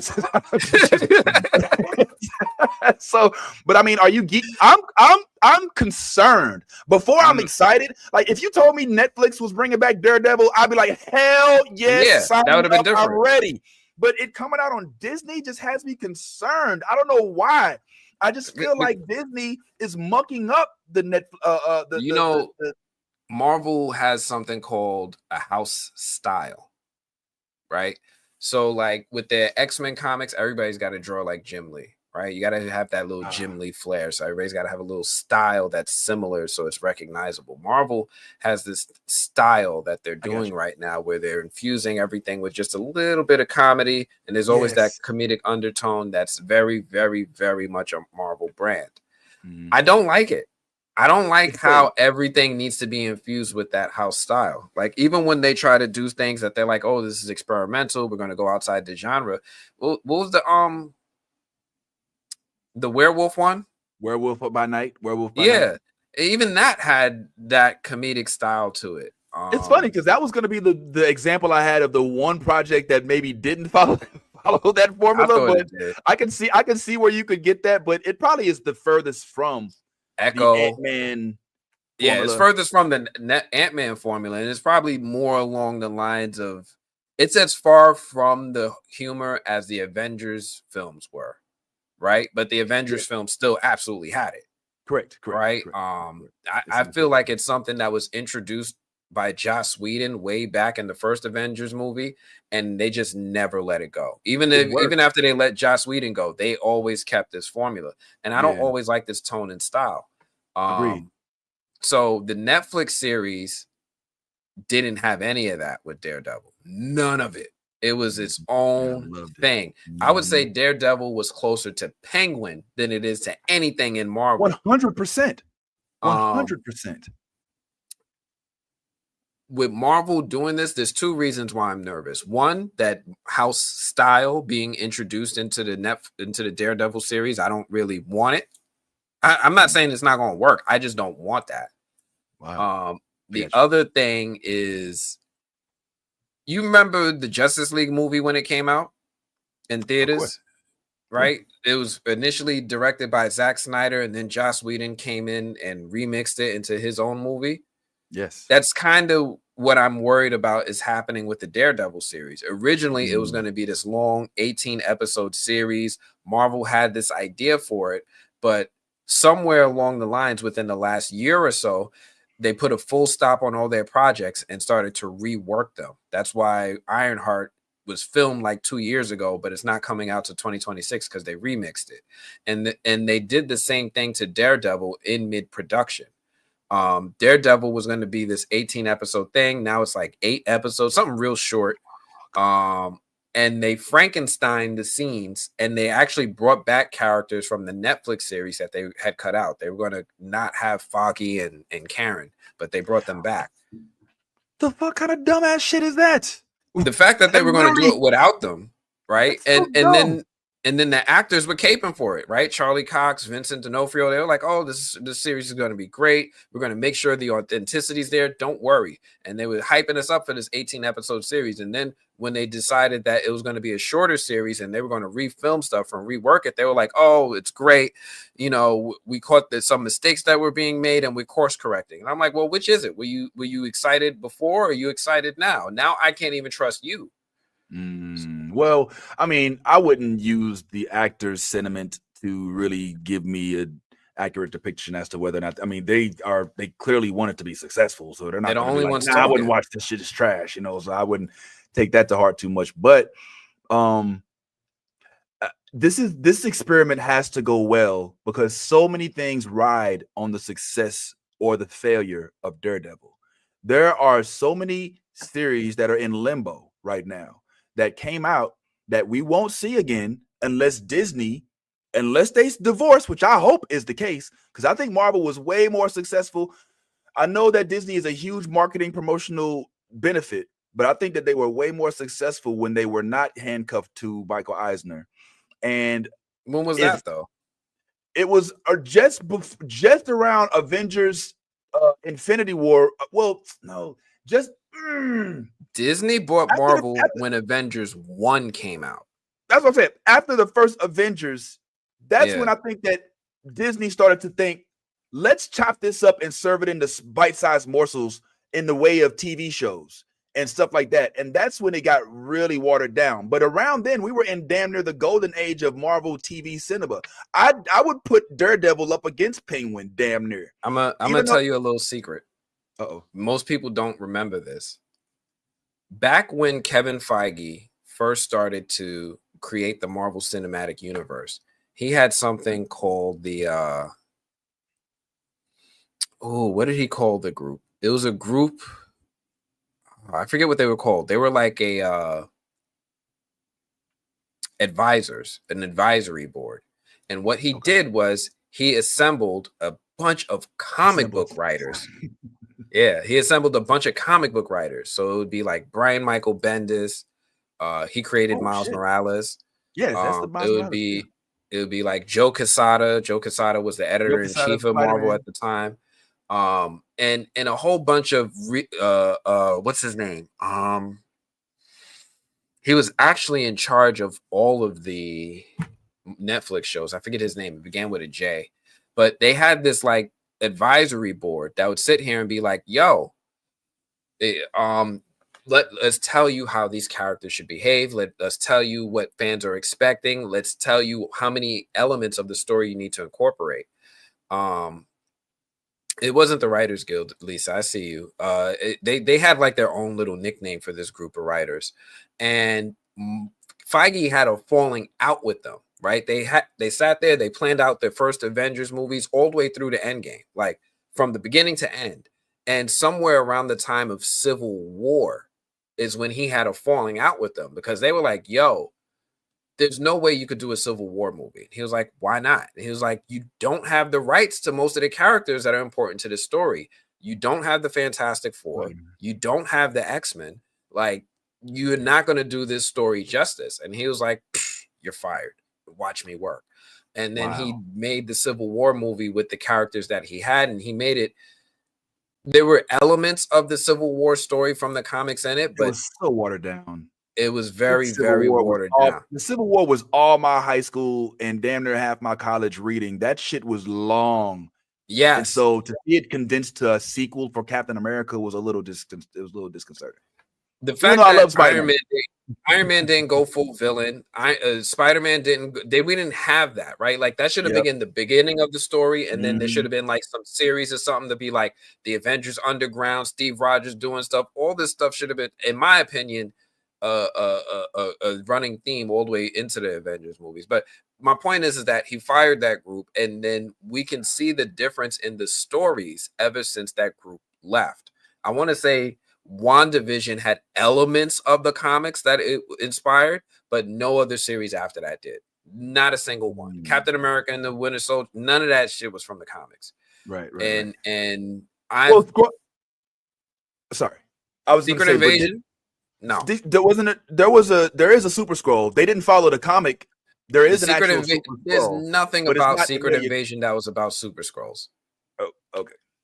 The comic, right? So like it's disappointing because all of these stories, well, it's disappointing on so many different levels. But one thing that I feel like Marvel neglected were their ambassadors. You know how like From is one of those shows where nobody knows about it unless you hear about it from the people who are watching it. Right. Marvel Comics had the benefit of something similar where comic book fans would be ambassadors and be like, "Oh, you're going to hear about the Winter Soldier movie and it's based off of this and this is going to happen. And I can tell you what's from the comic and what's not." They didn't. And now that the stories are no longer have a foundation in the comics, I can't do that. Right? Like I can't go to my friends and be like, "Oh, Secret Invasion is going to be about the Skrulls infiltrating, the X-Men. And then one of them, is actually a Skrull. And we didn't know that this person was a Skrull for years." They did a little bit, I think, with Rhodey or something, but that didn't hit the same. It didn't. I think I can't argue with the validity of that. Obviously, you know what you're talking about. But I would say that Marvel, even before this firing of this clique, had been playing around with adjusting the comic book version of movies. Let's not forget that Tobey Maguire had webbing shooting out of his wrists instead of out of a actual web cartridges from his from something that he created. Let's not forget that they also did not give us a Hobgoblin, but gave us some other form of Green Goblin played by James. We don't mess with him no way. The dude, he like little girls evidently. I don't know, but the dude who played Harry Osborn ended up giving us some different weird version of a goblin that we didn't really have in the comics. So that's even through Sam Raimi, who was a Spider-Man fanatic. You know what I'm saying? Like, so even I feel back like before, he sabotaged Spider-Man 3. I feel like he did the Joker 2 thing. Yeah, the Todd Phillips, like, "Oh, you gonna make me?" And even he said this in interviews. He's been like, "Look, man, that wasn't the direction I wanted to go in, but the studio wanted such. So I was like, all right, whatever." So I won't fully blame him for that, but because he's probably of the thought that like, "Yo, if I just quit this, then they're just gonna hire somebody else to muck up my first 2 movies." So I'm not blaming him, but my point is just that Marvel hasn't always been so strict. Let's go directly by the comic book type of movie, with the movies. But I completely agree with regard to Secret. I damn near said Secret Wars, which is supposed to be coming up too. But Civil War, in my opinion, was Thanos level type of content. Like, it could have been a whole phase. It didn't have to be a one-off. I thought that was such such a dishonor to that actual storyline, which went through so many different comics. I mean, I don't know if you remember. Do you remember the Civil War comics? Yeah, like they I read them. They had like silver versions of the like they illuminated. You know, like there was some of the best comic book era that I recall since my comic book reading days. You know what I'm saying? And I strictly read like Spider-Man comics for the most part, Batman on occasion when I would find them, but mainly Spider-Man. And so that's the only reason I'm like into the Civil War, because Spider-Man was that House of M, you know what I'm saying, they were into really big. So to see it reduced, to see it reduced to a one-off, not even a Avengers movie, a Captain America movie. You know what I'm saying? I was like, oh, you're not good. This is not going to be good for those who are familiar with Civil War. And they had the little aspects, but Spider-Man was not so happy about having to lock up all of those heroes that they sent him after. You know what I'm saying? Yeah. And then his arc of his character arc with regard to him kind of learning like, oh, I'm the villain in this shit. You know what I'm saying? I'm let me fix myself. And like, and then the concept of Thor, like, oh, okay, well, does he count? You know what I'm saying? Like, they didn't tap into these things. They didn't tap into these things, but they tapped into it in the comic book. You know what I'm saying? So it was such a short change. It was a 25-cent version of a $100 bill, and I don't know if we'll ever really get the justice unless you actually read the comics. The biggest heartbreak for me after Civil War has been World War Hulk. Ooh. World War Hulk. Yeah, because they kind of tried to Ragnarok that shit, right? They tried to throw it tidbits in Ragnarok. That was heartbreaking. That was absolutely like tears were rolling down my face. I was like,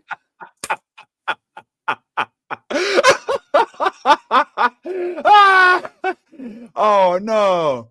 Yeah, man. And then they doubled down with the last Thor movie. I was like, first you shitted on World War Hulk, and then you shitted on Gore the God Butcher, and you brought Christian Bale in. One of the finest actors walking this planet, who absolutely would have nailed it if he had the story the right way. But you have him kidnapping children and telling jokes.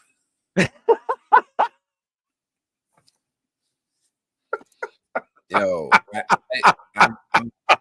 I'm not. Yo, I can't. Yo, I share your disappointment, because last I checked, before Ragnarok, and even sometimes after, I thought that they were teasing us for a World War Hulk series of movies. Like, I thought we were getting ready. Because if you look at Hulk is a phase, that's what it should be. It's like one of them things that should have been a one long story: Civil War, Secret Invasion, World War Hulk. That's phase 5 right there. There's 4 movies. So you think World War? Oh, okay. So phase. You think that's a phase like that deserves like multiple movies? Yes. Yeah, and me too. Been tied together, in my opinion, because like I agree. Hulk as a villain, he's a problem. Oh shit! Juan Soto signed with the Blue Jays. The Blue Jays. I'm sorry. I gotta go. I'm sorry. All right, I'm gonna let you go. I don't gotta go. I don't gotta go. We can end this if you want, but that is huge. So he's not going to the Mets. He's going to represent Canada. He didn't say sending you. He said no to the Red Sox. Notes. I'm sorry, Ricky. Don't bring sports business into this nerd chat, man. I got to keep the screams uncrossed, man. You know what I'm saying? I don't do it. All right. But wow, I'm gonna talk about that tomorrow on Me and Bad Tires. Talk about that tomorrow. Anthony, don't forget the Fast and Furious India. Oh yeah, Scar. Fast and Furious because of the shirts they was wearing, the Dom and shit. Yeah. That was where you got Sakaar, right? And Scar. The planet was Sakaar. Scar. Yeah, something like that. That bro, I still think that if they really wanted to, they could still do a World War Hulk. Remember, they did Black Widow as a prequel. No, you don't think so?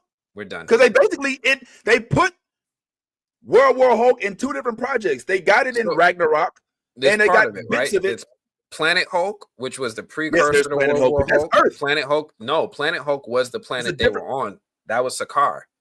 So that's where he left Earth and he was like making a family. He found a wife. He made a baby, Scar. World War Hulk was when the planet was destroyed by a missile sent from the Illuminati. and then he comes to Earth seeking revenge. So the Illuminati was Yes. Reed Richards, Black Bolt, Iron Man, Doctor Strange, Black Panther, and he's like, "Yo, which one of y'all fired the missile?" They were like, "Them." He's like, "I'm getting all of them, all of them." And he came back with the click. Yeah, he came back with the click. He ain't need them. He was just like, "I'm gonna go see the X-Men." He decimated the X-Men by himself. He decimated the Fantastic Four. Because not only is he all powerful and unstoppable, but he also is really smart. This was a much more tactically thinking Hulk, and I was like, "Yo, he should have been that kind of problem."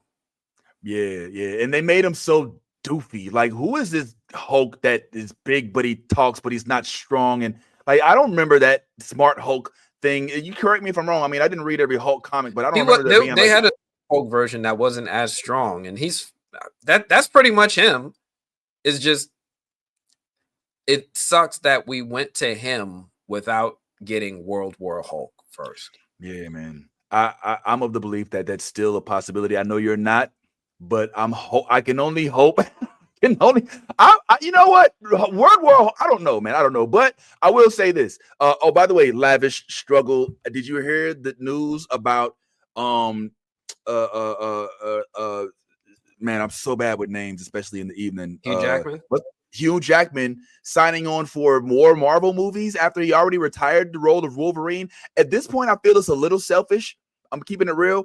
I understand why he's reprising this role. I know you can't do, Les Miserables every year, you know what I'm saying? And you might be running out of projects, but I think it's time to move over and let another Wolverine come into the fold. That's just my opinion. I mean, you know what I'm saying? After seeing Cavalry, I'm not a Cavalry fan. Cavalry, enlighten us, folks. That was when what's his name? Henry Cavill did that cameo as Wolverine in the movie. I'm good. Nah, yo. I wouldn't want Cavalry. I didn't know that's a good name. I like that. Nah, I'm not necessarily lobbying for him, even though I think he would make a good Apocalypse or something in the MCU. Nah, but I just think that Wolverine needs to be revitalized. I'd love Joe Edgerton to do it. Joe Edgerton? He's no, not Joe Edgerton. What's the name, dude? Taron Egerton? No, he's the dude from Kingsman. Yes, the dude from Kingsman. Taron something. Egerton. Yes, Taron Egerton. No, he didn't. Frostradamus. Yes, Lavis. Yeah, he would be great, and my dude is already solid. Yeah, I think that he would make a good Wolverine. I mean, even though we can't get I think at some point Canada might be like, can we get a Canadian Logan? Because like he's from Ontario. Keep making them from Australia and the UK. But anyway, yeah, I'll be down for Hole. Okay, Frostradamus, you definitely got to make sure you ain't getting off the hook for that mistake. Nah, bro, I'm hopeful but apprehensive about this release of Daredevil. Yeah, I know. Yeah, he got my vote. I'm with Karar. He's short. He's not as tall. Hugh Jackman is 6'1". Yeah. Right? So he's already shorter. He's closer to the 5'2", and it don't have to be CGI like it was in Deadpool.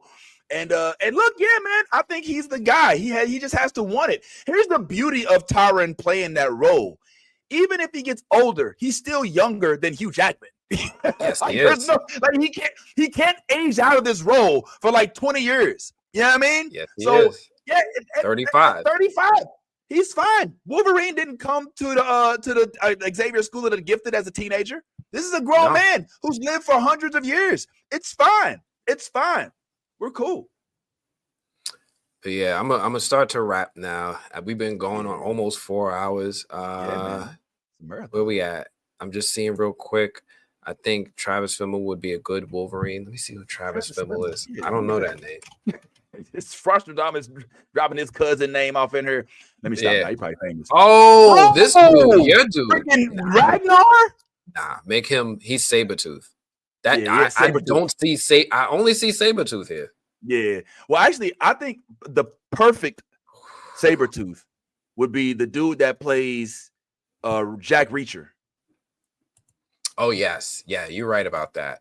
You're right about that. That's Listen, if we have Sabretooth. time skips like a young Sabretooth and an old Sabretooth, this will work. But the dude who But yeah, plays this Jack dude- Reacher, Yeah, why do I freaking. forget his name? There he goes. I forget his name too. Alan Richardson. Alan Richardson. Yeah, Yes. Alan Richardson. Yes, That dude's yes. Sabretooth, bro. That is Sabretooth. If I ever saw Sabretooth. But big up to Trimmel. And I like the job he's doing in Dune. He's the most exciting thing in Dune Prophecy right now. So I fucks with it. Yeah, that is Sabretooth, bro. He is Sabretooth. There's nothing he can do about it. He can't do nothing about it. It's No. like it's the role he was born to play. Like when I first saw him in the Legends of the, I think he played he was Hawkman in Arrow. Yeah. He was Hawkman and Hawkgirl in Arrow for a little while. No, that was in Titans. Titans. Yeah. Wait, Everybody no. forget about the Titans TV show. Titans. He was Hawk and Dove. Hawk and Dove. Yeah. Titans. You're right. My bad. It was Hawk and Dove and Titans. Yes, that's right. And for what it's worth, they killed that role. I actually was liking Titans when they was out. The girl wasn't my favorite, but I like the way he played his character. The whole Hawkman, Hawkgirl. Yeah, that was dope. But as soon as I saw him, I was like, that's Sabretooth. Even though it was on DC stuff, I was like, yo, that's Sabretooth. You know what I'm saying? And he's done nothing but inch closer and closer to Sabretooth ever since. How could you deny that? He's got the build and the chops to probably embody multiple characters within the just like Josh Brolin within the Marvel universe. Look. I hope Marvel is paying attention. Right. I hope Marvel is paying attention. That's all. All right, man. I know you. Yeah, I'm almost. Yeah, I'm like on the cusp of going on another tangent. Like if they fuck up these X-Men, the X-Men should be their cash cow, right? Forget the Avengers. None of us was caping for the Avengers in the 90s. We was all about the X-Men. Yes, so we were. Yes. The fact that they've had the rights to the X-Men for what are we going on? 8 years now? 8 years they've had the rights to the X-Men and they ain't do nothing yet. Well, I mean, nothing in a live action cinematic. Let's not say nothing because they've always had the rights to the animation. They've never lost the rights to the animation. It was always cinematic live action. They didn't have the rights to it. They bought them rights in 2017. It's 2024. We done went through a couple presidents since then. Right? Like a quick story about X-Men 97, and I'll make this as brief as possible. We had Allison Seeley Smith on our show, interviewed her. She gave a great interview. Storm. I posted a reel about her, and she didn't like it, and we had to take it down. I can say that on this because I know she probably doesn't watch this one, but she watches ours. And so we streaming on yours too. So hey, yeah. Well, listen, it's not like I lied, you know. Well, we apologize to her, and we hope there was no harm was done. But I still kind of struggle with that content that I released being anything Skylar, that could. This is a whole side conversation right here. Yeah, we're not gonna have that. I just want to throw that in there real quick. But with regard to the X-Men 97, loved it, phenomenal. I wish that my man Bo DeMaio didn't get himself tossed off of the project, because I do believe that some of his contribution to the writing was what kind of led to it being so masterful. Emmy nominated. But we'll see. But in the realm of X-Men, in my opinion, I think that the X-Men has to be revisited in a different way than they've been doing it over the past few decades. And by that, I mean, I feel it would be advantageous, and I think that they're considering doing this, with going about it in more of a constructive role rather than a collective role. And what do I mean by that? It means instead of giving us Rogue, Storm, Wolverine, Scott Summers, and Beast. Give us Storm. Then give us Rogue. Then give us Cyclops. Then tie those movies together. Kind of the way that they've done with some of the other projects where they introduce a character. I think there needs to be a resurgence of X-Men because right now it's blown up. The only one that really exists is Wolverine at this point. Let's keep it real. I mean, and even in Deadpool and Wolverine, I mean, they had the older versions of some of the X-Men. So I feel like the X-Men needs a complete reboot. They need a resurgence. And I don't think that they can do it always as the X-Men movie. I think it'd be more advantageous for them to build an X-Men movie, construct it. Give me some grassroots X-Men world building. No, you think they should just come out, just do the whole Xavier? No, I just don't. We've done it already. We've done it like 3-4 times. I just don't trust Marvel to do what you're don't trust saying. them? To build up a character. Look what they're doing with Riri Williams. You think what they're doing is good? Nah, I didn't like it. Nah. And they built it. They threw her in Black Panther, even though her character has nothing to do with the Wakandans. There you go. Throw her with the other black people. Yeah, there you go. You're happy now, right? Yeah. Well, I'm not gonna generalize that one because I'm gonna since our boy was in charge of that. I don't know who because if I'm not mistaken, Ryan Coogler wanted to include. Listen. I'm gonna say something real unpopular. Coogler needs to leave the Black Panther franchise. I'm gonna say something real unpopular. I'm gonna say it. He needs to leave the Black Panther franchise. I love Ryan Coogler. I love all of his films, but his proximity to the death of Chadwick Boseman, I know that's where you come is from, a problem, right? So it's because of the decisions that came from the producers, the director, and the cast that we don't have T'Challa right now. Me and you disagree on this one. I look, it's because of them. Like Kevin Feige said it. Like, look, it was a simple, easy decision. People were like, should we recast T'Challa and bring him back? And I was like, you don't have to recast him right away, but you don't need to kill off the character. And ultimately, it's been alluded to multiple times that the final decision came to the director, which is Coogler, the producer, which is Nate Moore, and the actors that were working on the film. And even to this day, if you look on the Instagram accounts of the actors, because it was just Chadwick's birthday, you see they're still mourning. It's still like they can't divorce Black Panther from Chadwick Boseman, which is painful for all of us who waited. When was Black Panther introduced? In the 60s and 70s? Waited 40, 50 years to see this character come to the big screen. And now he gets benched after waiting 40, 50 years. I know I waited over a decade. I'm like, we're getting a Black Marvel superhero not named Blade? Like, Black Panther, a genius, a king, has his own country, doesn't suffer from racism, fights Nazis. This is the movie I want to see. More money than Iron Man. More money than Iron Man, just as smart. Outsmarted Reed Richards in the Fantastic Four, and has this don't give a F attitude when it comes to a lot of things. I loved everything about Black Panther. T'Challa. T'Challa specifically. There are multiple people who wear the mantle of Black Panther. I was specifically a big fan of T'Challa. And the fact that this character is not coming back is painful. The fact that we did a Wakanda Forever and we didn't get the rivalry of T'Challa and Namor is heartbreaking, right? Just like you're talking about Civil War not done right. Wakandans versus Atlantis, you did it without T'Challa? Well, they did it with a Black Panther, I mean, I'm not trying to cape. Look, this isn't, I'm not on the side of the defense on this particular argument, but our disagreement does lie with the replacement of T'Challa. I think that fans of Black Panther, prior to Black Panther becoming a hit movie, will argue that point to the death. They believe that T'Challa, as the ruler of Wakanda, is supreme over all other aspects of it. But this in my opinion, for speaking for the average moviegoer, not the comic book head, not the Black Panthers fans, not those who are completely familiar with the timeline and the existence of Wakanda, it'd be too difficult for Rocky 2 to star anybody other than Sylvester Stallone.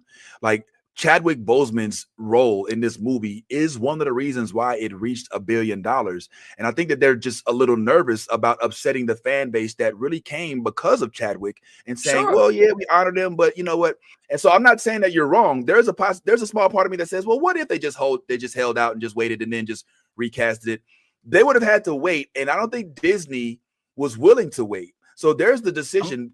Kugler's like, okay, do I take the money and put forth a project that's going to honor the few people, I wouldn't say the few people, but the loads of people that are begging for the recasting of T'Challa?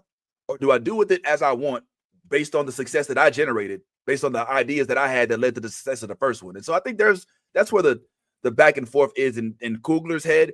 I do think this next project will be his last project with regard to Black Panther. And I will say there's something that you and I have in common. We have unpopular opinions about Black Panther. Yours is that Coogler needs to step away. Mine is that Denzel needs to stay away. I don't want to see Denzel in Wakanda for some reason. It is getting me nervous. He only does a Brooklyn accent.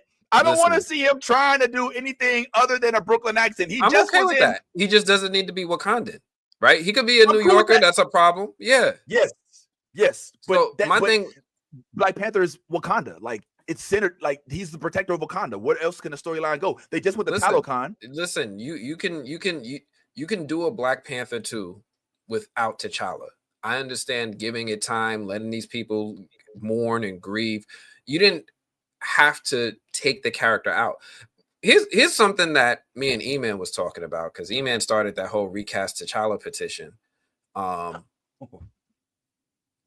Why not set the film in the time period during the blip, right? If you really wanted to do a film without T'Challa, he was blipped away at the end of Infinity War. You could have had a movie with this whole movie could have took place in between those 5 years.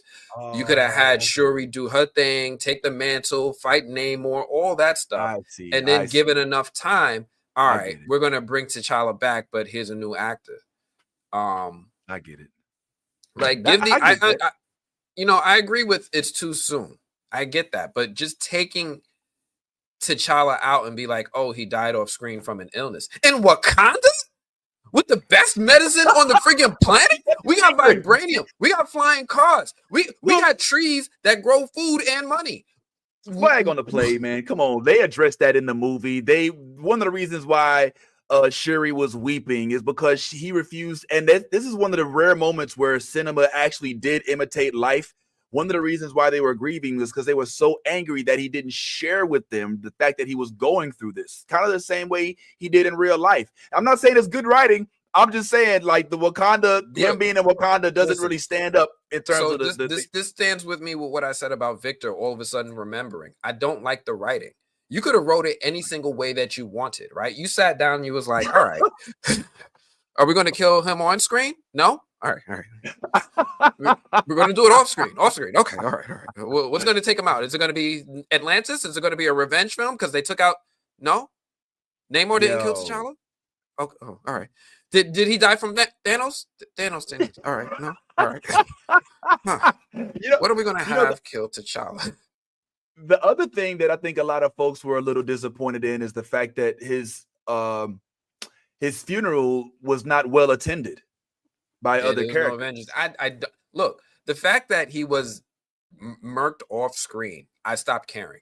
Like, this was probably the first Marvel movie I didn't watch twice. Oh, you watched Black Widow twice? Did I see Black Widow? I did, in parts. Okay. No, how about to say you're a brave man? Let me rephrase that. This is the first Marvel movie I saw in theaters that I didn't see when it hit the streaming platform later. All right. I got you. No shade on that Black Widow. It had some good elements. I still am a little tripping as a Spider-Man fan about the Taskmaster switch up, but it's all good. No pressure. We'll go with it later. But listen, man. Let me go ahead and wrap. Okay, all right, all right. Yeah, we're gonna keep going. We're not gonna all right, stop. this last little gem, just to cap off what you just said, is Yeah. I can see what you mean now. I can see what you mean now. Like if they had taken a step back and given it some time and reintroduced somebody, you've convinced me that it is a bit more possible than I originally believed. So that's all I want to say. Thank you. But yeah, I appreciate everybody. This is a 4-hour live stream. This was great. This was fun. We started off with Chloe. She hung out with us for like the first 40 minutes. Some people checking in, like, where's she at? Where's she at? She was here, she left. The Avengers are love, but the X-Men are hated in the universe. How does that make sense? Why do people hate mutants but love Captain? Racist. Oh, that's easy, Skylar. That's an easy one. Yeah. Go ahead. And sorry. You in the video and John Griffin though. I don't know. So John Griffin, the creator from that now I can let the cat out the bag. That was why I was pushing to get to 30,000 subscribers. I was told that if I had gotten to that threshold, I would be able to have I would have the platform to interview big people like John Griffin. Am I going to get the opportunity? I don't know. Are other people going to get the opportunity? I think so. You're going to start seeing people interview him, I think this week and next week. I don't know if I'm going to be included on the list. We'll see. If I do, I'll try to make it a live stream. But we'll see. We'll see how that goes. But there's definitely people that we know and love on this channel, who are going to be able to talk to John Griffin. It won't be a group interview. I asked. He's so salty, yo. Look how salty I need to go harass E-Man and be like, yo, how come Anthony ain't here? Load up the comments for real, yo. Yeah. Skylar, they love the Avengers because they save the world. The X-Men fight for the mutants. That's why. Yeah, X-Men save the world sometimes when the mutants are in danger. But you don't see the mutants are black people. But anyway, yeah, man, let's wrap. Don't forget to pull up this Saturday, y'all. We will be live and direct. All right, so pull 10 up. a.m. And Eastern. We're gonna have a Lord of the Rings extravaganza for all of my J.R. Tolkien folks. Yeah, we should watch the Lord of the Rings movie. Maybe we should. I'm with that. I think Which was your favorite? No, the new one. Oh, Rohim. That's right. You got Rohim. We need to watch it. In fact, hang up. All right, yo. Thank you all so much. Appreciate it. We'll be back next Monday. We're going to do it again Saturday, 10 a.m. I got the link, so look for the live stream and enter the contest if you haven't entered. That's all for now, y'all. Peace. Thanks again, y'all. Deuce.